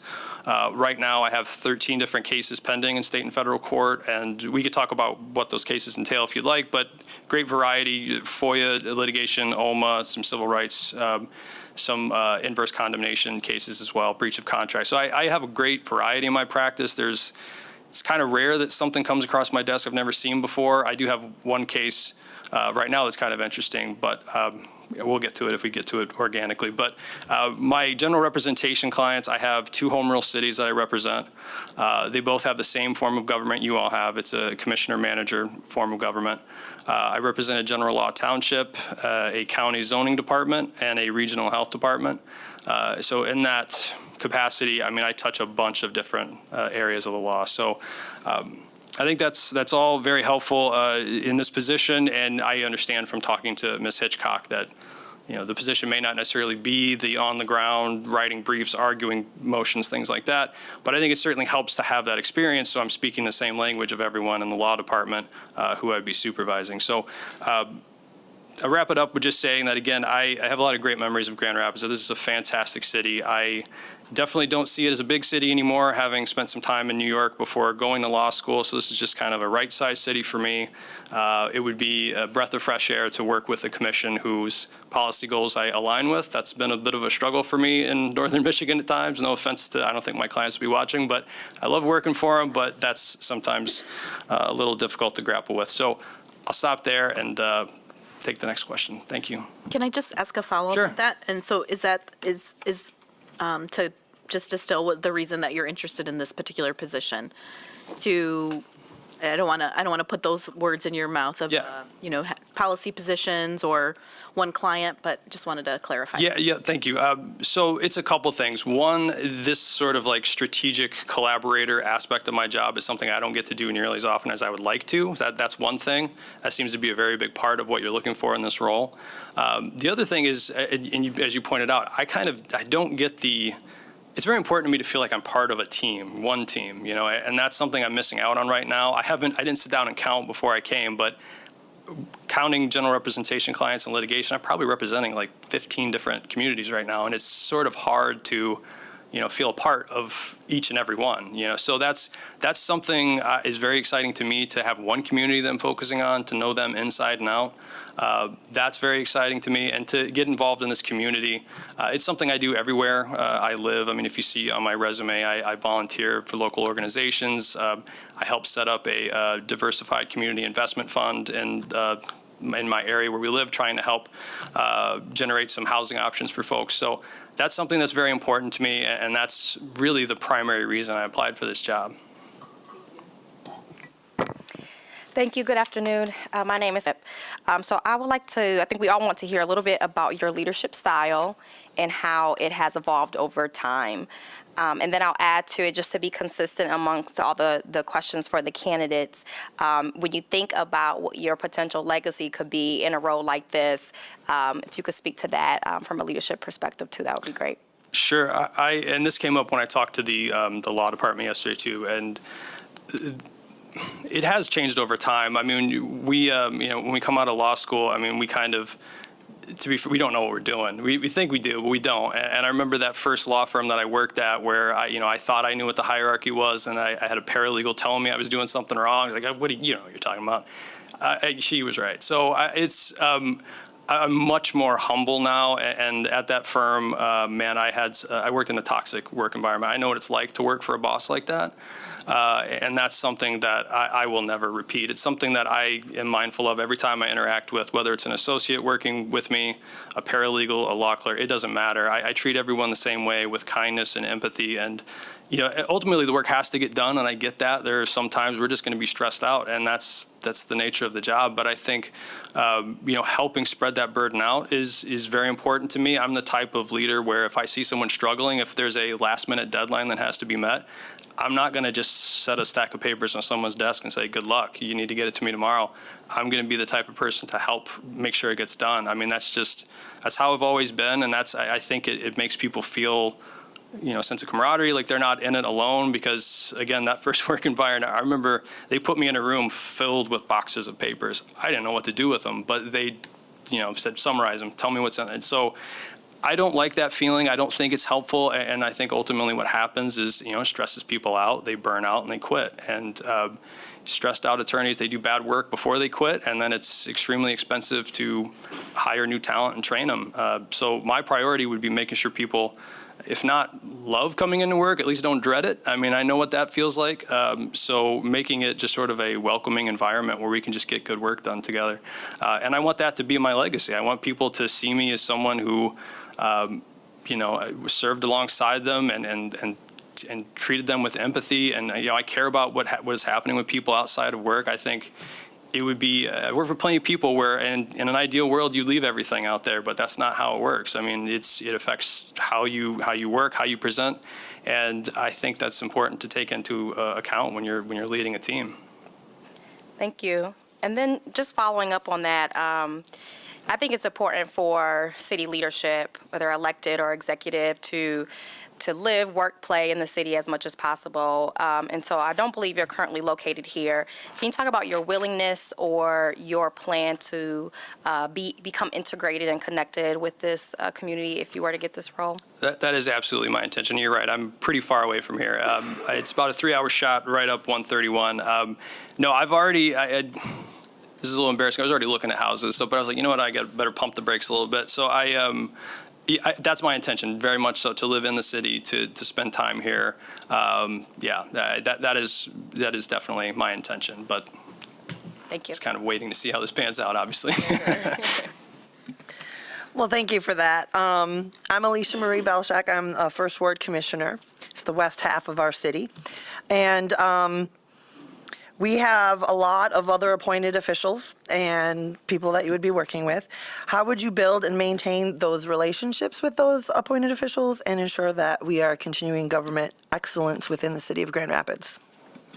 Yeah, that's something that I value greatly, just sort of the personal relationships first and foremost, because I think it makes it a lot easier to work with folks once you sort of get to know them and just treat them as people. And again, we all have jobs to do and we have to get those jobs done, but I think it's easier to interact with people once you kind of find a level of, you can relate to each other, you have a good rapport, and that's something that I've gotten pretty good at. You wouldn't believe it from this process. I'm actually a little bit more of an introvert. I prefer sort of one-on-one interactions and getting to know people, but that's something that would be very important to me. I think you'd be very hard-pressed to find anyone in my past who would tell you anything, but I'm a pretty amiable guy. I'm easy to get along with, and ultimately, I just care about the work getting done and getting done well. All right. What areas of municipal law do you consider most critical for the city commission to understand? And then part B of that is, how do you ensure that complex legal concepts are understandable to all the elected officials on the commission? At this point, I know some of the big areas of the law that I think that we need to be familiar with. I'm just kind of going off of some recent things that have happened. Like data centers are a big deal right now. I mean, a lot of my communities, especially in northern Michigan, where there's a lot of open green space, they're concerned about what that means for their community. So knowing what we can and can't do with data centers is something that I'm currently advising a lot of people on. I know a lot of communities at the moment are sort of just taking the approach of let's pass moratoriums until we can figure it out. But even that was kind of a little bit of a gray area too, because a lot of communities will pass resolutions without going through the formalities that are required by the Zoning Enabling Act. So even that was sort of an open question which way we needed to go. So essentially what I've told people is let's pass the resolutions and then go through all those formalities so we kind of have a placeholder. But areas like that, I think just keeping an eye out for what emerging issues are. Data centers are a big one right now. Of course, housing, that's something all my clients are dealing with too. And one of the things that really excited me about this job is the fact that and maybe there's just not the same sense of urgency in some of these communities I represent in northern Michigan, but they're kind of content to nibble around the edges and take incremental steps that really aren't solving the supply problem. And that doesn't seem to be the case in Grand Rapids. You seem to want to take a bigger bite of the apple, which I think is the right approach. And part of that is knowing what tools are in the tool chest, like Brownfield, like pilots and things like that. And those are processes I've been through several times before with several of my communities. I know police reform is always, of a community of this size, always a concern. I do spend a great deal of my time litigating those types of cases and providing training proactively to officers too, sort of staying up on as things evolve, as new cases come down. That's something that's very important to me, just watching that and keeping them up to date on what's happening. I mean, those are the biggest issues I'm currently dealing with.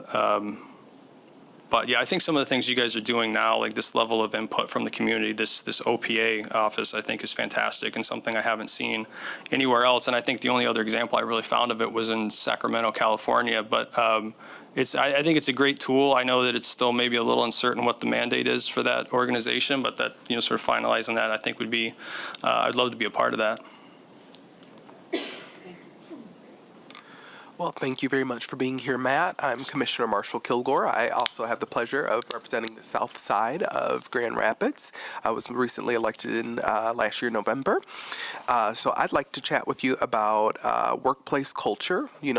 Please describe to us the workplace culture you aim to create in the city attorney's office and the way it should interact with other parts of the city organization. Okay, thank you, Commissioner. I probably a little redundant because of some of the previous statements, but I think it's critically important to minimize turnover, to make sure people are happy here, that they're doing good work. And I think it was probably my favorite panel that I took part in yesterday was talking to the law department because very nice people. I know they do good work. My firm, at least the office here in Grand Rapids, has occasion to interact with them on occasion. And I think what my priority would be, again, is just making sure people aren't overworked, making sure the burden is spread out, making sure the quality is there first and foremost. Because I will say that I will tell you, I'm certainly no pushover. I'm very, very particular. I have very high standards for myself, and those necessarily have to trickle down to other people who are working underneath me. So that's something that may initially cause some tension, but I think ultimately we would all share the same goal. We just want to do the best work. We just want to put out the best product and serve this commission so you have the information you need to make your policy decisions. So lawyers know there's often not only one answer to a question. And curious if you can tell us a little bit about your approach to advising electeds or executive leadership on complex, either complex or politically sensitive legal issues. And can you give us an example of where there might have been multiple paths and how you walk through that with the client or the decision makers? Sure. So the best example, I'm surprised it hasn't come up yet, it probably will again, is I spent about 3 years, and there's still some appeals pending dealing with cannabis litigation, where I'm trying to give you the high-level version because I could probably talk about this for a full hour. But we got through a first round of 5 lawsuits, got all 5 of them dismissed. And by the way, this is all stuff that's been aired out in public, so there's nothing, that isn't public information that we're talking about here. But we got to a point where, again, all 5 initial lawsuits had been dismissed. And I was just looking at appeals, and then we could wrap all this up. And what was happening was it was a very politically charged issue in the city. This is a border city on the border with Wisconsin where marijuana is still illegal. So like if you go there now to some of these establishments, I would say 80-90% of the cars are from Wisconsin. So this is a huge market for these companies. They spend a lot of money there, and they're sort of making overtures to these elected officials. And it was a frustrating dynamic for me because under normal circumstances, if I'm representing a private client, which doesn't happen terribly often, I would say, hey, you can't talk to them. They're represented by counsel. What are you doing? Well, what the ethical rules actually say is unless you have sort of a legal ability to do that outside of the context of that pending litigation, and as public officials, they did have that right. So I had to sort of just, let them talk in one ear, I talked in the others, and try to give them the best advice I could and, stay the course, let's just deal with these well, what ended up happening, and this is one of those situations where we're already in litigation, but having that sort of foresight to know, like, okay, if you go down this path, this is what's probably going to happen.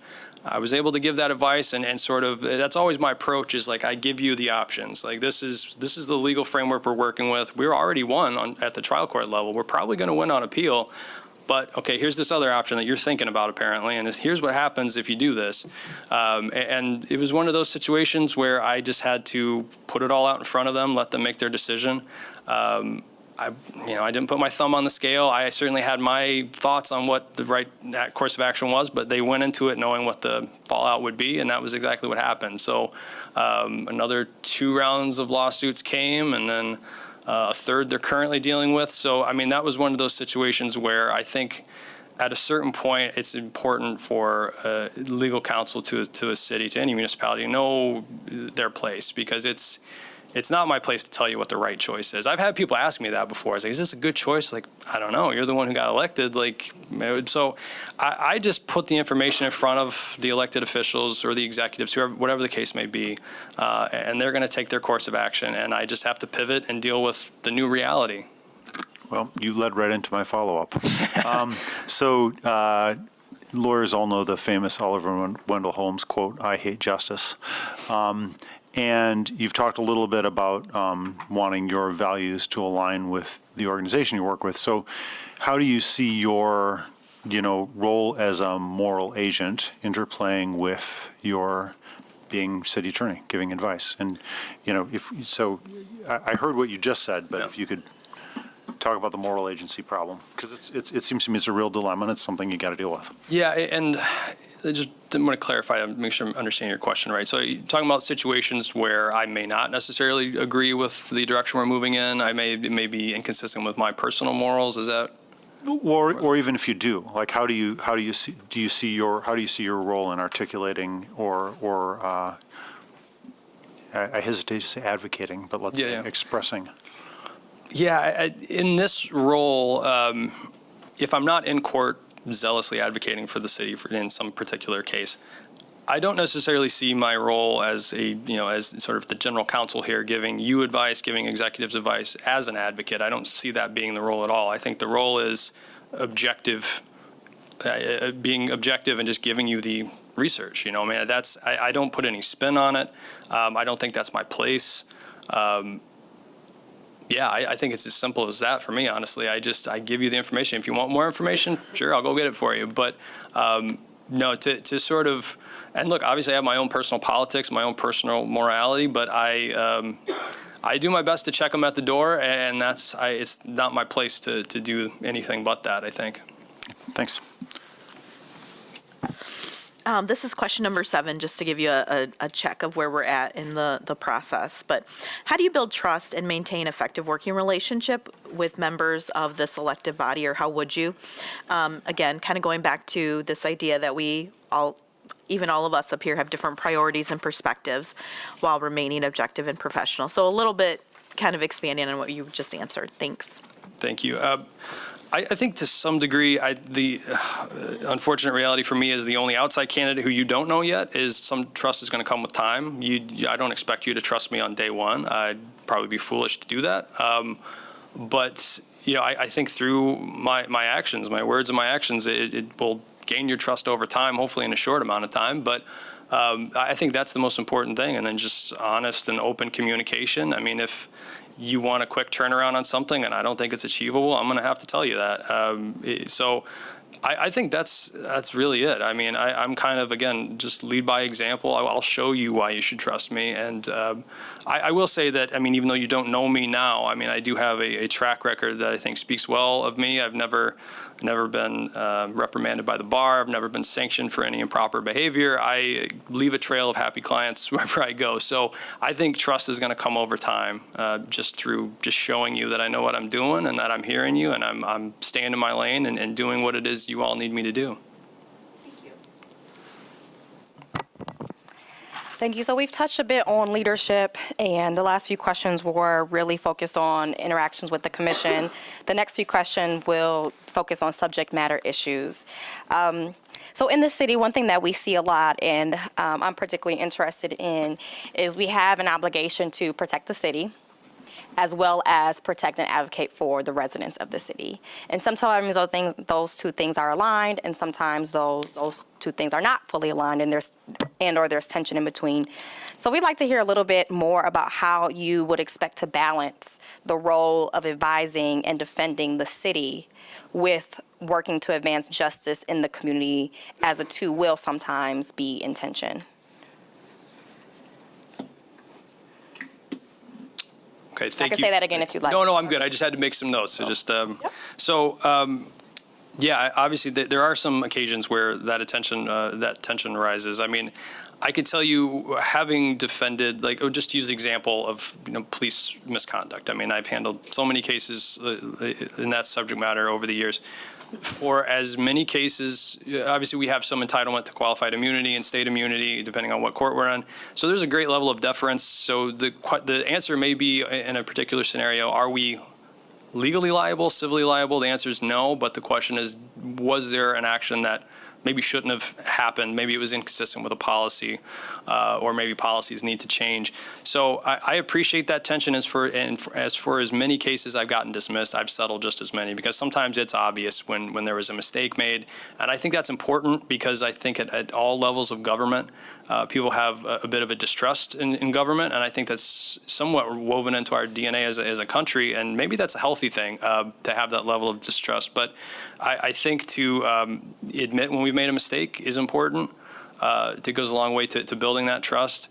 And sometimes it's that's one thing I've tried to do over the course of my career, over the course of the 13 years I've been practicing, is to do the right thing even when it's a difficult thing to do. I mean, it's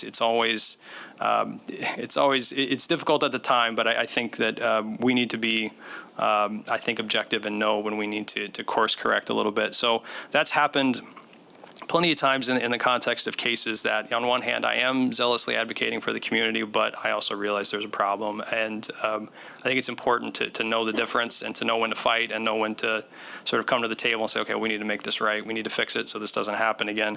And that's happened too in the municipal prosecutions that I do for communities. There's one example that I think will always stand out to me. And if anyone watched the meeting last night, apologies, this is going to be redundant. But this is just like one of those, I have a handful of memories that just, will never leave my mind from the work that I've done. And one was this guy in northern Michigan City, where he was arrested for being a disorderly person. He was just, as far as we knew at the time, he was just picking fights with people in a convenience store for no apparent reason. And so he gets picked up. We charged him with a misdemeanor, an ordinance misdemeanor. And we come to find out the guy was having like a complete psychotic break. And his son calls me, in tears, talking about, he doesn't know what's going on with his dad. He can't get him to get help. And so it was at that point, I think that the role of the municipal prosecutor is sometimes it doesn't mean going by the letter of the law, and I didn't think the right thing in that scenario was to put this guy in jail, to saddle him with fines, when what he needed was mental health treatment. So I did what I could to help him get that, but the story really doesn't have a very happy ending, because I realized then that the system doesn't take care of everyone. There are a lot of gaps. I don't know that that's something we could fill at the city level, but there are gaps, and unfortunately, this gentleman was, he underwent an evaluation and was promptly released again and reoffended. So we ended up dismissing the charges, and that was just one of those scenarios where I think, if you're going by just the letter of the law, the right thing to do was to, okay, well, we got this guy dead to rights. Let's take him to trial, and if he goes to jail, that's what the penalties were. But I think the right thing to do in that scenario was to dismiss the charges, and sometimes that's where I think that tension of zealously advocating for the city versus taking care of the residents, I think something has to give, and we should, I think, more often than not, err on the side of protecting the residents and making sure that their lives are as good as they can be. Thank you. And one follow-up to something you said, you talked about being able to admit when we make a mistake. I think I've observed that we are in a very litigious society and time. And so I'm curious if you might want to speak a little bit more about how we might balance admitting when we made a mistake and understanding that sometimes that may bring about increased legal risk. Yeah, no, I mean, that's the obvious trade-off. I mean, I can tell you that a number of times things that people say in these meetings, you better believe if someone's going to sue the city later, they're going to tell you in your deposition what you said at this meeting on this date. So they're going to throw it right back in your face. And, I've had that happen before. I mean, one example stands out. I'm not going to use the community's name, but there was a northern Michigan county that just had a systemic problem with its jail. And we had multiple suicides in a pretty tight window. And the sheriff was... It kind of gave me heartburn at the time, but he was out in the press just saying how bad the jail was and how we need to fix things. And of course, in my role as the advocate in those cases, I was just like, oh God, I really wish he hadn't said that. But he was telling the truth. And what ended up happening eventually was we got the funding necessary to build the improvements they needed at the jail. I haven't seen any cases like that come through since, but you're right. I mean, there's at a certain point, there's a trade-off, and that's one of the things when during the community panel yesterday, understandably people were asking about, well, how are you going to be transparent? That's a difficult proposition for an attorney because there are certain things we just can't talk about. There are certain privileged conversations I can't talk about, and I get it. That's probably an unavoidable tension to some degree, and there may be scenarios where if we are in litigation or litigation seems pending, we might have to have a conversation about maybe we might want to temper the language a little bit, but I think the reality, again, is that you all are the ones who are answerable to the voters. If something happens in your ward and you feel like you need to disseminate information to them, it's not my place to tell you not to. So I again, would be one of those situations where I say, hey, this might come up in a case later if you say this. So that's all I would do is just sort of let you know, there's risks associated with it, which you've acknowledged, but I think ultimately erring on the side of transparency is the best way to go. Thank you. That's a great lean into. I would say I think you answered the next question without knowing it. So I'll ask the question and then I will add my follow-up and you can go from there. So yes, Grand Rapids is a community that is very interested in transparency and in government, and you've kind of touched on the trust issue that tends to be out there. You've already mentioned that the legal field tends to be steeped in confidentiality. We do deal with those things in our closed door sessions and elsewhere when we're doing it, talking about things in the community. So how can the city attorney help the city be more transparent? And then my follow-on with that would be, thinking about helping craft or helping us have more proactive strategic communication when we're dealing with certain circumstances. Yeah, I think, it's often going to be situation dependent. I think if there's just some general lingering problem that we can talk generally about and disseminate information, I don't think it would be inappropriate for, to help people navigate how to file a claim with the city or something like that. For that to come from the city attorney's office, that makes sense. And maybe even some guidance on submitting FOIA requests, things like that, just general circumstances. I think that would be perfectly fine for the city attorney's office to do that. And again, things just get more complicated when we're dealing with either pending litigation or, we know it's coming. That's when I think we need to sort of circle the wagons a little bit and be a little more careful with what we say. Yeah, it's not lost on me that I think Grand Rapids, more so than any other city I've ever seen, is very proactive about its communication, the level of the videos you all do, the videos the city manager does. I've not seen that anywhere else. And I can't hope that's not lost on the residents of this city, because the residents of a lot of the cities I represent, they don't know what's going on in local government. And I think that we're at least you're making the effort to do that. But yeah, it's my role, I think, makes it a little complicated. I would certainly be open to hearing feedback from the community, what it is they think they want to hear from the city attorney's office. And anytime I can, within the limits of my ethical obligations, do that, I would absolutely do that. All right. What do you see as future challenges that the city of Grand Rapids may face in the near term and long term, and then how can the city attorney best help address them? I think you kind of alluded to some of that in your last answer. Yeah, I guess the first thing that kind of comes to mind, I already talked about data centers. I don't have much to elaborate on that, and I wonder how big of a concern that is even going to be for you all in Grand Rapids. I don't know how much green space you have that would accommodate a data center, but I think as technologies evolve and new things sort of crop up, I mean, that's going to be inevitable. But, you know, one of the things that I could very well see being an issue in the near future is, as part of your housing reforms, making changes to your zoning ordinances in ways that may prompt like regulatory taking type claims from local property owners. I've dealt with a couple of cases like that. So I think that is what's likely to come up. Of course, there again, just given the size of Grand Rapids and the number of interactions your law enforcement has with community members, I think those cases are probably going to be inevitable. And you know, those are the big things that stand out to me. I mean, it's I'm at a little bit of a disadvantage. While I did spend a good amount of time looking at your meeting minutes for the last year, I didn't really get a feel for everything that's going on here. So, but I think it's important, especially for someone like me coming from a different community, to listen to you, listen to members of the community, to know what's going on and what I should be paying attention to. But without having that sort of intimate knowledge today, I would say that those are sort of the big issues that I see. Okay, what areas of municipal, it's going to come out, city law, do you have the most experience in, and which areas do you have the least experience in? I'll start with the least.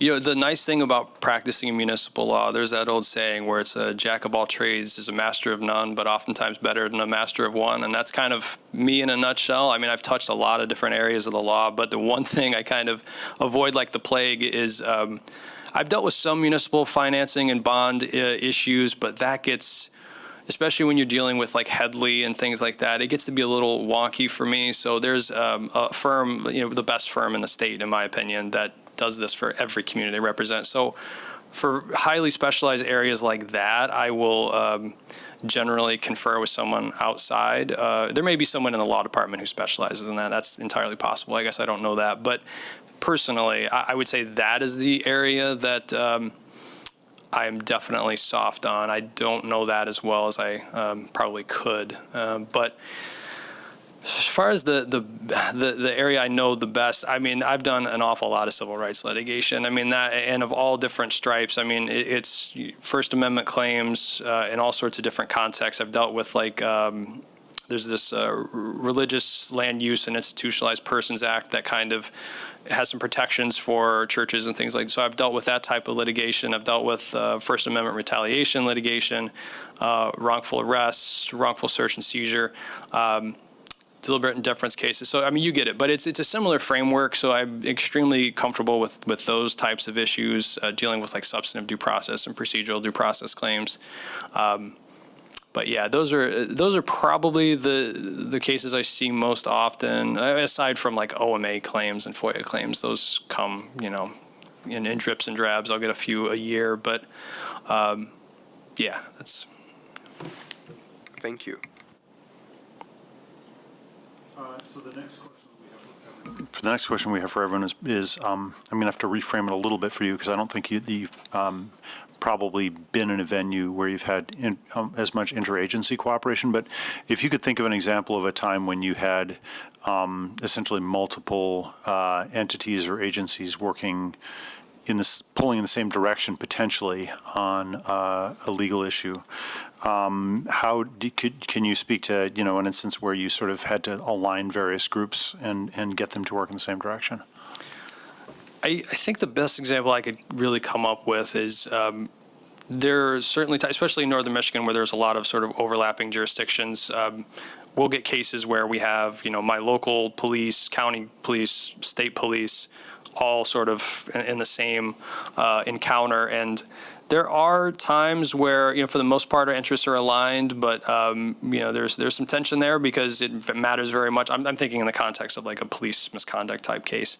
But it does arise occasionally in other civil cases. You know, we try to stay in the same direction until at a certain point something's got to give and someone's going to be left holding the bag. And that's not always the case. Sometimes we all get out. But, you know, I think collaborating to the extent we can and rowing in the same direction, I'm certainly comfortable doing that. But I think everyone knows at a certain point when interests diverge, I mean, ultimately I have to look out for the best interest of the entity I'm representing. So that's probably the best example. I mean, I could think of some like infrastructure projects where there were other entities involved, but that was pretty uncontroversial. These were like, you know, sewer main extensions where we're working with the federal government and things like that. But yeah, I think the litigation context would probably be the best example that I have. This question will kind of follow that about stakeholders, but in a different way. So you've heard us talk a little bit about, you know, Grand Rapids as a community, not a big city, but, you know, a desire for a lot of transparency. And overall, I would say stakeholders, community members from the day you had yesterday with a number of people being part of this interview process really want to make sure we're engaging them at all levels and that their perspectives are being considered. Can you give us an example of a time where you engaged stakeholders that were part of like a broader general community, so not so much like the last question, that might have been on a sensitive or controversial issue? I can't take credit for it myself, but I do push, like when there is a politically sensitive issue in a community, I do push that public body to engage, you know, and make sure that they're pushing out not just the normal OMA compliance notice, but to really reach out, whether it's through social media or whatever the case may be, to engage people who may be impacted by that issue. So it's not something I do directly, but I certainly encourage the communities I represent to engage the public. Because again, I think that sometimes, and I'm guilty of this too, as a city servant, you kind of lose track of the fact, you just have a job to do, you kind of lose track of the fact the people you actually report to are the people who vote. So I think that's important, and that's something that I never really lose sight of. But yeah, just in my role, I can't say that I'm the one who engages those stakeholders, but it's certainly something that I encourage and something I listen to. I mean, it's important to me to hear what they have to say, and I'm at those meetings listening to those public comments too. Thank you.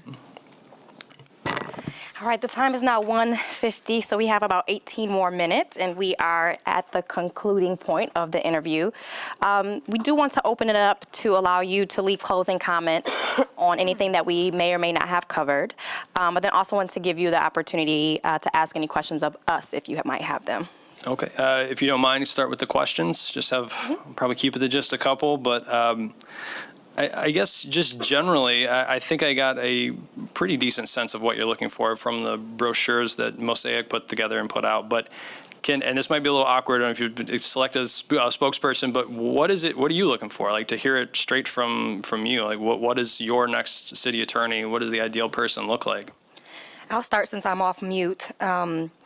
I think for me personally, I mean, there's so many things that are important, ranging from, you know, leading a really strong department, doing the day-to-day kind of typical work. But I think right now, at the time that we are in politically and legislatively, and with all the emerging issues that we do have, I want to work with someone who can be a strategic thought partner and someone who has an appetite for risk and for finding or creating legal pathways to allow us to do things that we believe are in the best good of our entire community. So one of my questions earlier was around kind of that balancing that tension, and that's kind of behind some of the questions I got to that for me. Okay. I'll open it to others. Well, let's go in the same order. I think one of you asked. Thank you, Mayor. Yeah, I added before that this is my 7th year on the commission, and so our previous city attorney was here when I got here, but I had known of her when she was first appointed because I was on our civil service body. And so, again, going back to somebody who can really, whoever gets this job has a really strong team that they're getting handed. And sometimes as leaders, you get a team that needs to be fixed or, you know, created. And that's not the case here. A really strong team.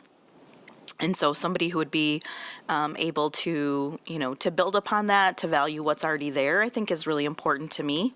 I think somebody who is going to recognize that, you know, I think I said in my last answer, somebody told me recently, I'm running, I think I'm really prepared. And I said, you'll never be prepared. Every single new year, new session, something that I didn't expect has happened to me in this seat. And so the ability to be organized but stay agile and flexible. I think a leader is somebody who, I always say, a little bit about a lot of things, but maybe you're no longer the expert in one particular thing, but it's around relationships and people. So I would think that those rise. I think when we get to this stage too, working with the firm, you've got, 3 strong candidates, and I think that, so it kind of goes into some of those different nuances. So, yeah. Thank you. Commissioner Knight? I think from my perspective, both for what both of my colleagues have said, but also that alignment with community, really being able to engage and hear from the community and have that strong moral compass that's really going to be their foundational guide, because of course there's a representation of the city, and that is what that job is, but also being able to come from a standpoint and give advice and guidance from a moral position as well as it pertains to our community. And somebody that is really has a heart for this community as a whole, because it's real easy to get caught up in pockets and spaces and lean towards one area or another. But our community is very diverse. We are a large, small city. And continuing to grow daily. And so being able to really have that foresight and perspective on what the needs are in this community. Commissioner Kilgore? Yeah, I would split it into 3 buckets. First, to also echo some of the comments of my colleagues, a compassionate heart for people. That's all a city is a collection of folks. An excellent communicator, someone who can communicate law and all of the legal things to folks who learn differently, who have diverse backgrounds and experiences. And then lastly, longevity. So someone who's going to be able to stay in the role, sees themselves in the role long term, and will have some growth in the role. Commissioner Belcher? So, in addition to all of that, we've touched on the transparency issue, and I think there's a real appetite for, not from just us as commissioners, but also a need out in the community to have education, understanding why we do what we do, why the legal precedent or the decision was made, and to help us be advocates for that. So I do see that there is a need to be a strong communicator, strategic partner, proactive, helping create talking points and or even appear at the during meetings to be willing to speak to that, and all of that in the interest of building better trust and better relationships so that we can function better as a city.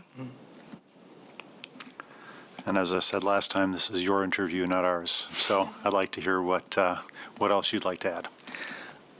Well, how much time do we have left? I don't want to. 10 minutes. 10 minutes.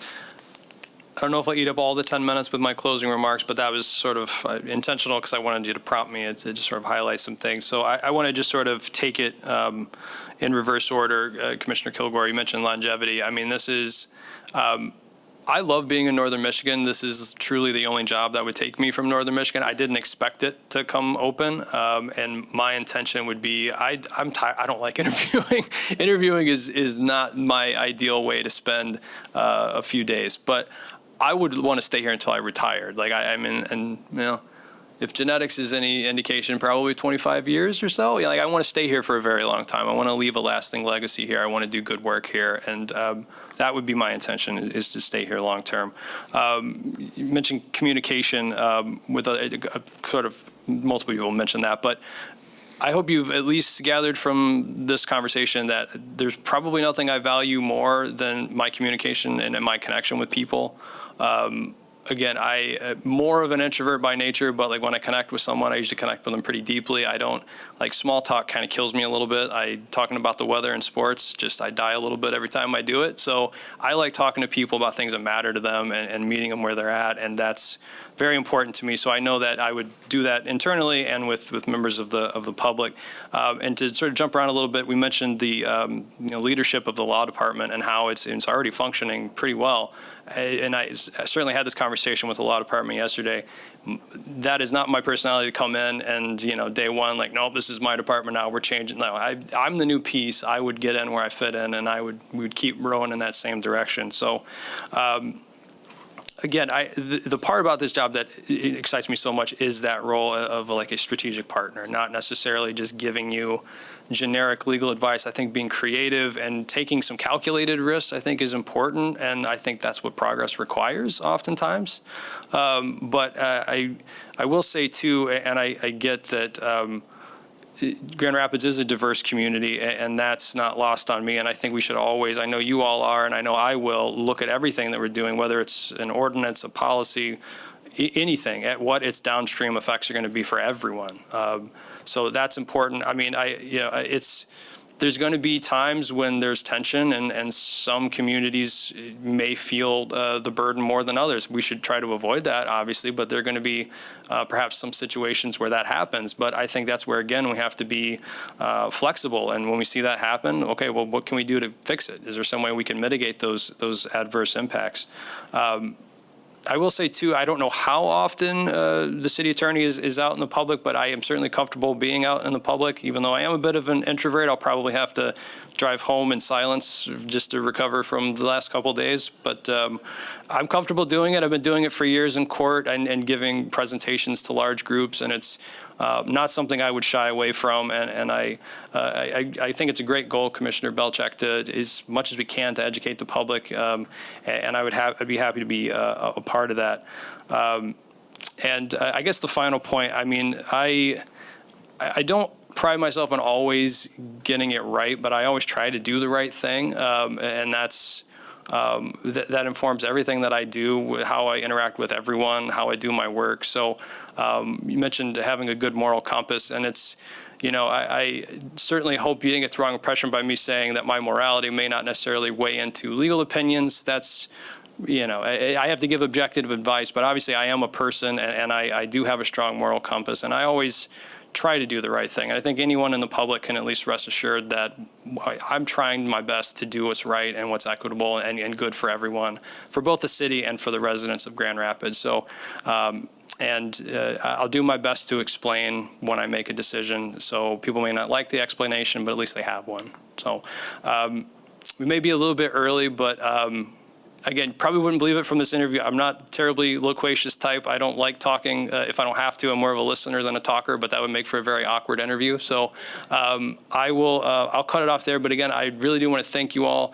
Oh, and of course, want to say too that I really did get to know Phil and Sarah a little bit. Awesome people. I kind of wish they weren't, so I could still see them as the competition, but they are excellent. I think no matter who you pick, you guys are going to be in great hands. So thank you again so much for having me here.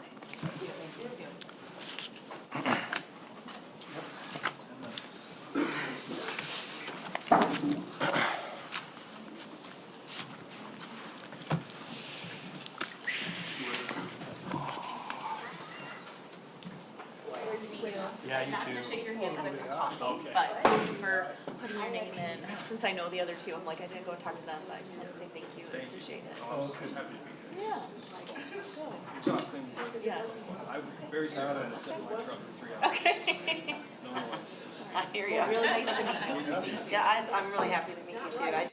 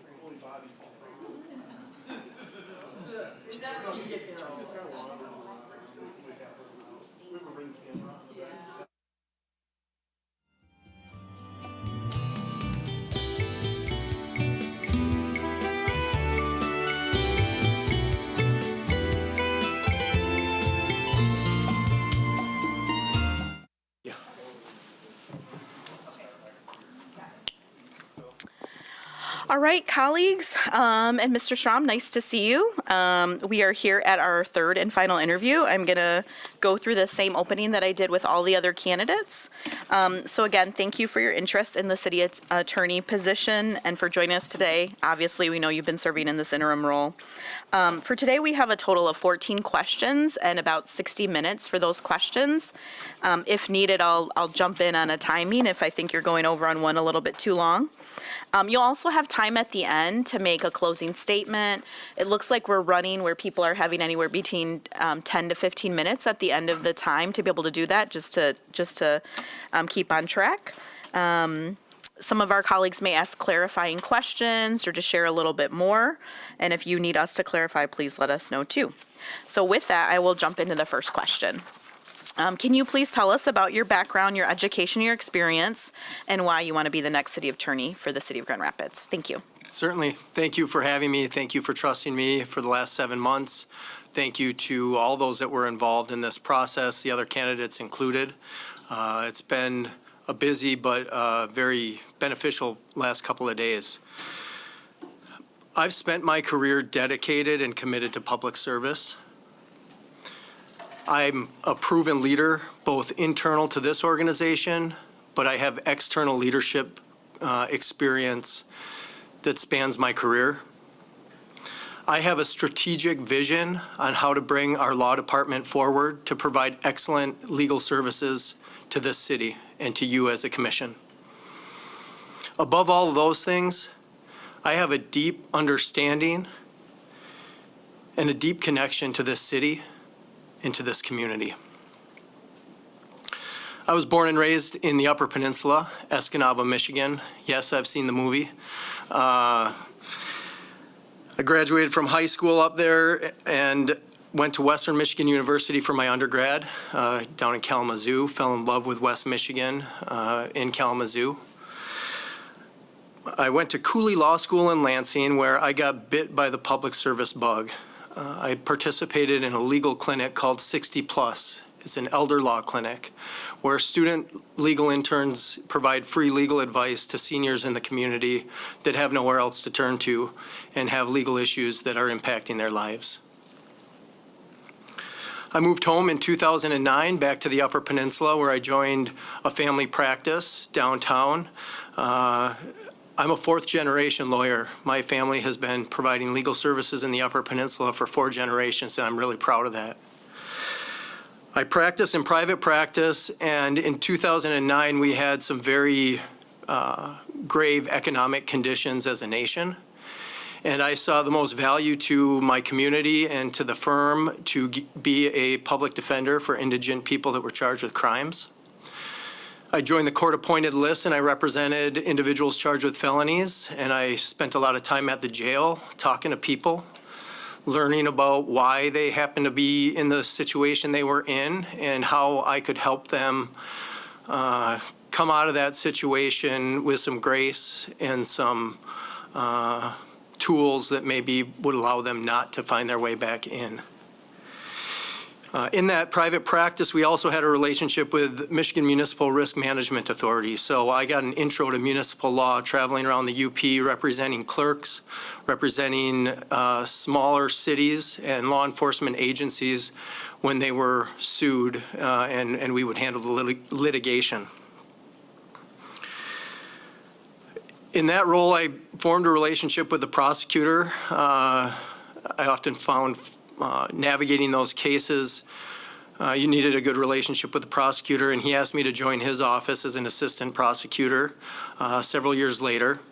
I worked my way up and focused on victims' crimes for a number of years before my boss got elected to the district court bench, and I was appointed to the elected position by the circuit court judge. I ran for election. I was successful.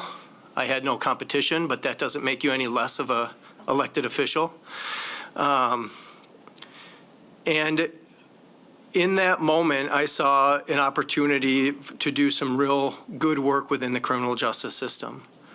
I focused on rehabilitation, I focused on restoration, and we did things like establish the first drug court. We started a program called Handcuffs to Hard Hats, where we partnered people in the criminal justice system with gainful employment through the trades and the skilled labor groups. And we started a program called the Angel Program, where individuals that were suffering from substance abuse, addiction, or mental health treatment could go to the police department or a law enforcement agency and get connected with a community member. And in a remote community, you can imagine there's not a lot of services. So that community member would provide transportation and a kind ear and help transport those individuals, and they would be immune from charges or prosecution. That program caught on statewide, and it was adopted by the Michigan State Police, and a little small rural community in the UP was leading the way across the state. At that same time, we were running out for millages because our jail was dangerous. It was dangerous for the inmates. It was dangerous for the corrections workers. It was not a community service center or a corrections facility. It was an old school linear jail. And it was fallen into Lake Michigan, to be honest with you. And the first millage we went out, I went out with the county administrator and the sheriff, and we lost by less than 10 votes. We did not get deterred. We went back out, and we won by several hundred votes a short time later. And we parlayed that into a USDA loan opportunity backed by the millage. And we started our work to build a state-of-the-art correctional facility that would be safe for the corrections officers in the union and also the inmates that were going to be housed there, the people that were going to be housed there. Shortly into that project, right when we were kind of breaking ground and well on our way, our county administrator decided to leave for a CFO job. As prosecutor, I had taken on a general counsel role to the county to help us save money. We looked at the legal bills that were coming in for outside counsel, and I said, hey, we can do this, and we can save the county a lot of money. And I was getting burnt out on criminal justice stuff at the same time, so it was kind of a breath of fresh air to work on some corporate counsel things. I jumped into the county administrator role, finished off that correctional facility project, all while serving as an elected official as a trustee on the community college in the Upper Peninsula. And that brings me to 2019. I joined the city attorney's office as the deputy. I drove down here for 2 interviews with Anita Hitchcock, and I didn't know at that time how close we would become. Have really appreciated her mentorship. I've been in every city commission meeting that I can think of since I started, with the exception of one when COVID was happening. I've been in top management. I've advised pretty much every department and board that you can think of in those 6 years, and the last 7 months have been on-the-job training for this position. I'm proud of the work that we've done over the last 7 months, and I'm happy to answer any additional questions about my background. Thank you. Thank you so much. So our next few questions are going to focus on leadership. So we'd like to hear a little bit more about your leadership style and how it has evolved over time. And for the sake of consistency, I'd also ask you, like you spoke about your predecessor and the legacy that she has left, what legacy would you look forward to leaving if you were in this role? I lead by example. I've had almost any job that you can think of, from riding on the back of a garbage truck to pumping gas at a gas station. So if you aren't willing to do the work, then I don't think you can really expect anybody else to do it. So you have to know the work before you can delegate it. I'm a servant leader. I know those are kind of buzzwords, and it's easy to say that, but I think my record serves as evidence to that. Anita Hitchcock's legacy is something that I'll carry with me and hope to expand on. Her legacy and her charge was always, she wanted to leave the city better than the way that she found it. And I think she did that. Her thumbprint is on a heck of a lot of great initiatives that have happened here. Our city is changing. The practice of law is changing and evolving. Technology is requiring attorneys to do this work different and to understand technological resources in order to give the best services to the client. So I'm committed to understanding and adapting to the practice of law. We need to recruit and retain excellent attorneys, and we need to remain focused on the three pillars of our success. How is our Department of Law? How are our attorneys and our staff people doing? How is our client feeling about our work? And then the third thing that we haven't been able to quite get to recently is how is the community feeling? Some of the things that the community is feeling, we might not be able to directly impact in the law department, but we can be present to listen. We can understand what our neighbors are thinking about the city. And the law department can help you as elected officials set policy and understand some risks and benefits associated with the policy work to account for our changing community. We have a lot of excellent economic catalyst projects that are underway, and that's going to change how people interact with our city. And our law department is committed, and I'm committed through my leadership to bring us through that in a healthy way. Thank you. And I've also been commenting that I think that it's important for elected and certainly executive team members to live, work, and play in the city as much as possible. So just curious about your willingness and your readiness and how you're approaching the idea of living and being connected and integrated to the community as a whole. I've got no other choice, and I'm really happy about that. I got 2 kids. My wife works for the city. I coach softball at MLK Park for the Ted Raspberry League in the summers. I'm the elected president for the local bar association, so our legal community has trusted that I will have roles in the community to advance the mission of that local bar association and make sure that our legal community is prepared for the future in Grand Rapids and beyond. I embrace it. I think that there can be some discomfort. You know, you got to be able to hold a room. Sometimes the people that don't agree with you or necessarily like you, but you got to be unashamed to go into that room and be a good listener. You got to be careful not to commit to things that you can't control or that might cause undue consequences or unintended consequences. But we can show up. I've been doing that for the last 6 years, and I'm really excited to keep doing that into the future. Thank you. Yeah, and as really like what you said about holding a room, and that you are here helping us with our changing community right now. And to that end, how do you now and would you in the future continue to build and maintain relationships with other appointed officials so that we can ensure governmental excellence here in Grand Rapids? Yeah. I have a good track record of doing that. The city clerk and the law department work very closely every time there's an election. I've worked every election but one when my family had COVID and we were all on lockdown in a different time of all of our lives. But I've been at every election. I've been there late. We've made sure that the information is coming in. We're monitoring the elections to make sure that they're safe and secure during the time that people are voting. We have conversations and we prepare for situations that we hope never happen, and our city clerk is wonderful. Our city manager, we've worked together with him through very difficult times. I'll harken back to 2022, a time when the pandemic was in full force and we had civil unrest downtown. And we were all quickly, I was back here from a vacation, and in 24/7 lockdown, Anita Hitchcock and I would give each other breaks along the way, but we were talking about some things that I never learned about in law school.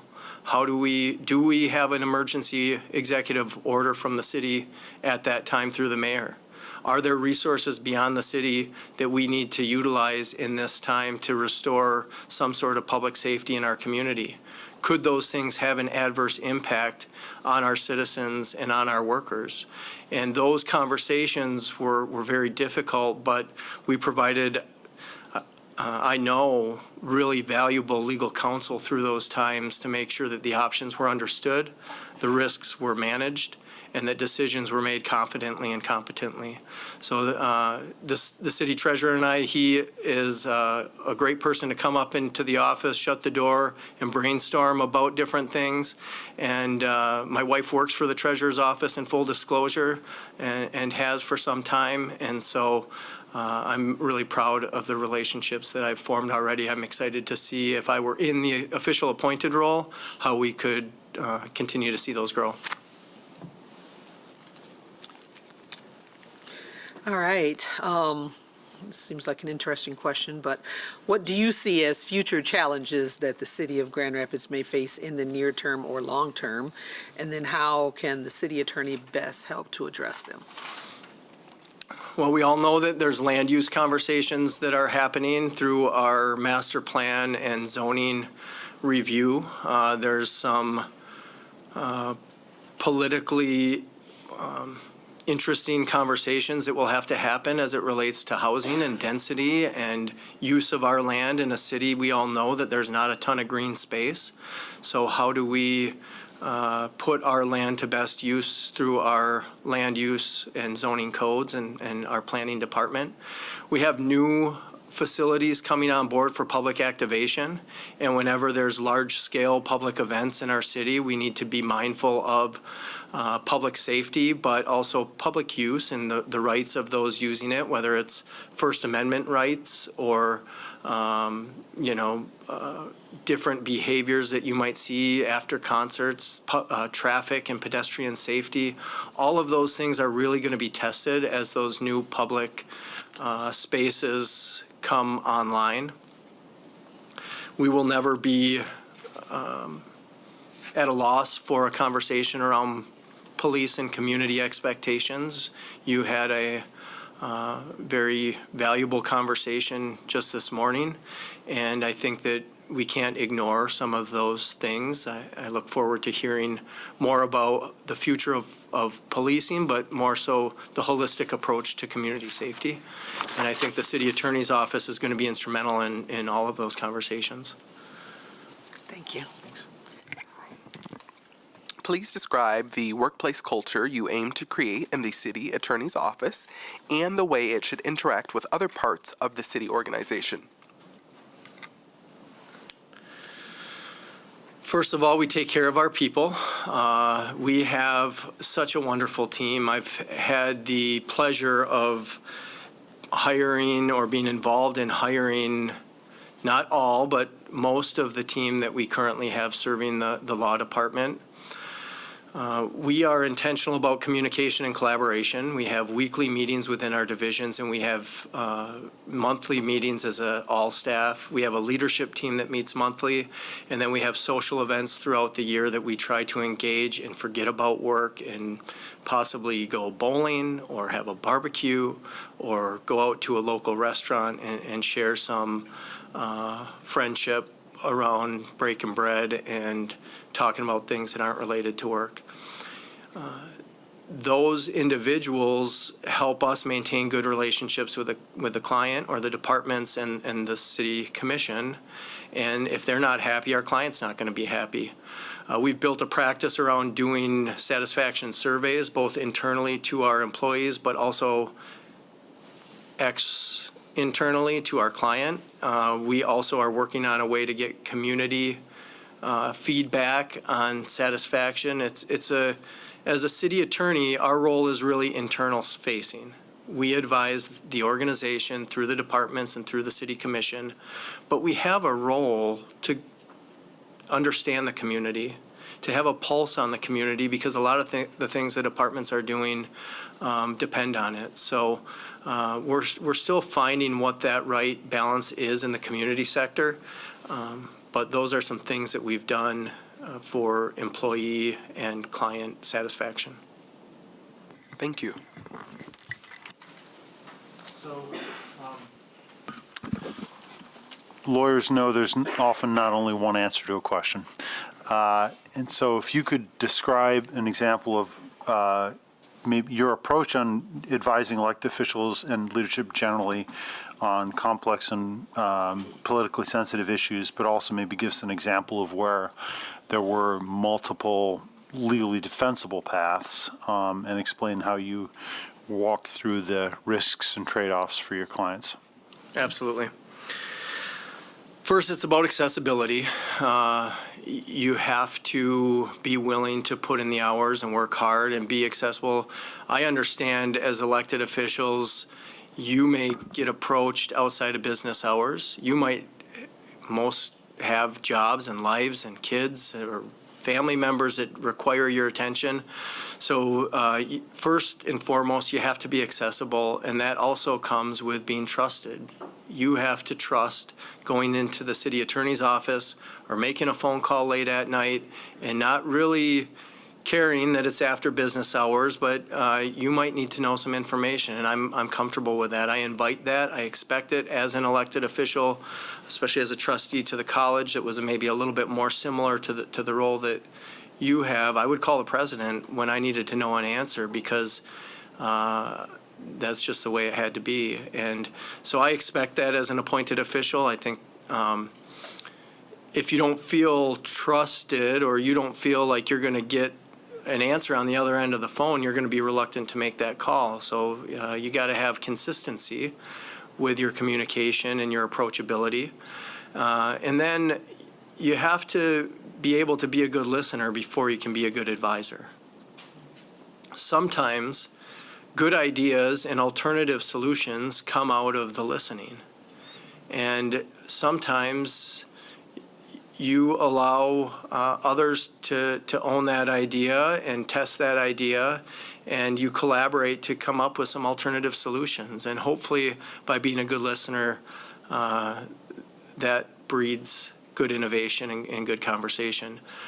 This happens often. We've experienced it, I would say, in the last 7 months together, but the example I'll draw from was, again, coming out of COVID, we had our public spaces being utilized in a way that was understandable, but not acceptable.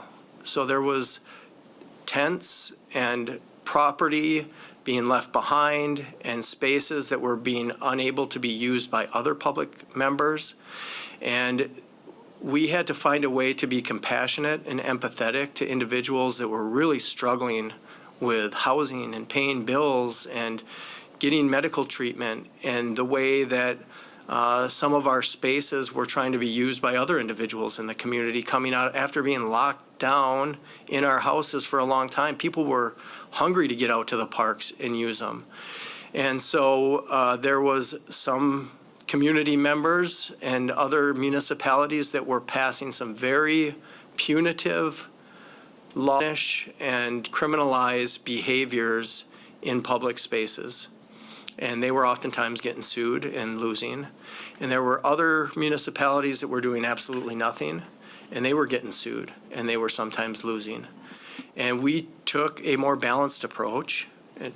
Maybe it's not the perfect approach, but we took a more balanced approach, and we said, how do we embed the most due process and the most compassion in these circumstances while also having some accountability? So we stood up city services first through our property maintenance code, and we put in places where people could store their property. We trained internally the staff that would be first responders to this, which included the homeless outreach team and some of our downtown ambassadors and our people that are not uniformed police officers that could maybe have a different reception if they were on the front end of this. And we talked to them about some resources that we could help with. And generally we found that people would comply if they just understood what the expectations were. We did some signage that helped kind of reiterate that. And very rarely, if ever, have we had to get criminal based on that. Sometimes there's criminal activity that co-occurs that behavior, but in general, I know for a fact that most people comply when they're confronted and asked to provide a cleaner, healthier, more universally used space in our community. So that was a challenge. There were some very strong internal and external political opinions. There was some open frank conversations about constitutional rights and due process. There was open and frank conversations about ADA accessibility and the right for those to use public properties in certain places. And I think at the end of the day, the finished work and the approach was well balanced. So let me ask you the follow-up question I've asked before. The Oliver Wendell Holmes quote, "I hate justice." How do you see balancing your obligation as the city attorney to navigate the law with your, role as a moral agent in the community? The rule of law is critical. So as an attorney, we advocate for the rule of law. If we can't follow the law ourselves as an organization, we can't expect anyone else to follow the law. You are policymakers and you get to set the law. So we owe it to you as the city attorney's office to help you understand some of the legal considerations while you're making those policy decisions. As you stated before, there's probably a bunch of answers to that question, and it likely depends on the facts and the circumstances, which I acknowledge is a classic attorney answer, but we cannot be risk immune as a city. There's more risk in that than taking on some risk here and there. You need to know what that level of risk is, and you need to know what the unintended consequences might be. And we stand by ready to do the research and the legal analysis to make sure we're not missing it.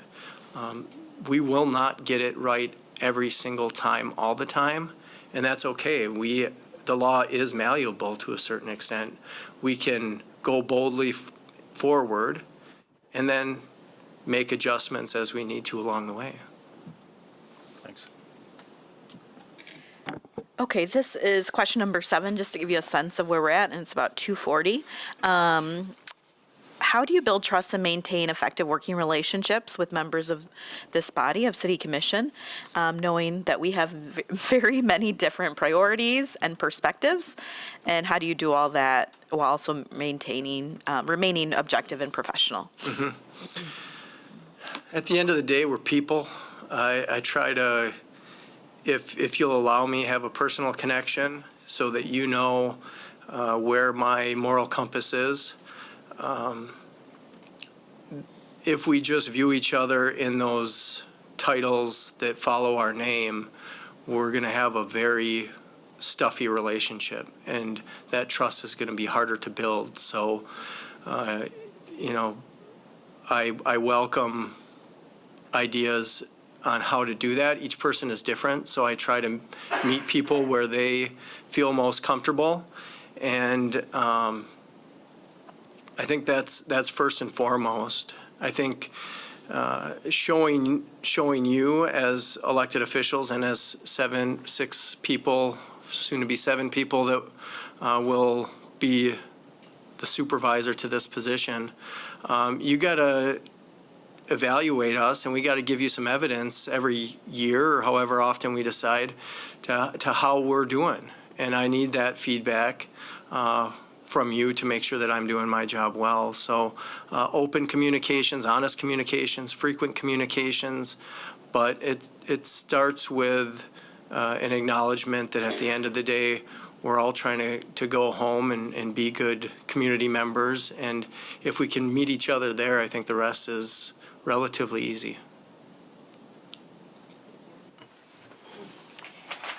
Right, we have touched on leadership as well as interactions with the commission. Excuse me, and our next few questions are focused around subject matter issues. So this one is very timely and relevant, and I think a common theme in the work that we do. As a city, and as leaders of the city, we are really obligated to protect and defend the city, while also being obligated to protect and defend our residents, right? And sometimes those two things are aligned, and sometimes they're not. Sometimes they're at tension. So we'd like to hear a bit more about how you balance the role of advising and defending the city with working.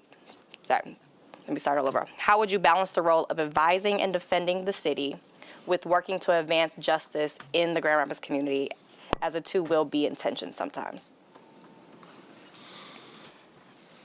Tension's not a bad thing. Tension's necessary to influence change. Two things can be true at the same time. So case by case, we're going to have to roll up our sleeves and evaluate what are the facts and the circumstance of each particular case, how does the law apply, and what are some of the intangible factors that might also influence the outcome. Community reputation sometimes is a factor. It's not a monetary factor. And also setting precedent for how we deal with similar but different cases in the future is something we have to consider. We cannot be an open checkbook writing checks for things that we don't have liability to forever until the end of time, because we've got essential services that we need to provide. We've got to provide fire protection. We got to plow streets. We got to pick up trash. And if every time a claim comes in and we don't have legal liability and we decide to pay that out, we're not going to be able to fight fires. We're not going to be able to plow streets, and we're not going to be able to pick up trash. But when we do get a case that comes in and it's a disputed claim and there are issues with legal liability, you own that decision. I can sleep well at night knowing that I gave you good legal advice, sound legal advice. I gave you the risks and I gave you the gravity of the risks. You're the ones that have to make the decision as a client. The law department in this city previously and in many other cities is the Department of No. Anita and I have worked really hard to be more of an advisor, giving the city commission a menu of options, but being really specific about the risks associated with each option. So advocating for justice, I want to make sure I get the terms right on that other tension point that you mentioned. The advising and defending the city with working to advance justice in the community. Sure. Advancing justice is a big concept, and the city attorney should not be immune from the responsibility with that. I think on a granular level, one thing I've talked about over the last, maybe year is how do we expand our diversion program at our district court to allow people that come into our district court with driving on a suspended license, or maybe they got in a fight and it was a one-time thing and it was two friends outside of a place and nobody wants the charges to go forward. How do we allow individuals to exit the criminal justice system in a place that's better than where they entered it? Diversion is one opportunity to do that. We utilize the alternative sentencing department in the court for community service, which ultimately is some accountability and some improvement to the community, but then they get the charge dismissed. There's no fine, there's no cost, and oftentimes they don't come back. Driving on suspended license, we partner with the court to get grants to help people get their driver's license back, because oftentimes financial situation, family situation, cause driver's licenses to lapse, and it's not intentional. It's life can be a lot sometimes. And so if we can be a partner to help somebody be better when they leave the criminal justice system, I think it builds our reputation as a city. It advances justice. And those are some small, kind of more granular things. The big idea of advancing justice, I think the city attorney's office can be a community connector. I think as the bar president for the Grand Rapids Bar Association, I might have a bigger lever to pull on that idea and bringing people to the table to talk about that. But those are my thoughts on the tension that might exist between the two. Thank you. And then one follow-up. You mentioned in your opening remarks that the 7 months that you've spent in the interim role has been on the job training. So I'm curious to hear a little bit more about that, and what has been your greatest learning kind of in this trial run, and is there anything that you would have done differently over the last 7 months?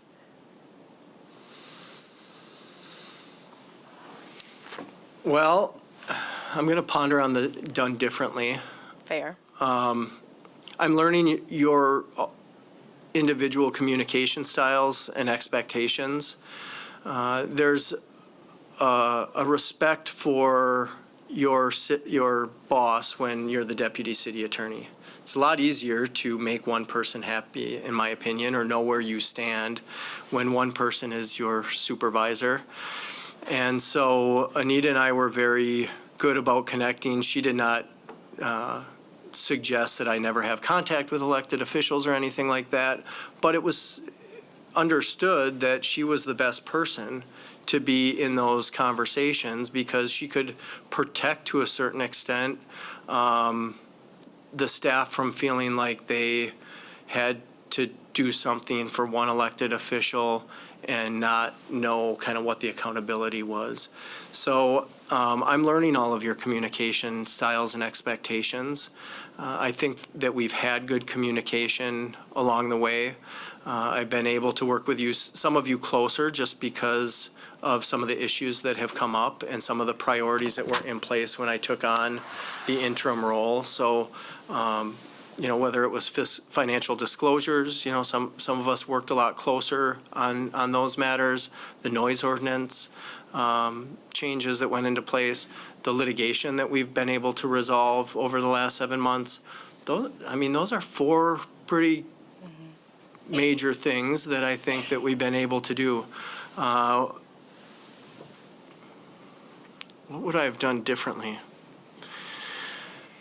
You don't have to answer that one. I think getting a sense of your greatest learning and what you may have on the job journey. So We certainly didn't ask anybody else. Yeah, we didn't ask anyone else that. So. Okay. What I'll say, though, Dinner at. on that topic, and this might be kind of just our department has been understaffed a little bit. And so if there had been a way for me to find, the one nice thing is Anita was able to stay on board and we were able to stay connected. So keeping her institutional knowledge was great. If there were ways to make sure that our departmental staffing was more robust through this time of transition, that would have been nice. I'm not sure exactly how I would have made that happen, but it's something that I acknowledge and I appreciate our staff because they've all been doing more over the last 7 months. Thank you. All right, I'm going to take a sip of water here. Okay. We all got tickles in our throats today. So as you know, there is a lot going on in Grand Rapids, and the community is very interested in transparency in government. But the legal field does tend to be steeped in confidentiality. There are often discussions we're having in closed session or just trying to figure things out. So how can the city attorney help the city be more transparent? I'll start with what we do to help the city be more transparent, and I'll be open to ongoing conversations about what the city attorney's role is in that space. I will say over the last 6 years, we've been a lot better at collaborating, and this is a thanks to our communications department, because communications has grown. The department has grown, their capacity has grown, and so to have one voice through the communications department, we've collaborated with them a lot more. It's very maybe easy, but also oftentimes appropriate to say as an attorney, no comment on that particular matter. There's too many legal pitfalls that might make us feel nervous about it. We've gotten away from that. We know that communications and community expectations have changed. And instead of saying no comment, we've tried to give some better understanding around controversial issues to shed some light on what the facts are. And so that's a relatively new approach, and it's not a super comfortable place for attorneys to live, but we've tried to be intentional on that. FOIA is obviously a key state law that helps us be transparent. We've tried to improve times. I was instrumental in getting our FOIA portal more digital. It's resulted in a lot more FOIA requests, which has caused continues to cause us to keep up with the demands for fulfillment. But the online portal makes it easier for people to ask for information. And I suggest that technology will continue to allow us to both be better at helping people ask for information and also, as a government, be better at producing that information. And so we have to understand how to use technology to move transparency forward.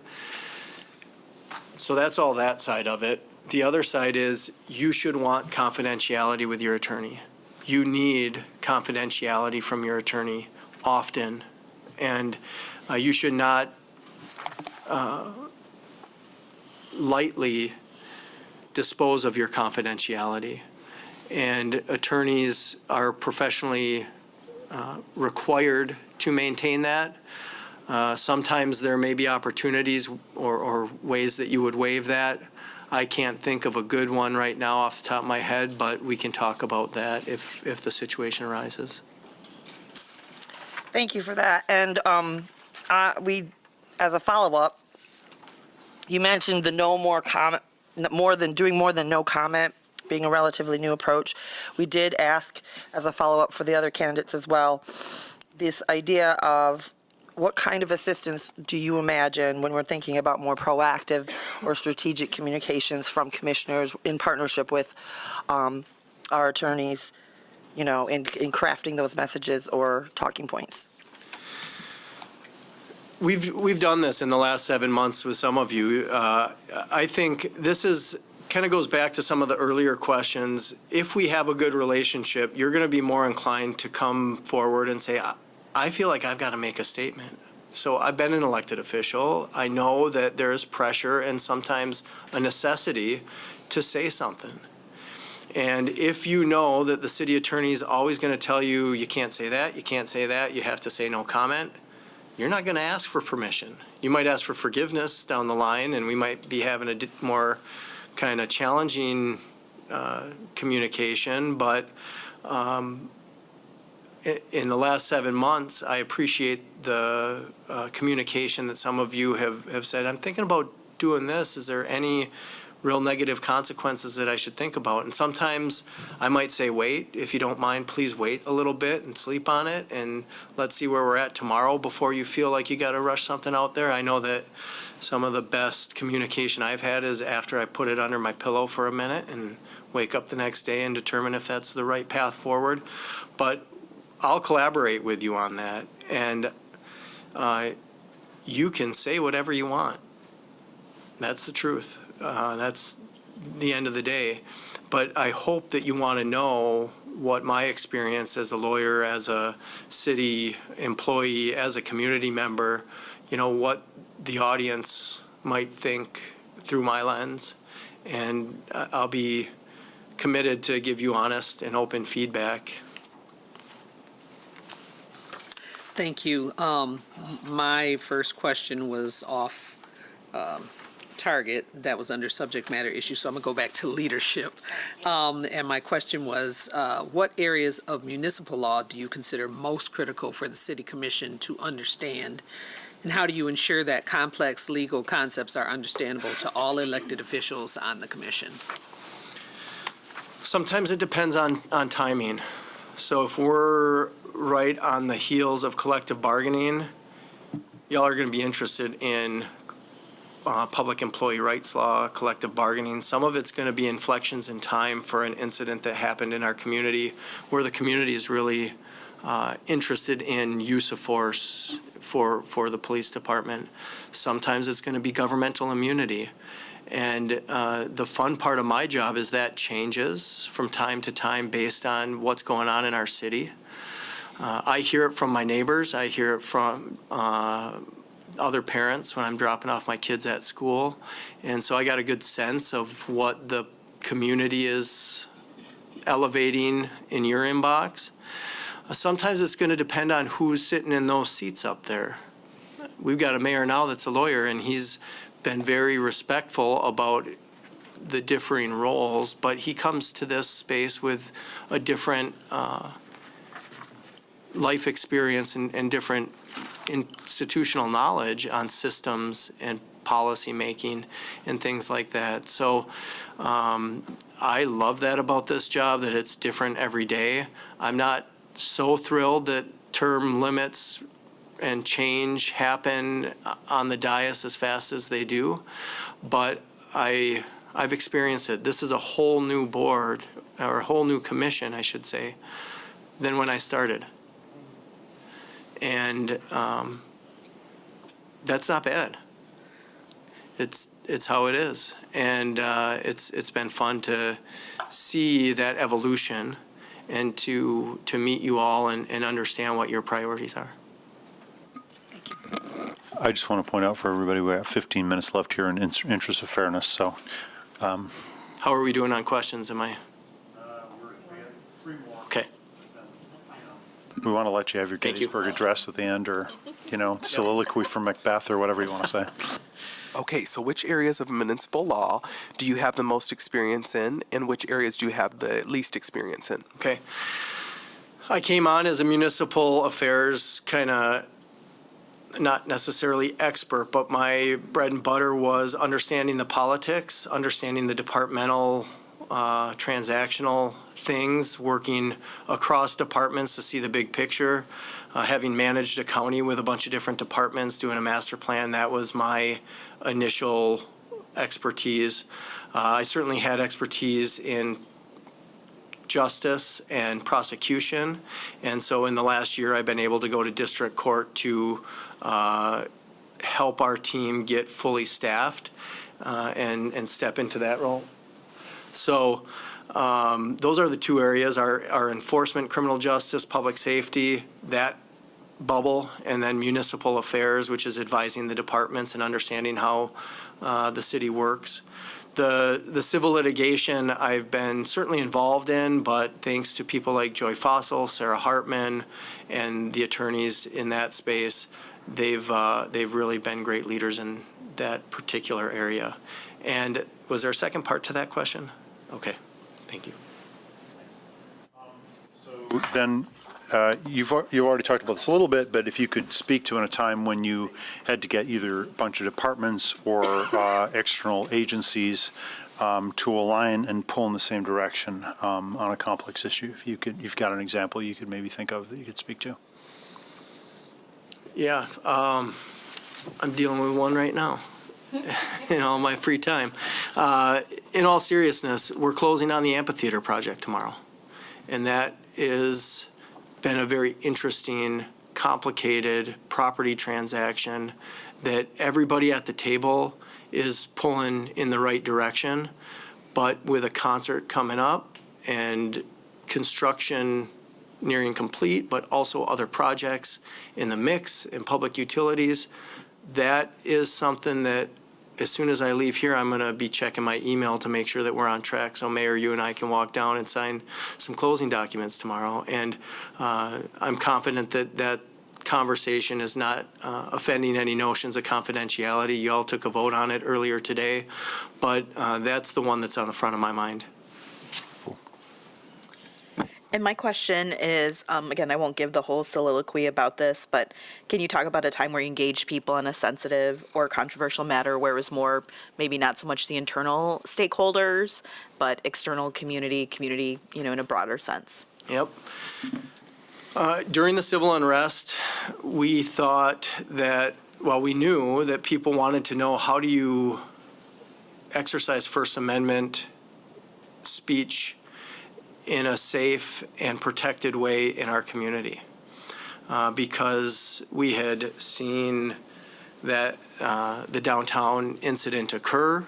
We had people that were upset, still upset about a lot of different things, and so we were coming off of a relatively traumatic incident in our city to try to help people better understand what our city ordinances, what the constitutional laws were. So I worked together with Brandon Davis at OPA.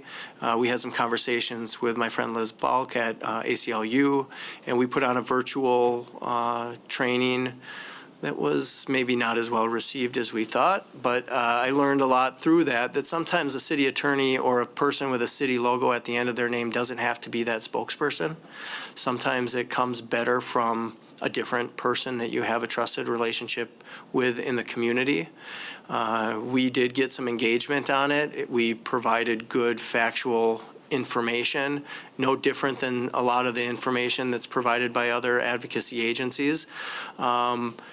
But, you know, it led to some interesting conversations in terms of who would be in a better place to deliver that information in a more receptive way in the future. And so that was a time that tensions were high, external stakeholders wanted information.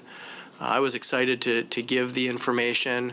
We learned some lessons. We're still doing that to a certain extent now through OPA and through some of our partners, but the city attorney's office is not necessarily the face of that.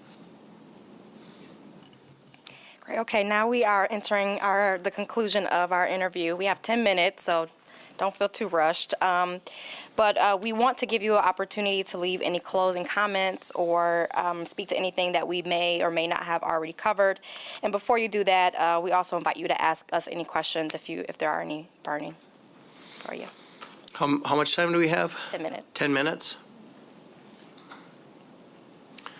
I would be interested to know from you maybe a priority, not your top priority, but a priority that you want to see in your next city attorney.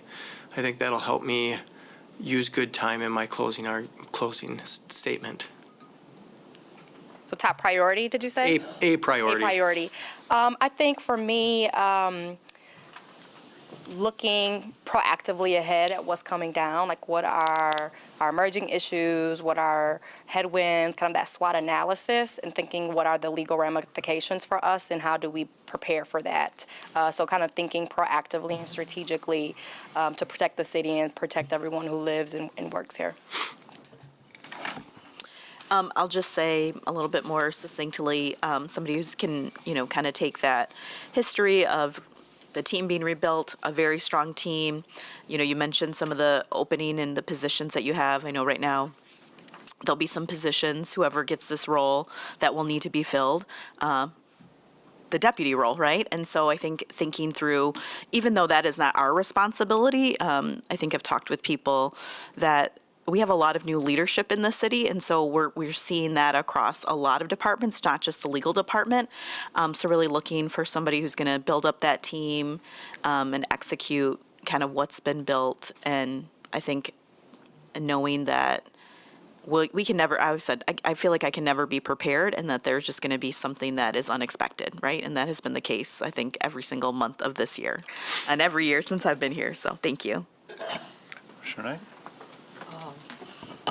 I don't know if I can speak to just one in particular thing, because there's a number of things that we're facing as a city that I think, to Commissioner Perdue's point, really some of that forethought and really thinking ahead and having plans and contingencies in place about the things that we're dealing with, but also keeping in mind the question about working with external stakeholders in our community and how to really best align the practices that we have within the city with our community, so they feel a part of what's going on, and being able to just listen and focus in on what's the best next move.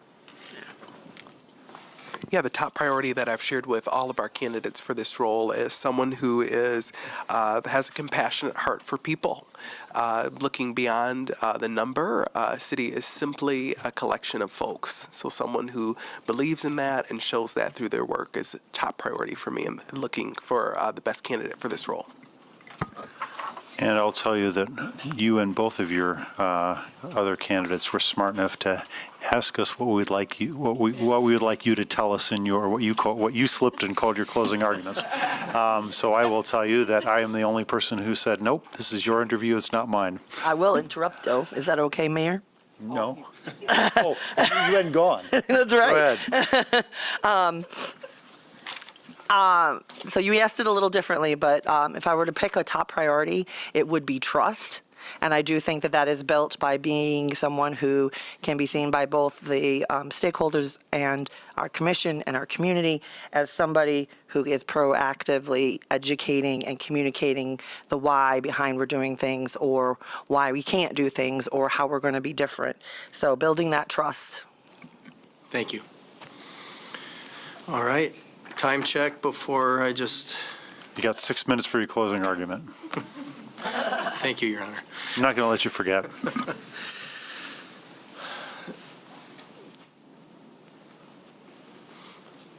I love this city. I moved here intentionally 6 years ago, not knowing that I would feel this way.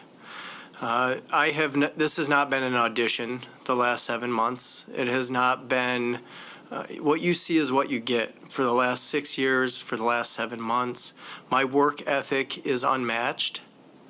My knowledge of this organization from a legal standpoint is unquestionable. And my connection to this community is something that I'm very, very proud of. And I'm not done. I'm coming into the Grand Rapids Bar Association as a president, and there's no greater honor to be elected and trusted by the colleagues in your field. And to come in in 6 years and gain that trust of fellow lawyers, it's going to set this department up to recruit and retain top talent. That is the only way that we can provide great legal services to the city. I can't do it alone.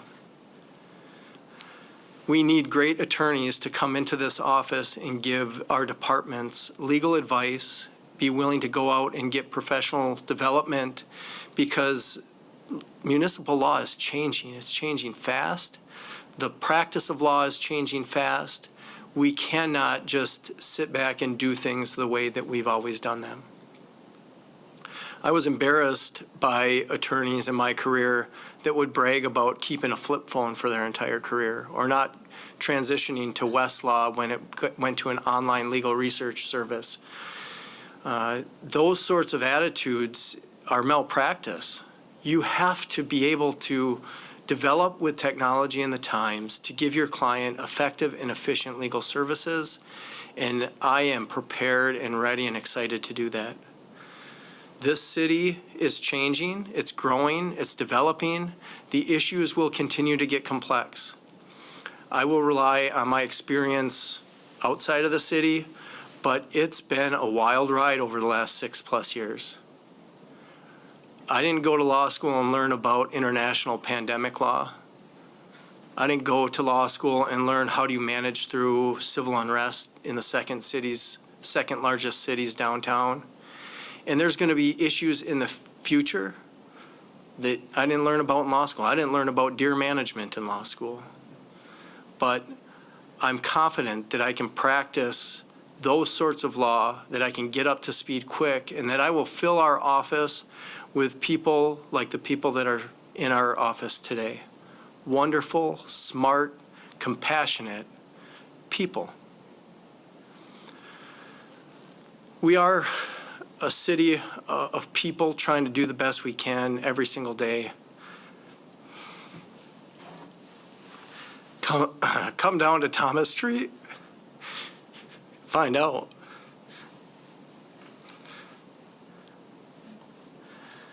This has been a great experience, great opportunity.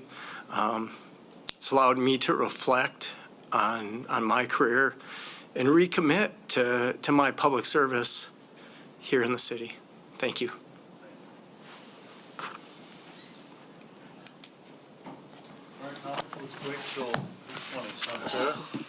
Sounds good. Thank you.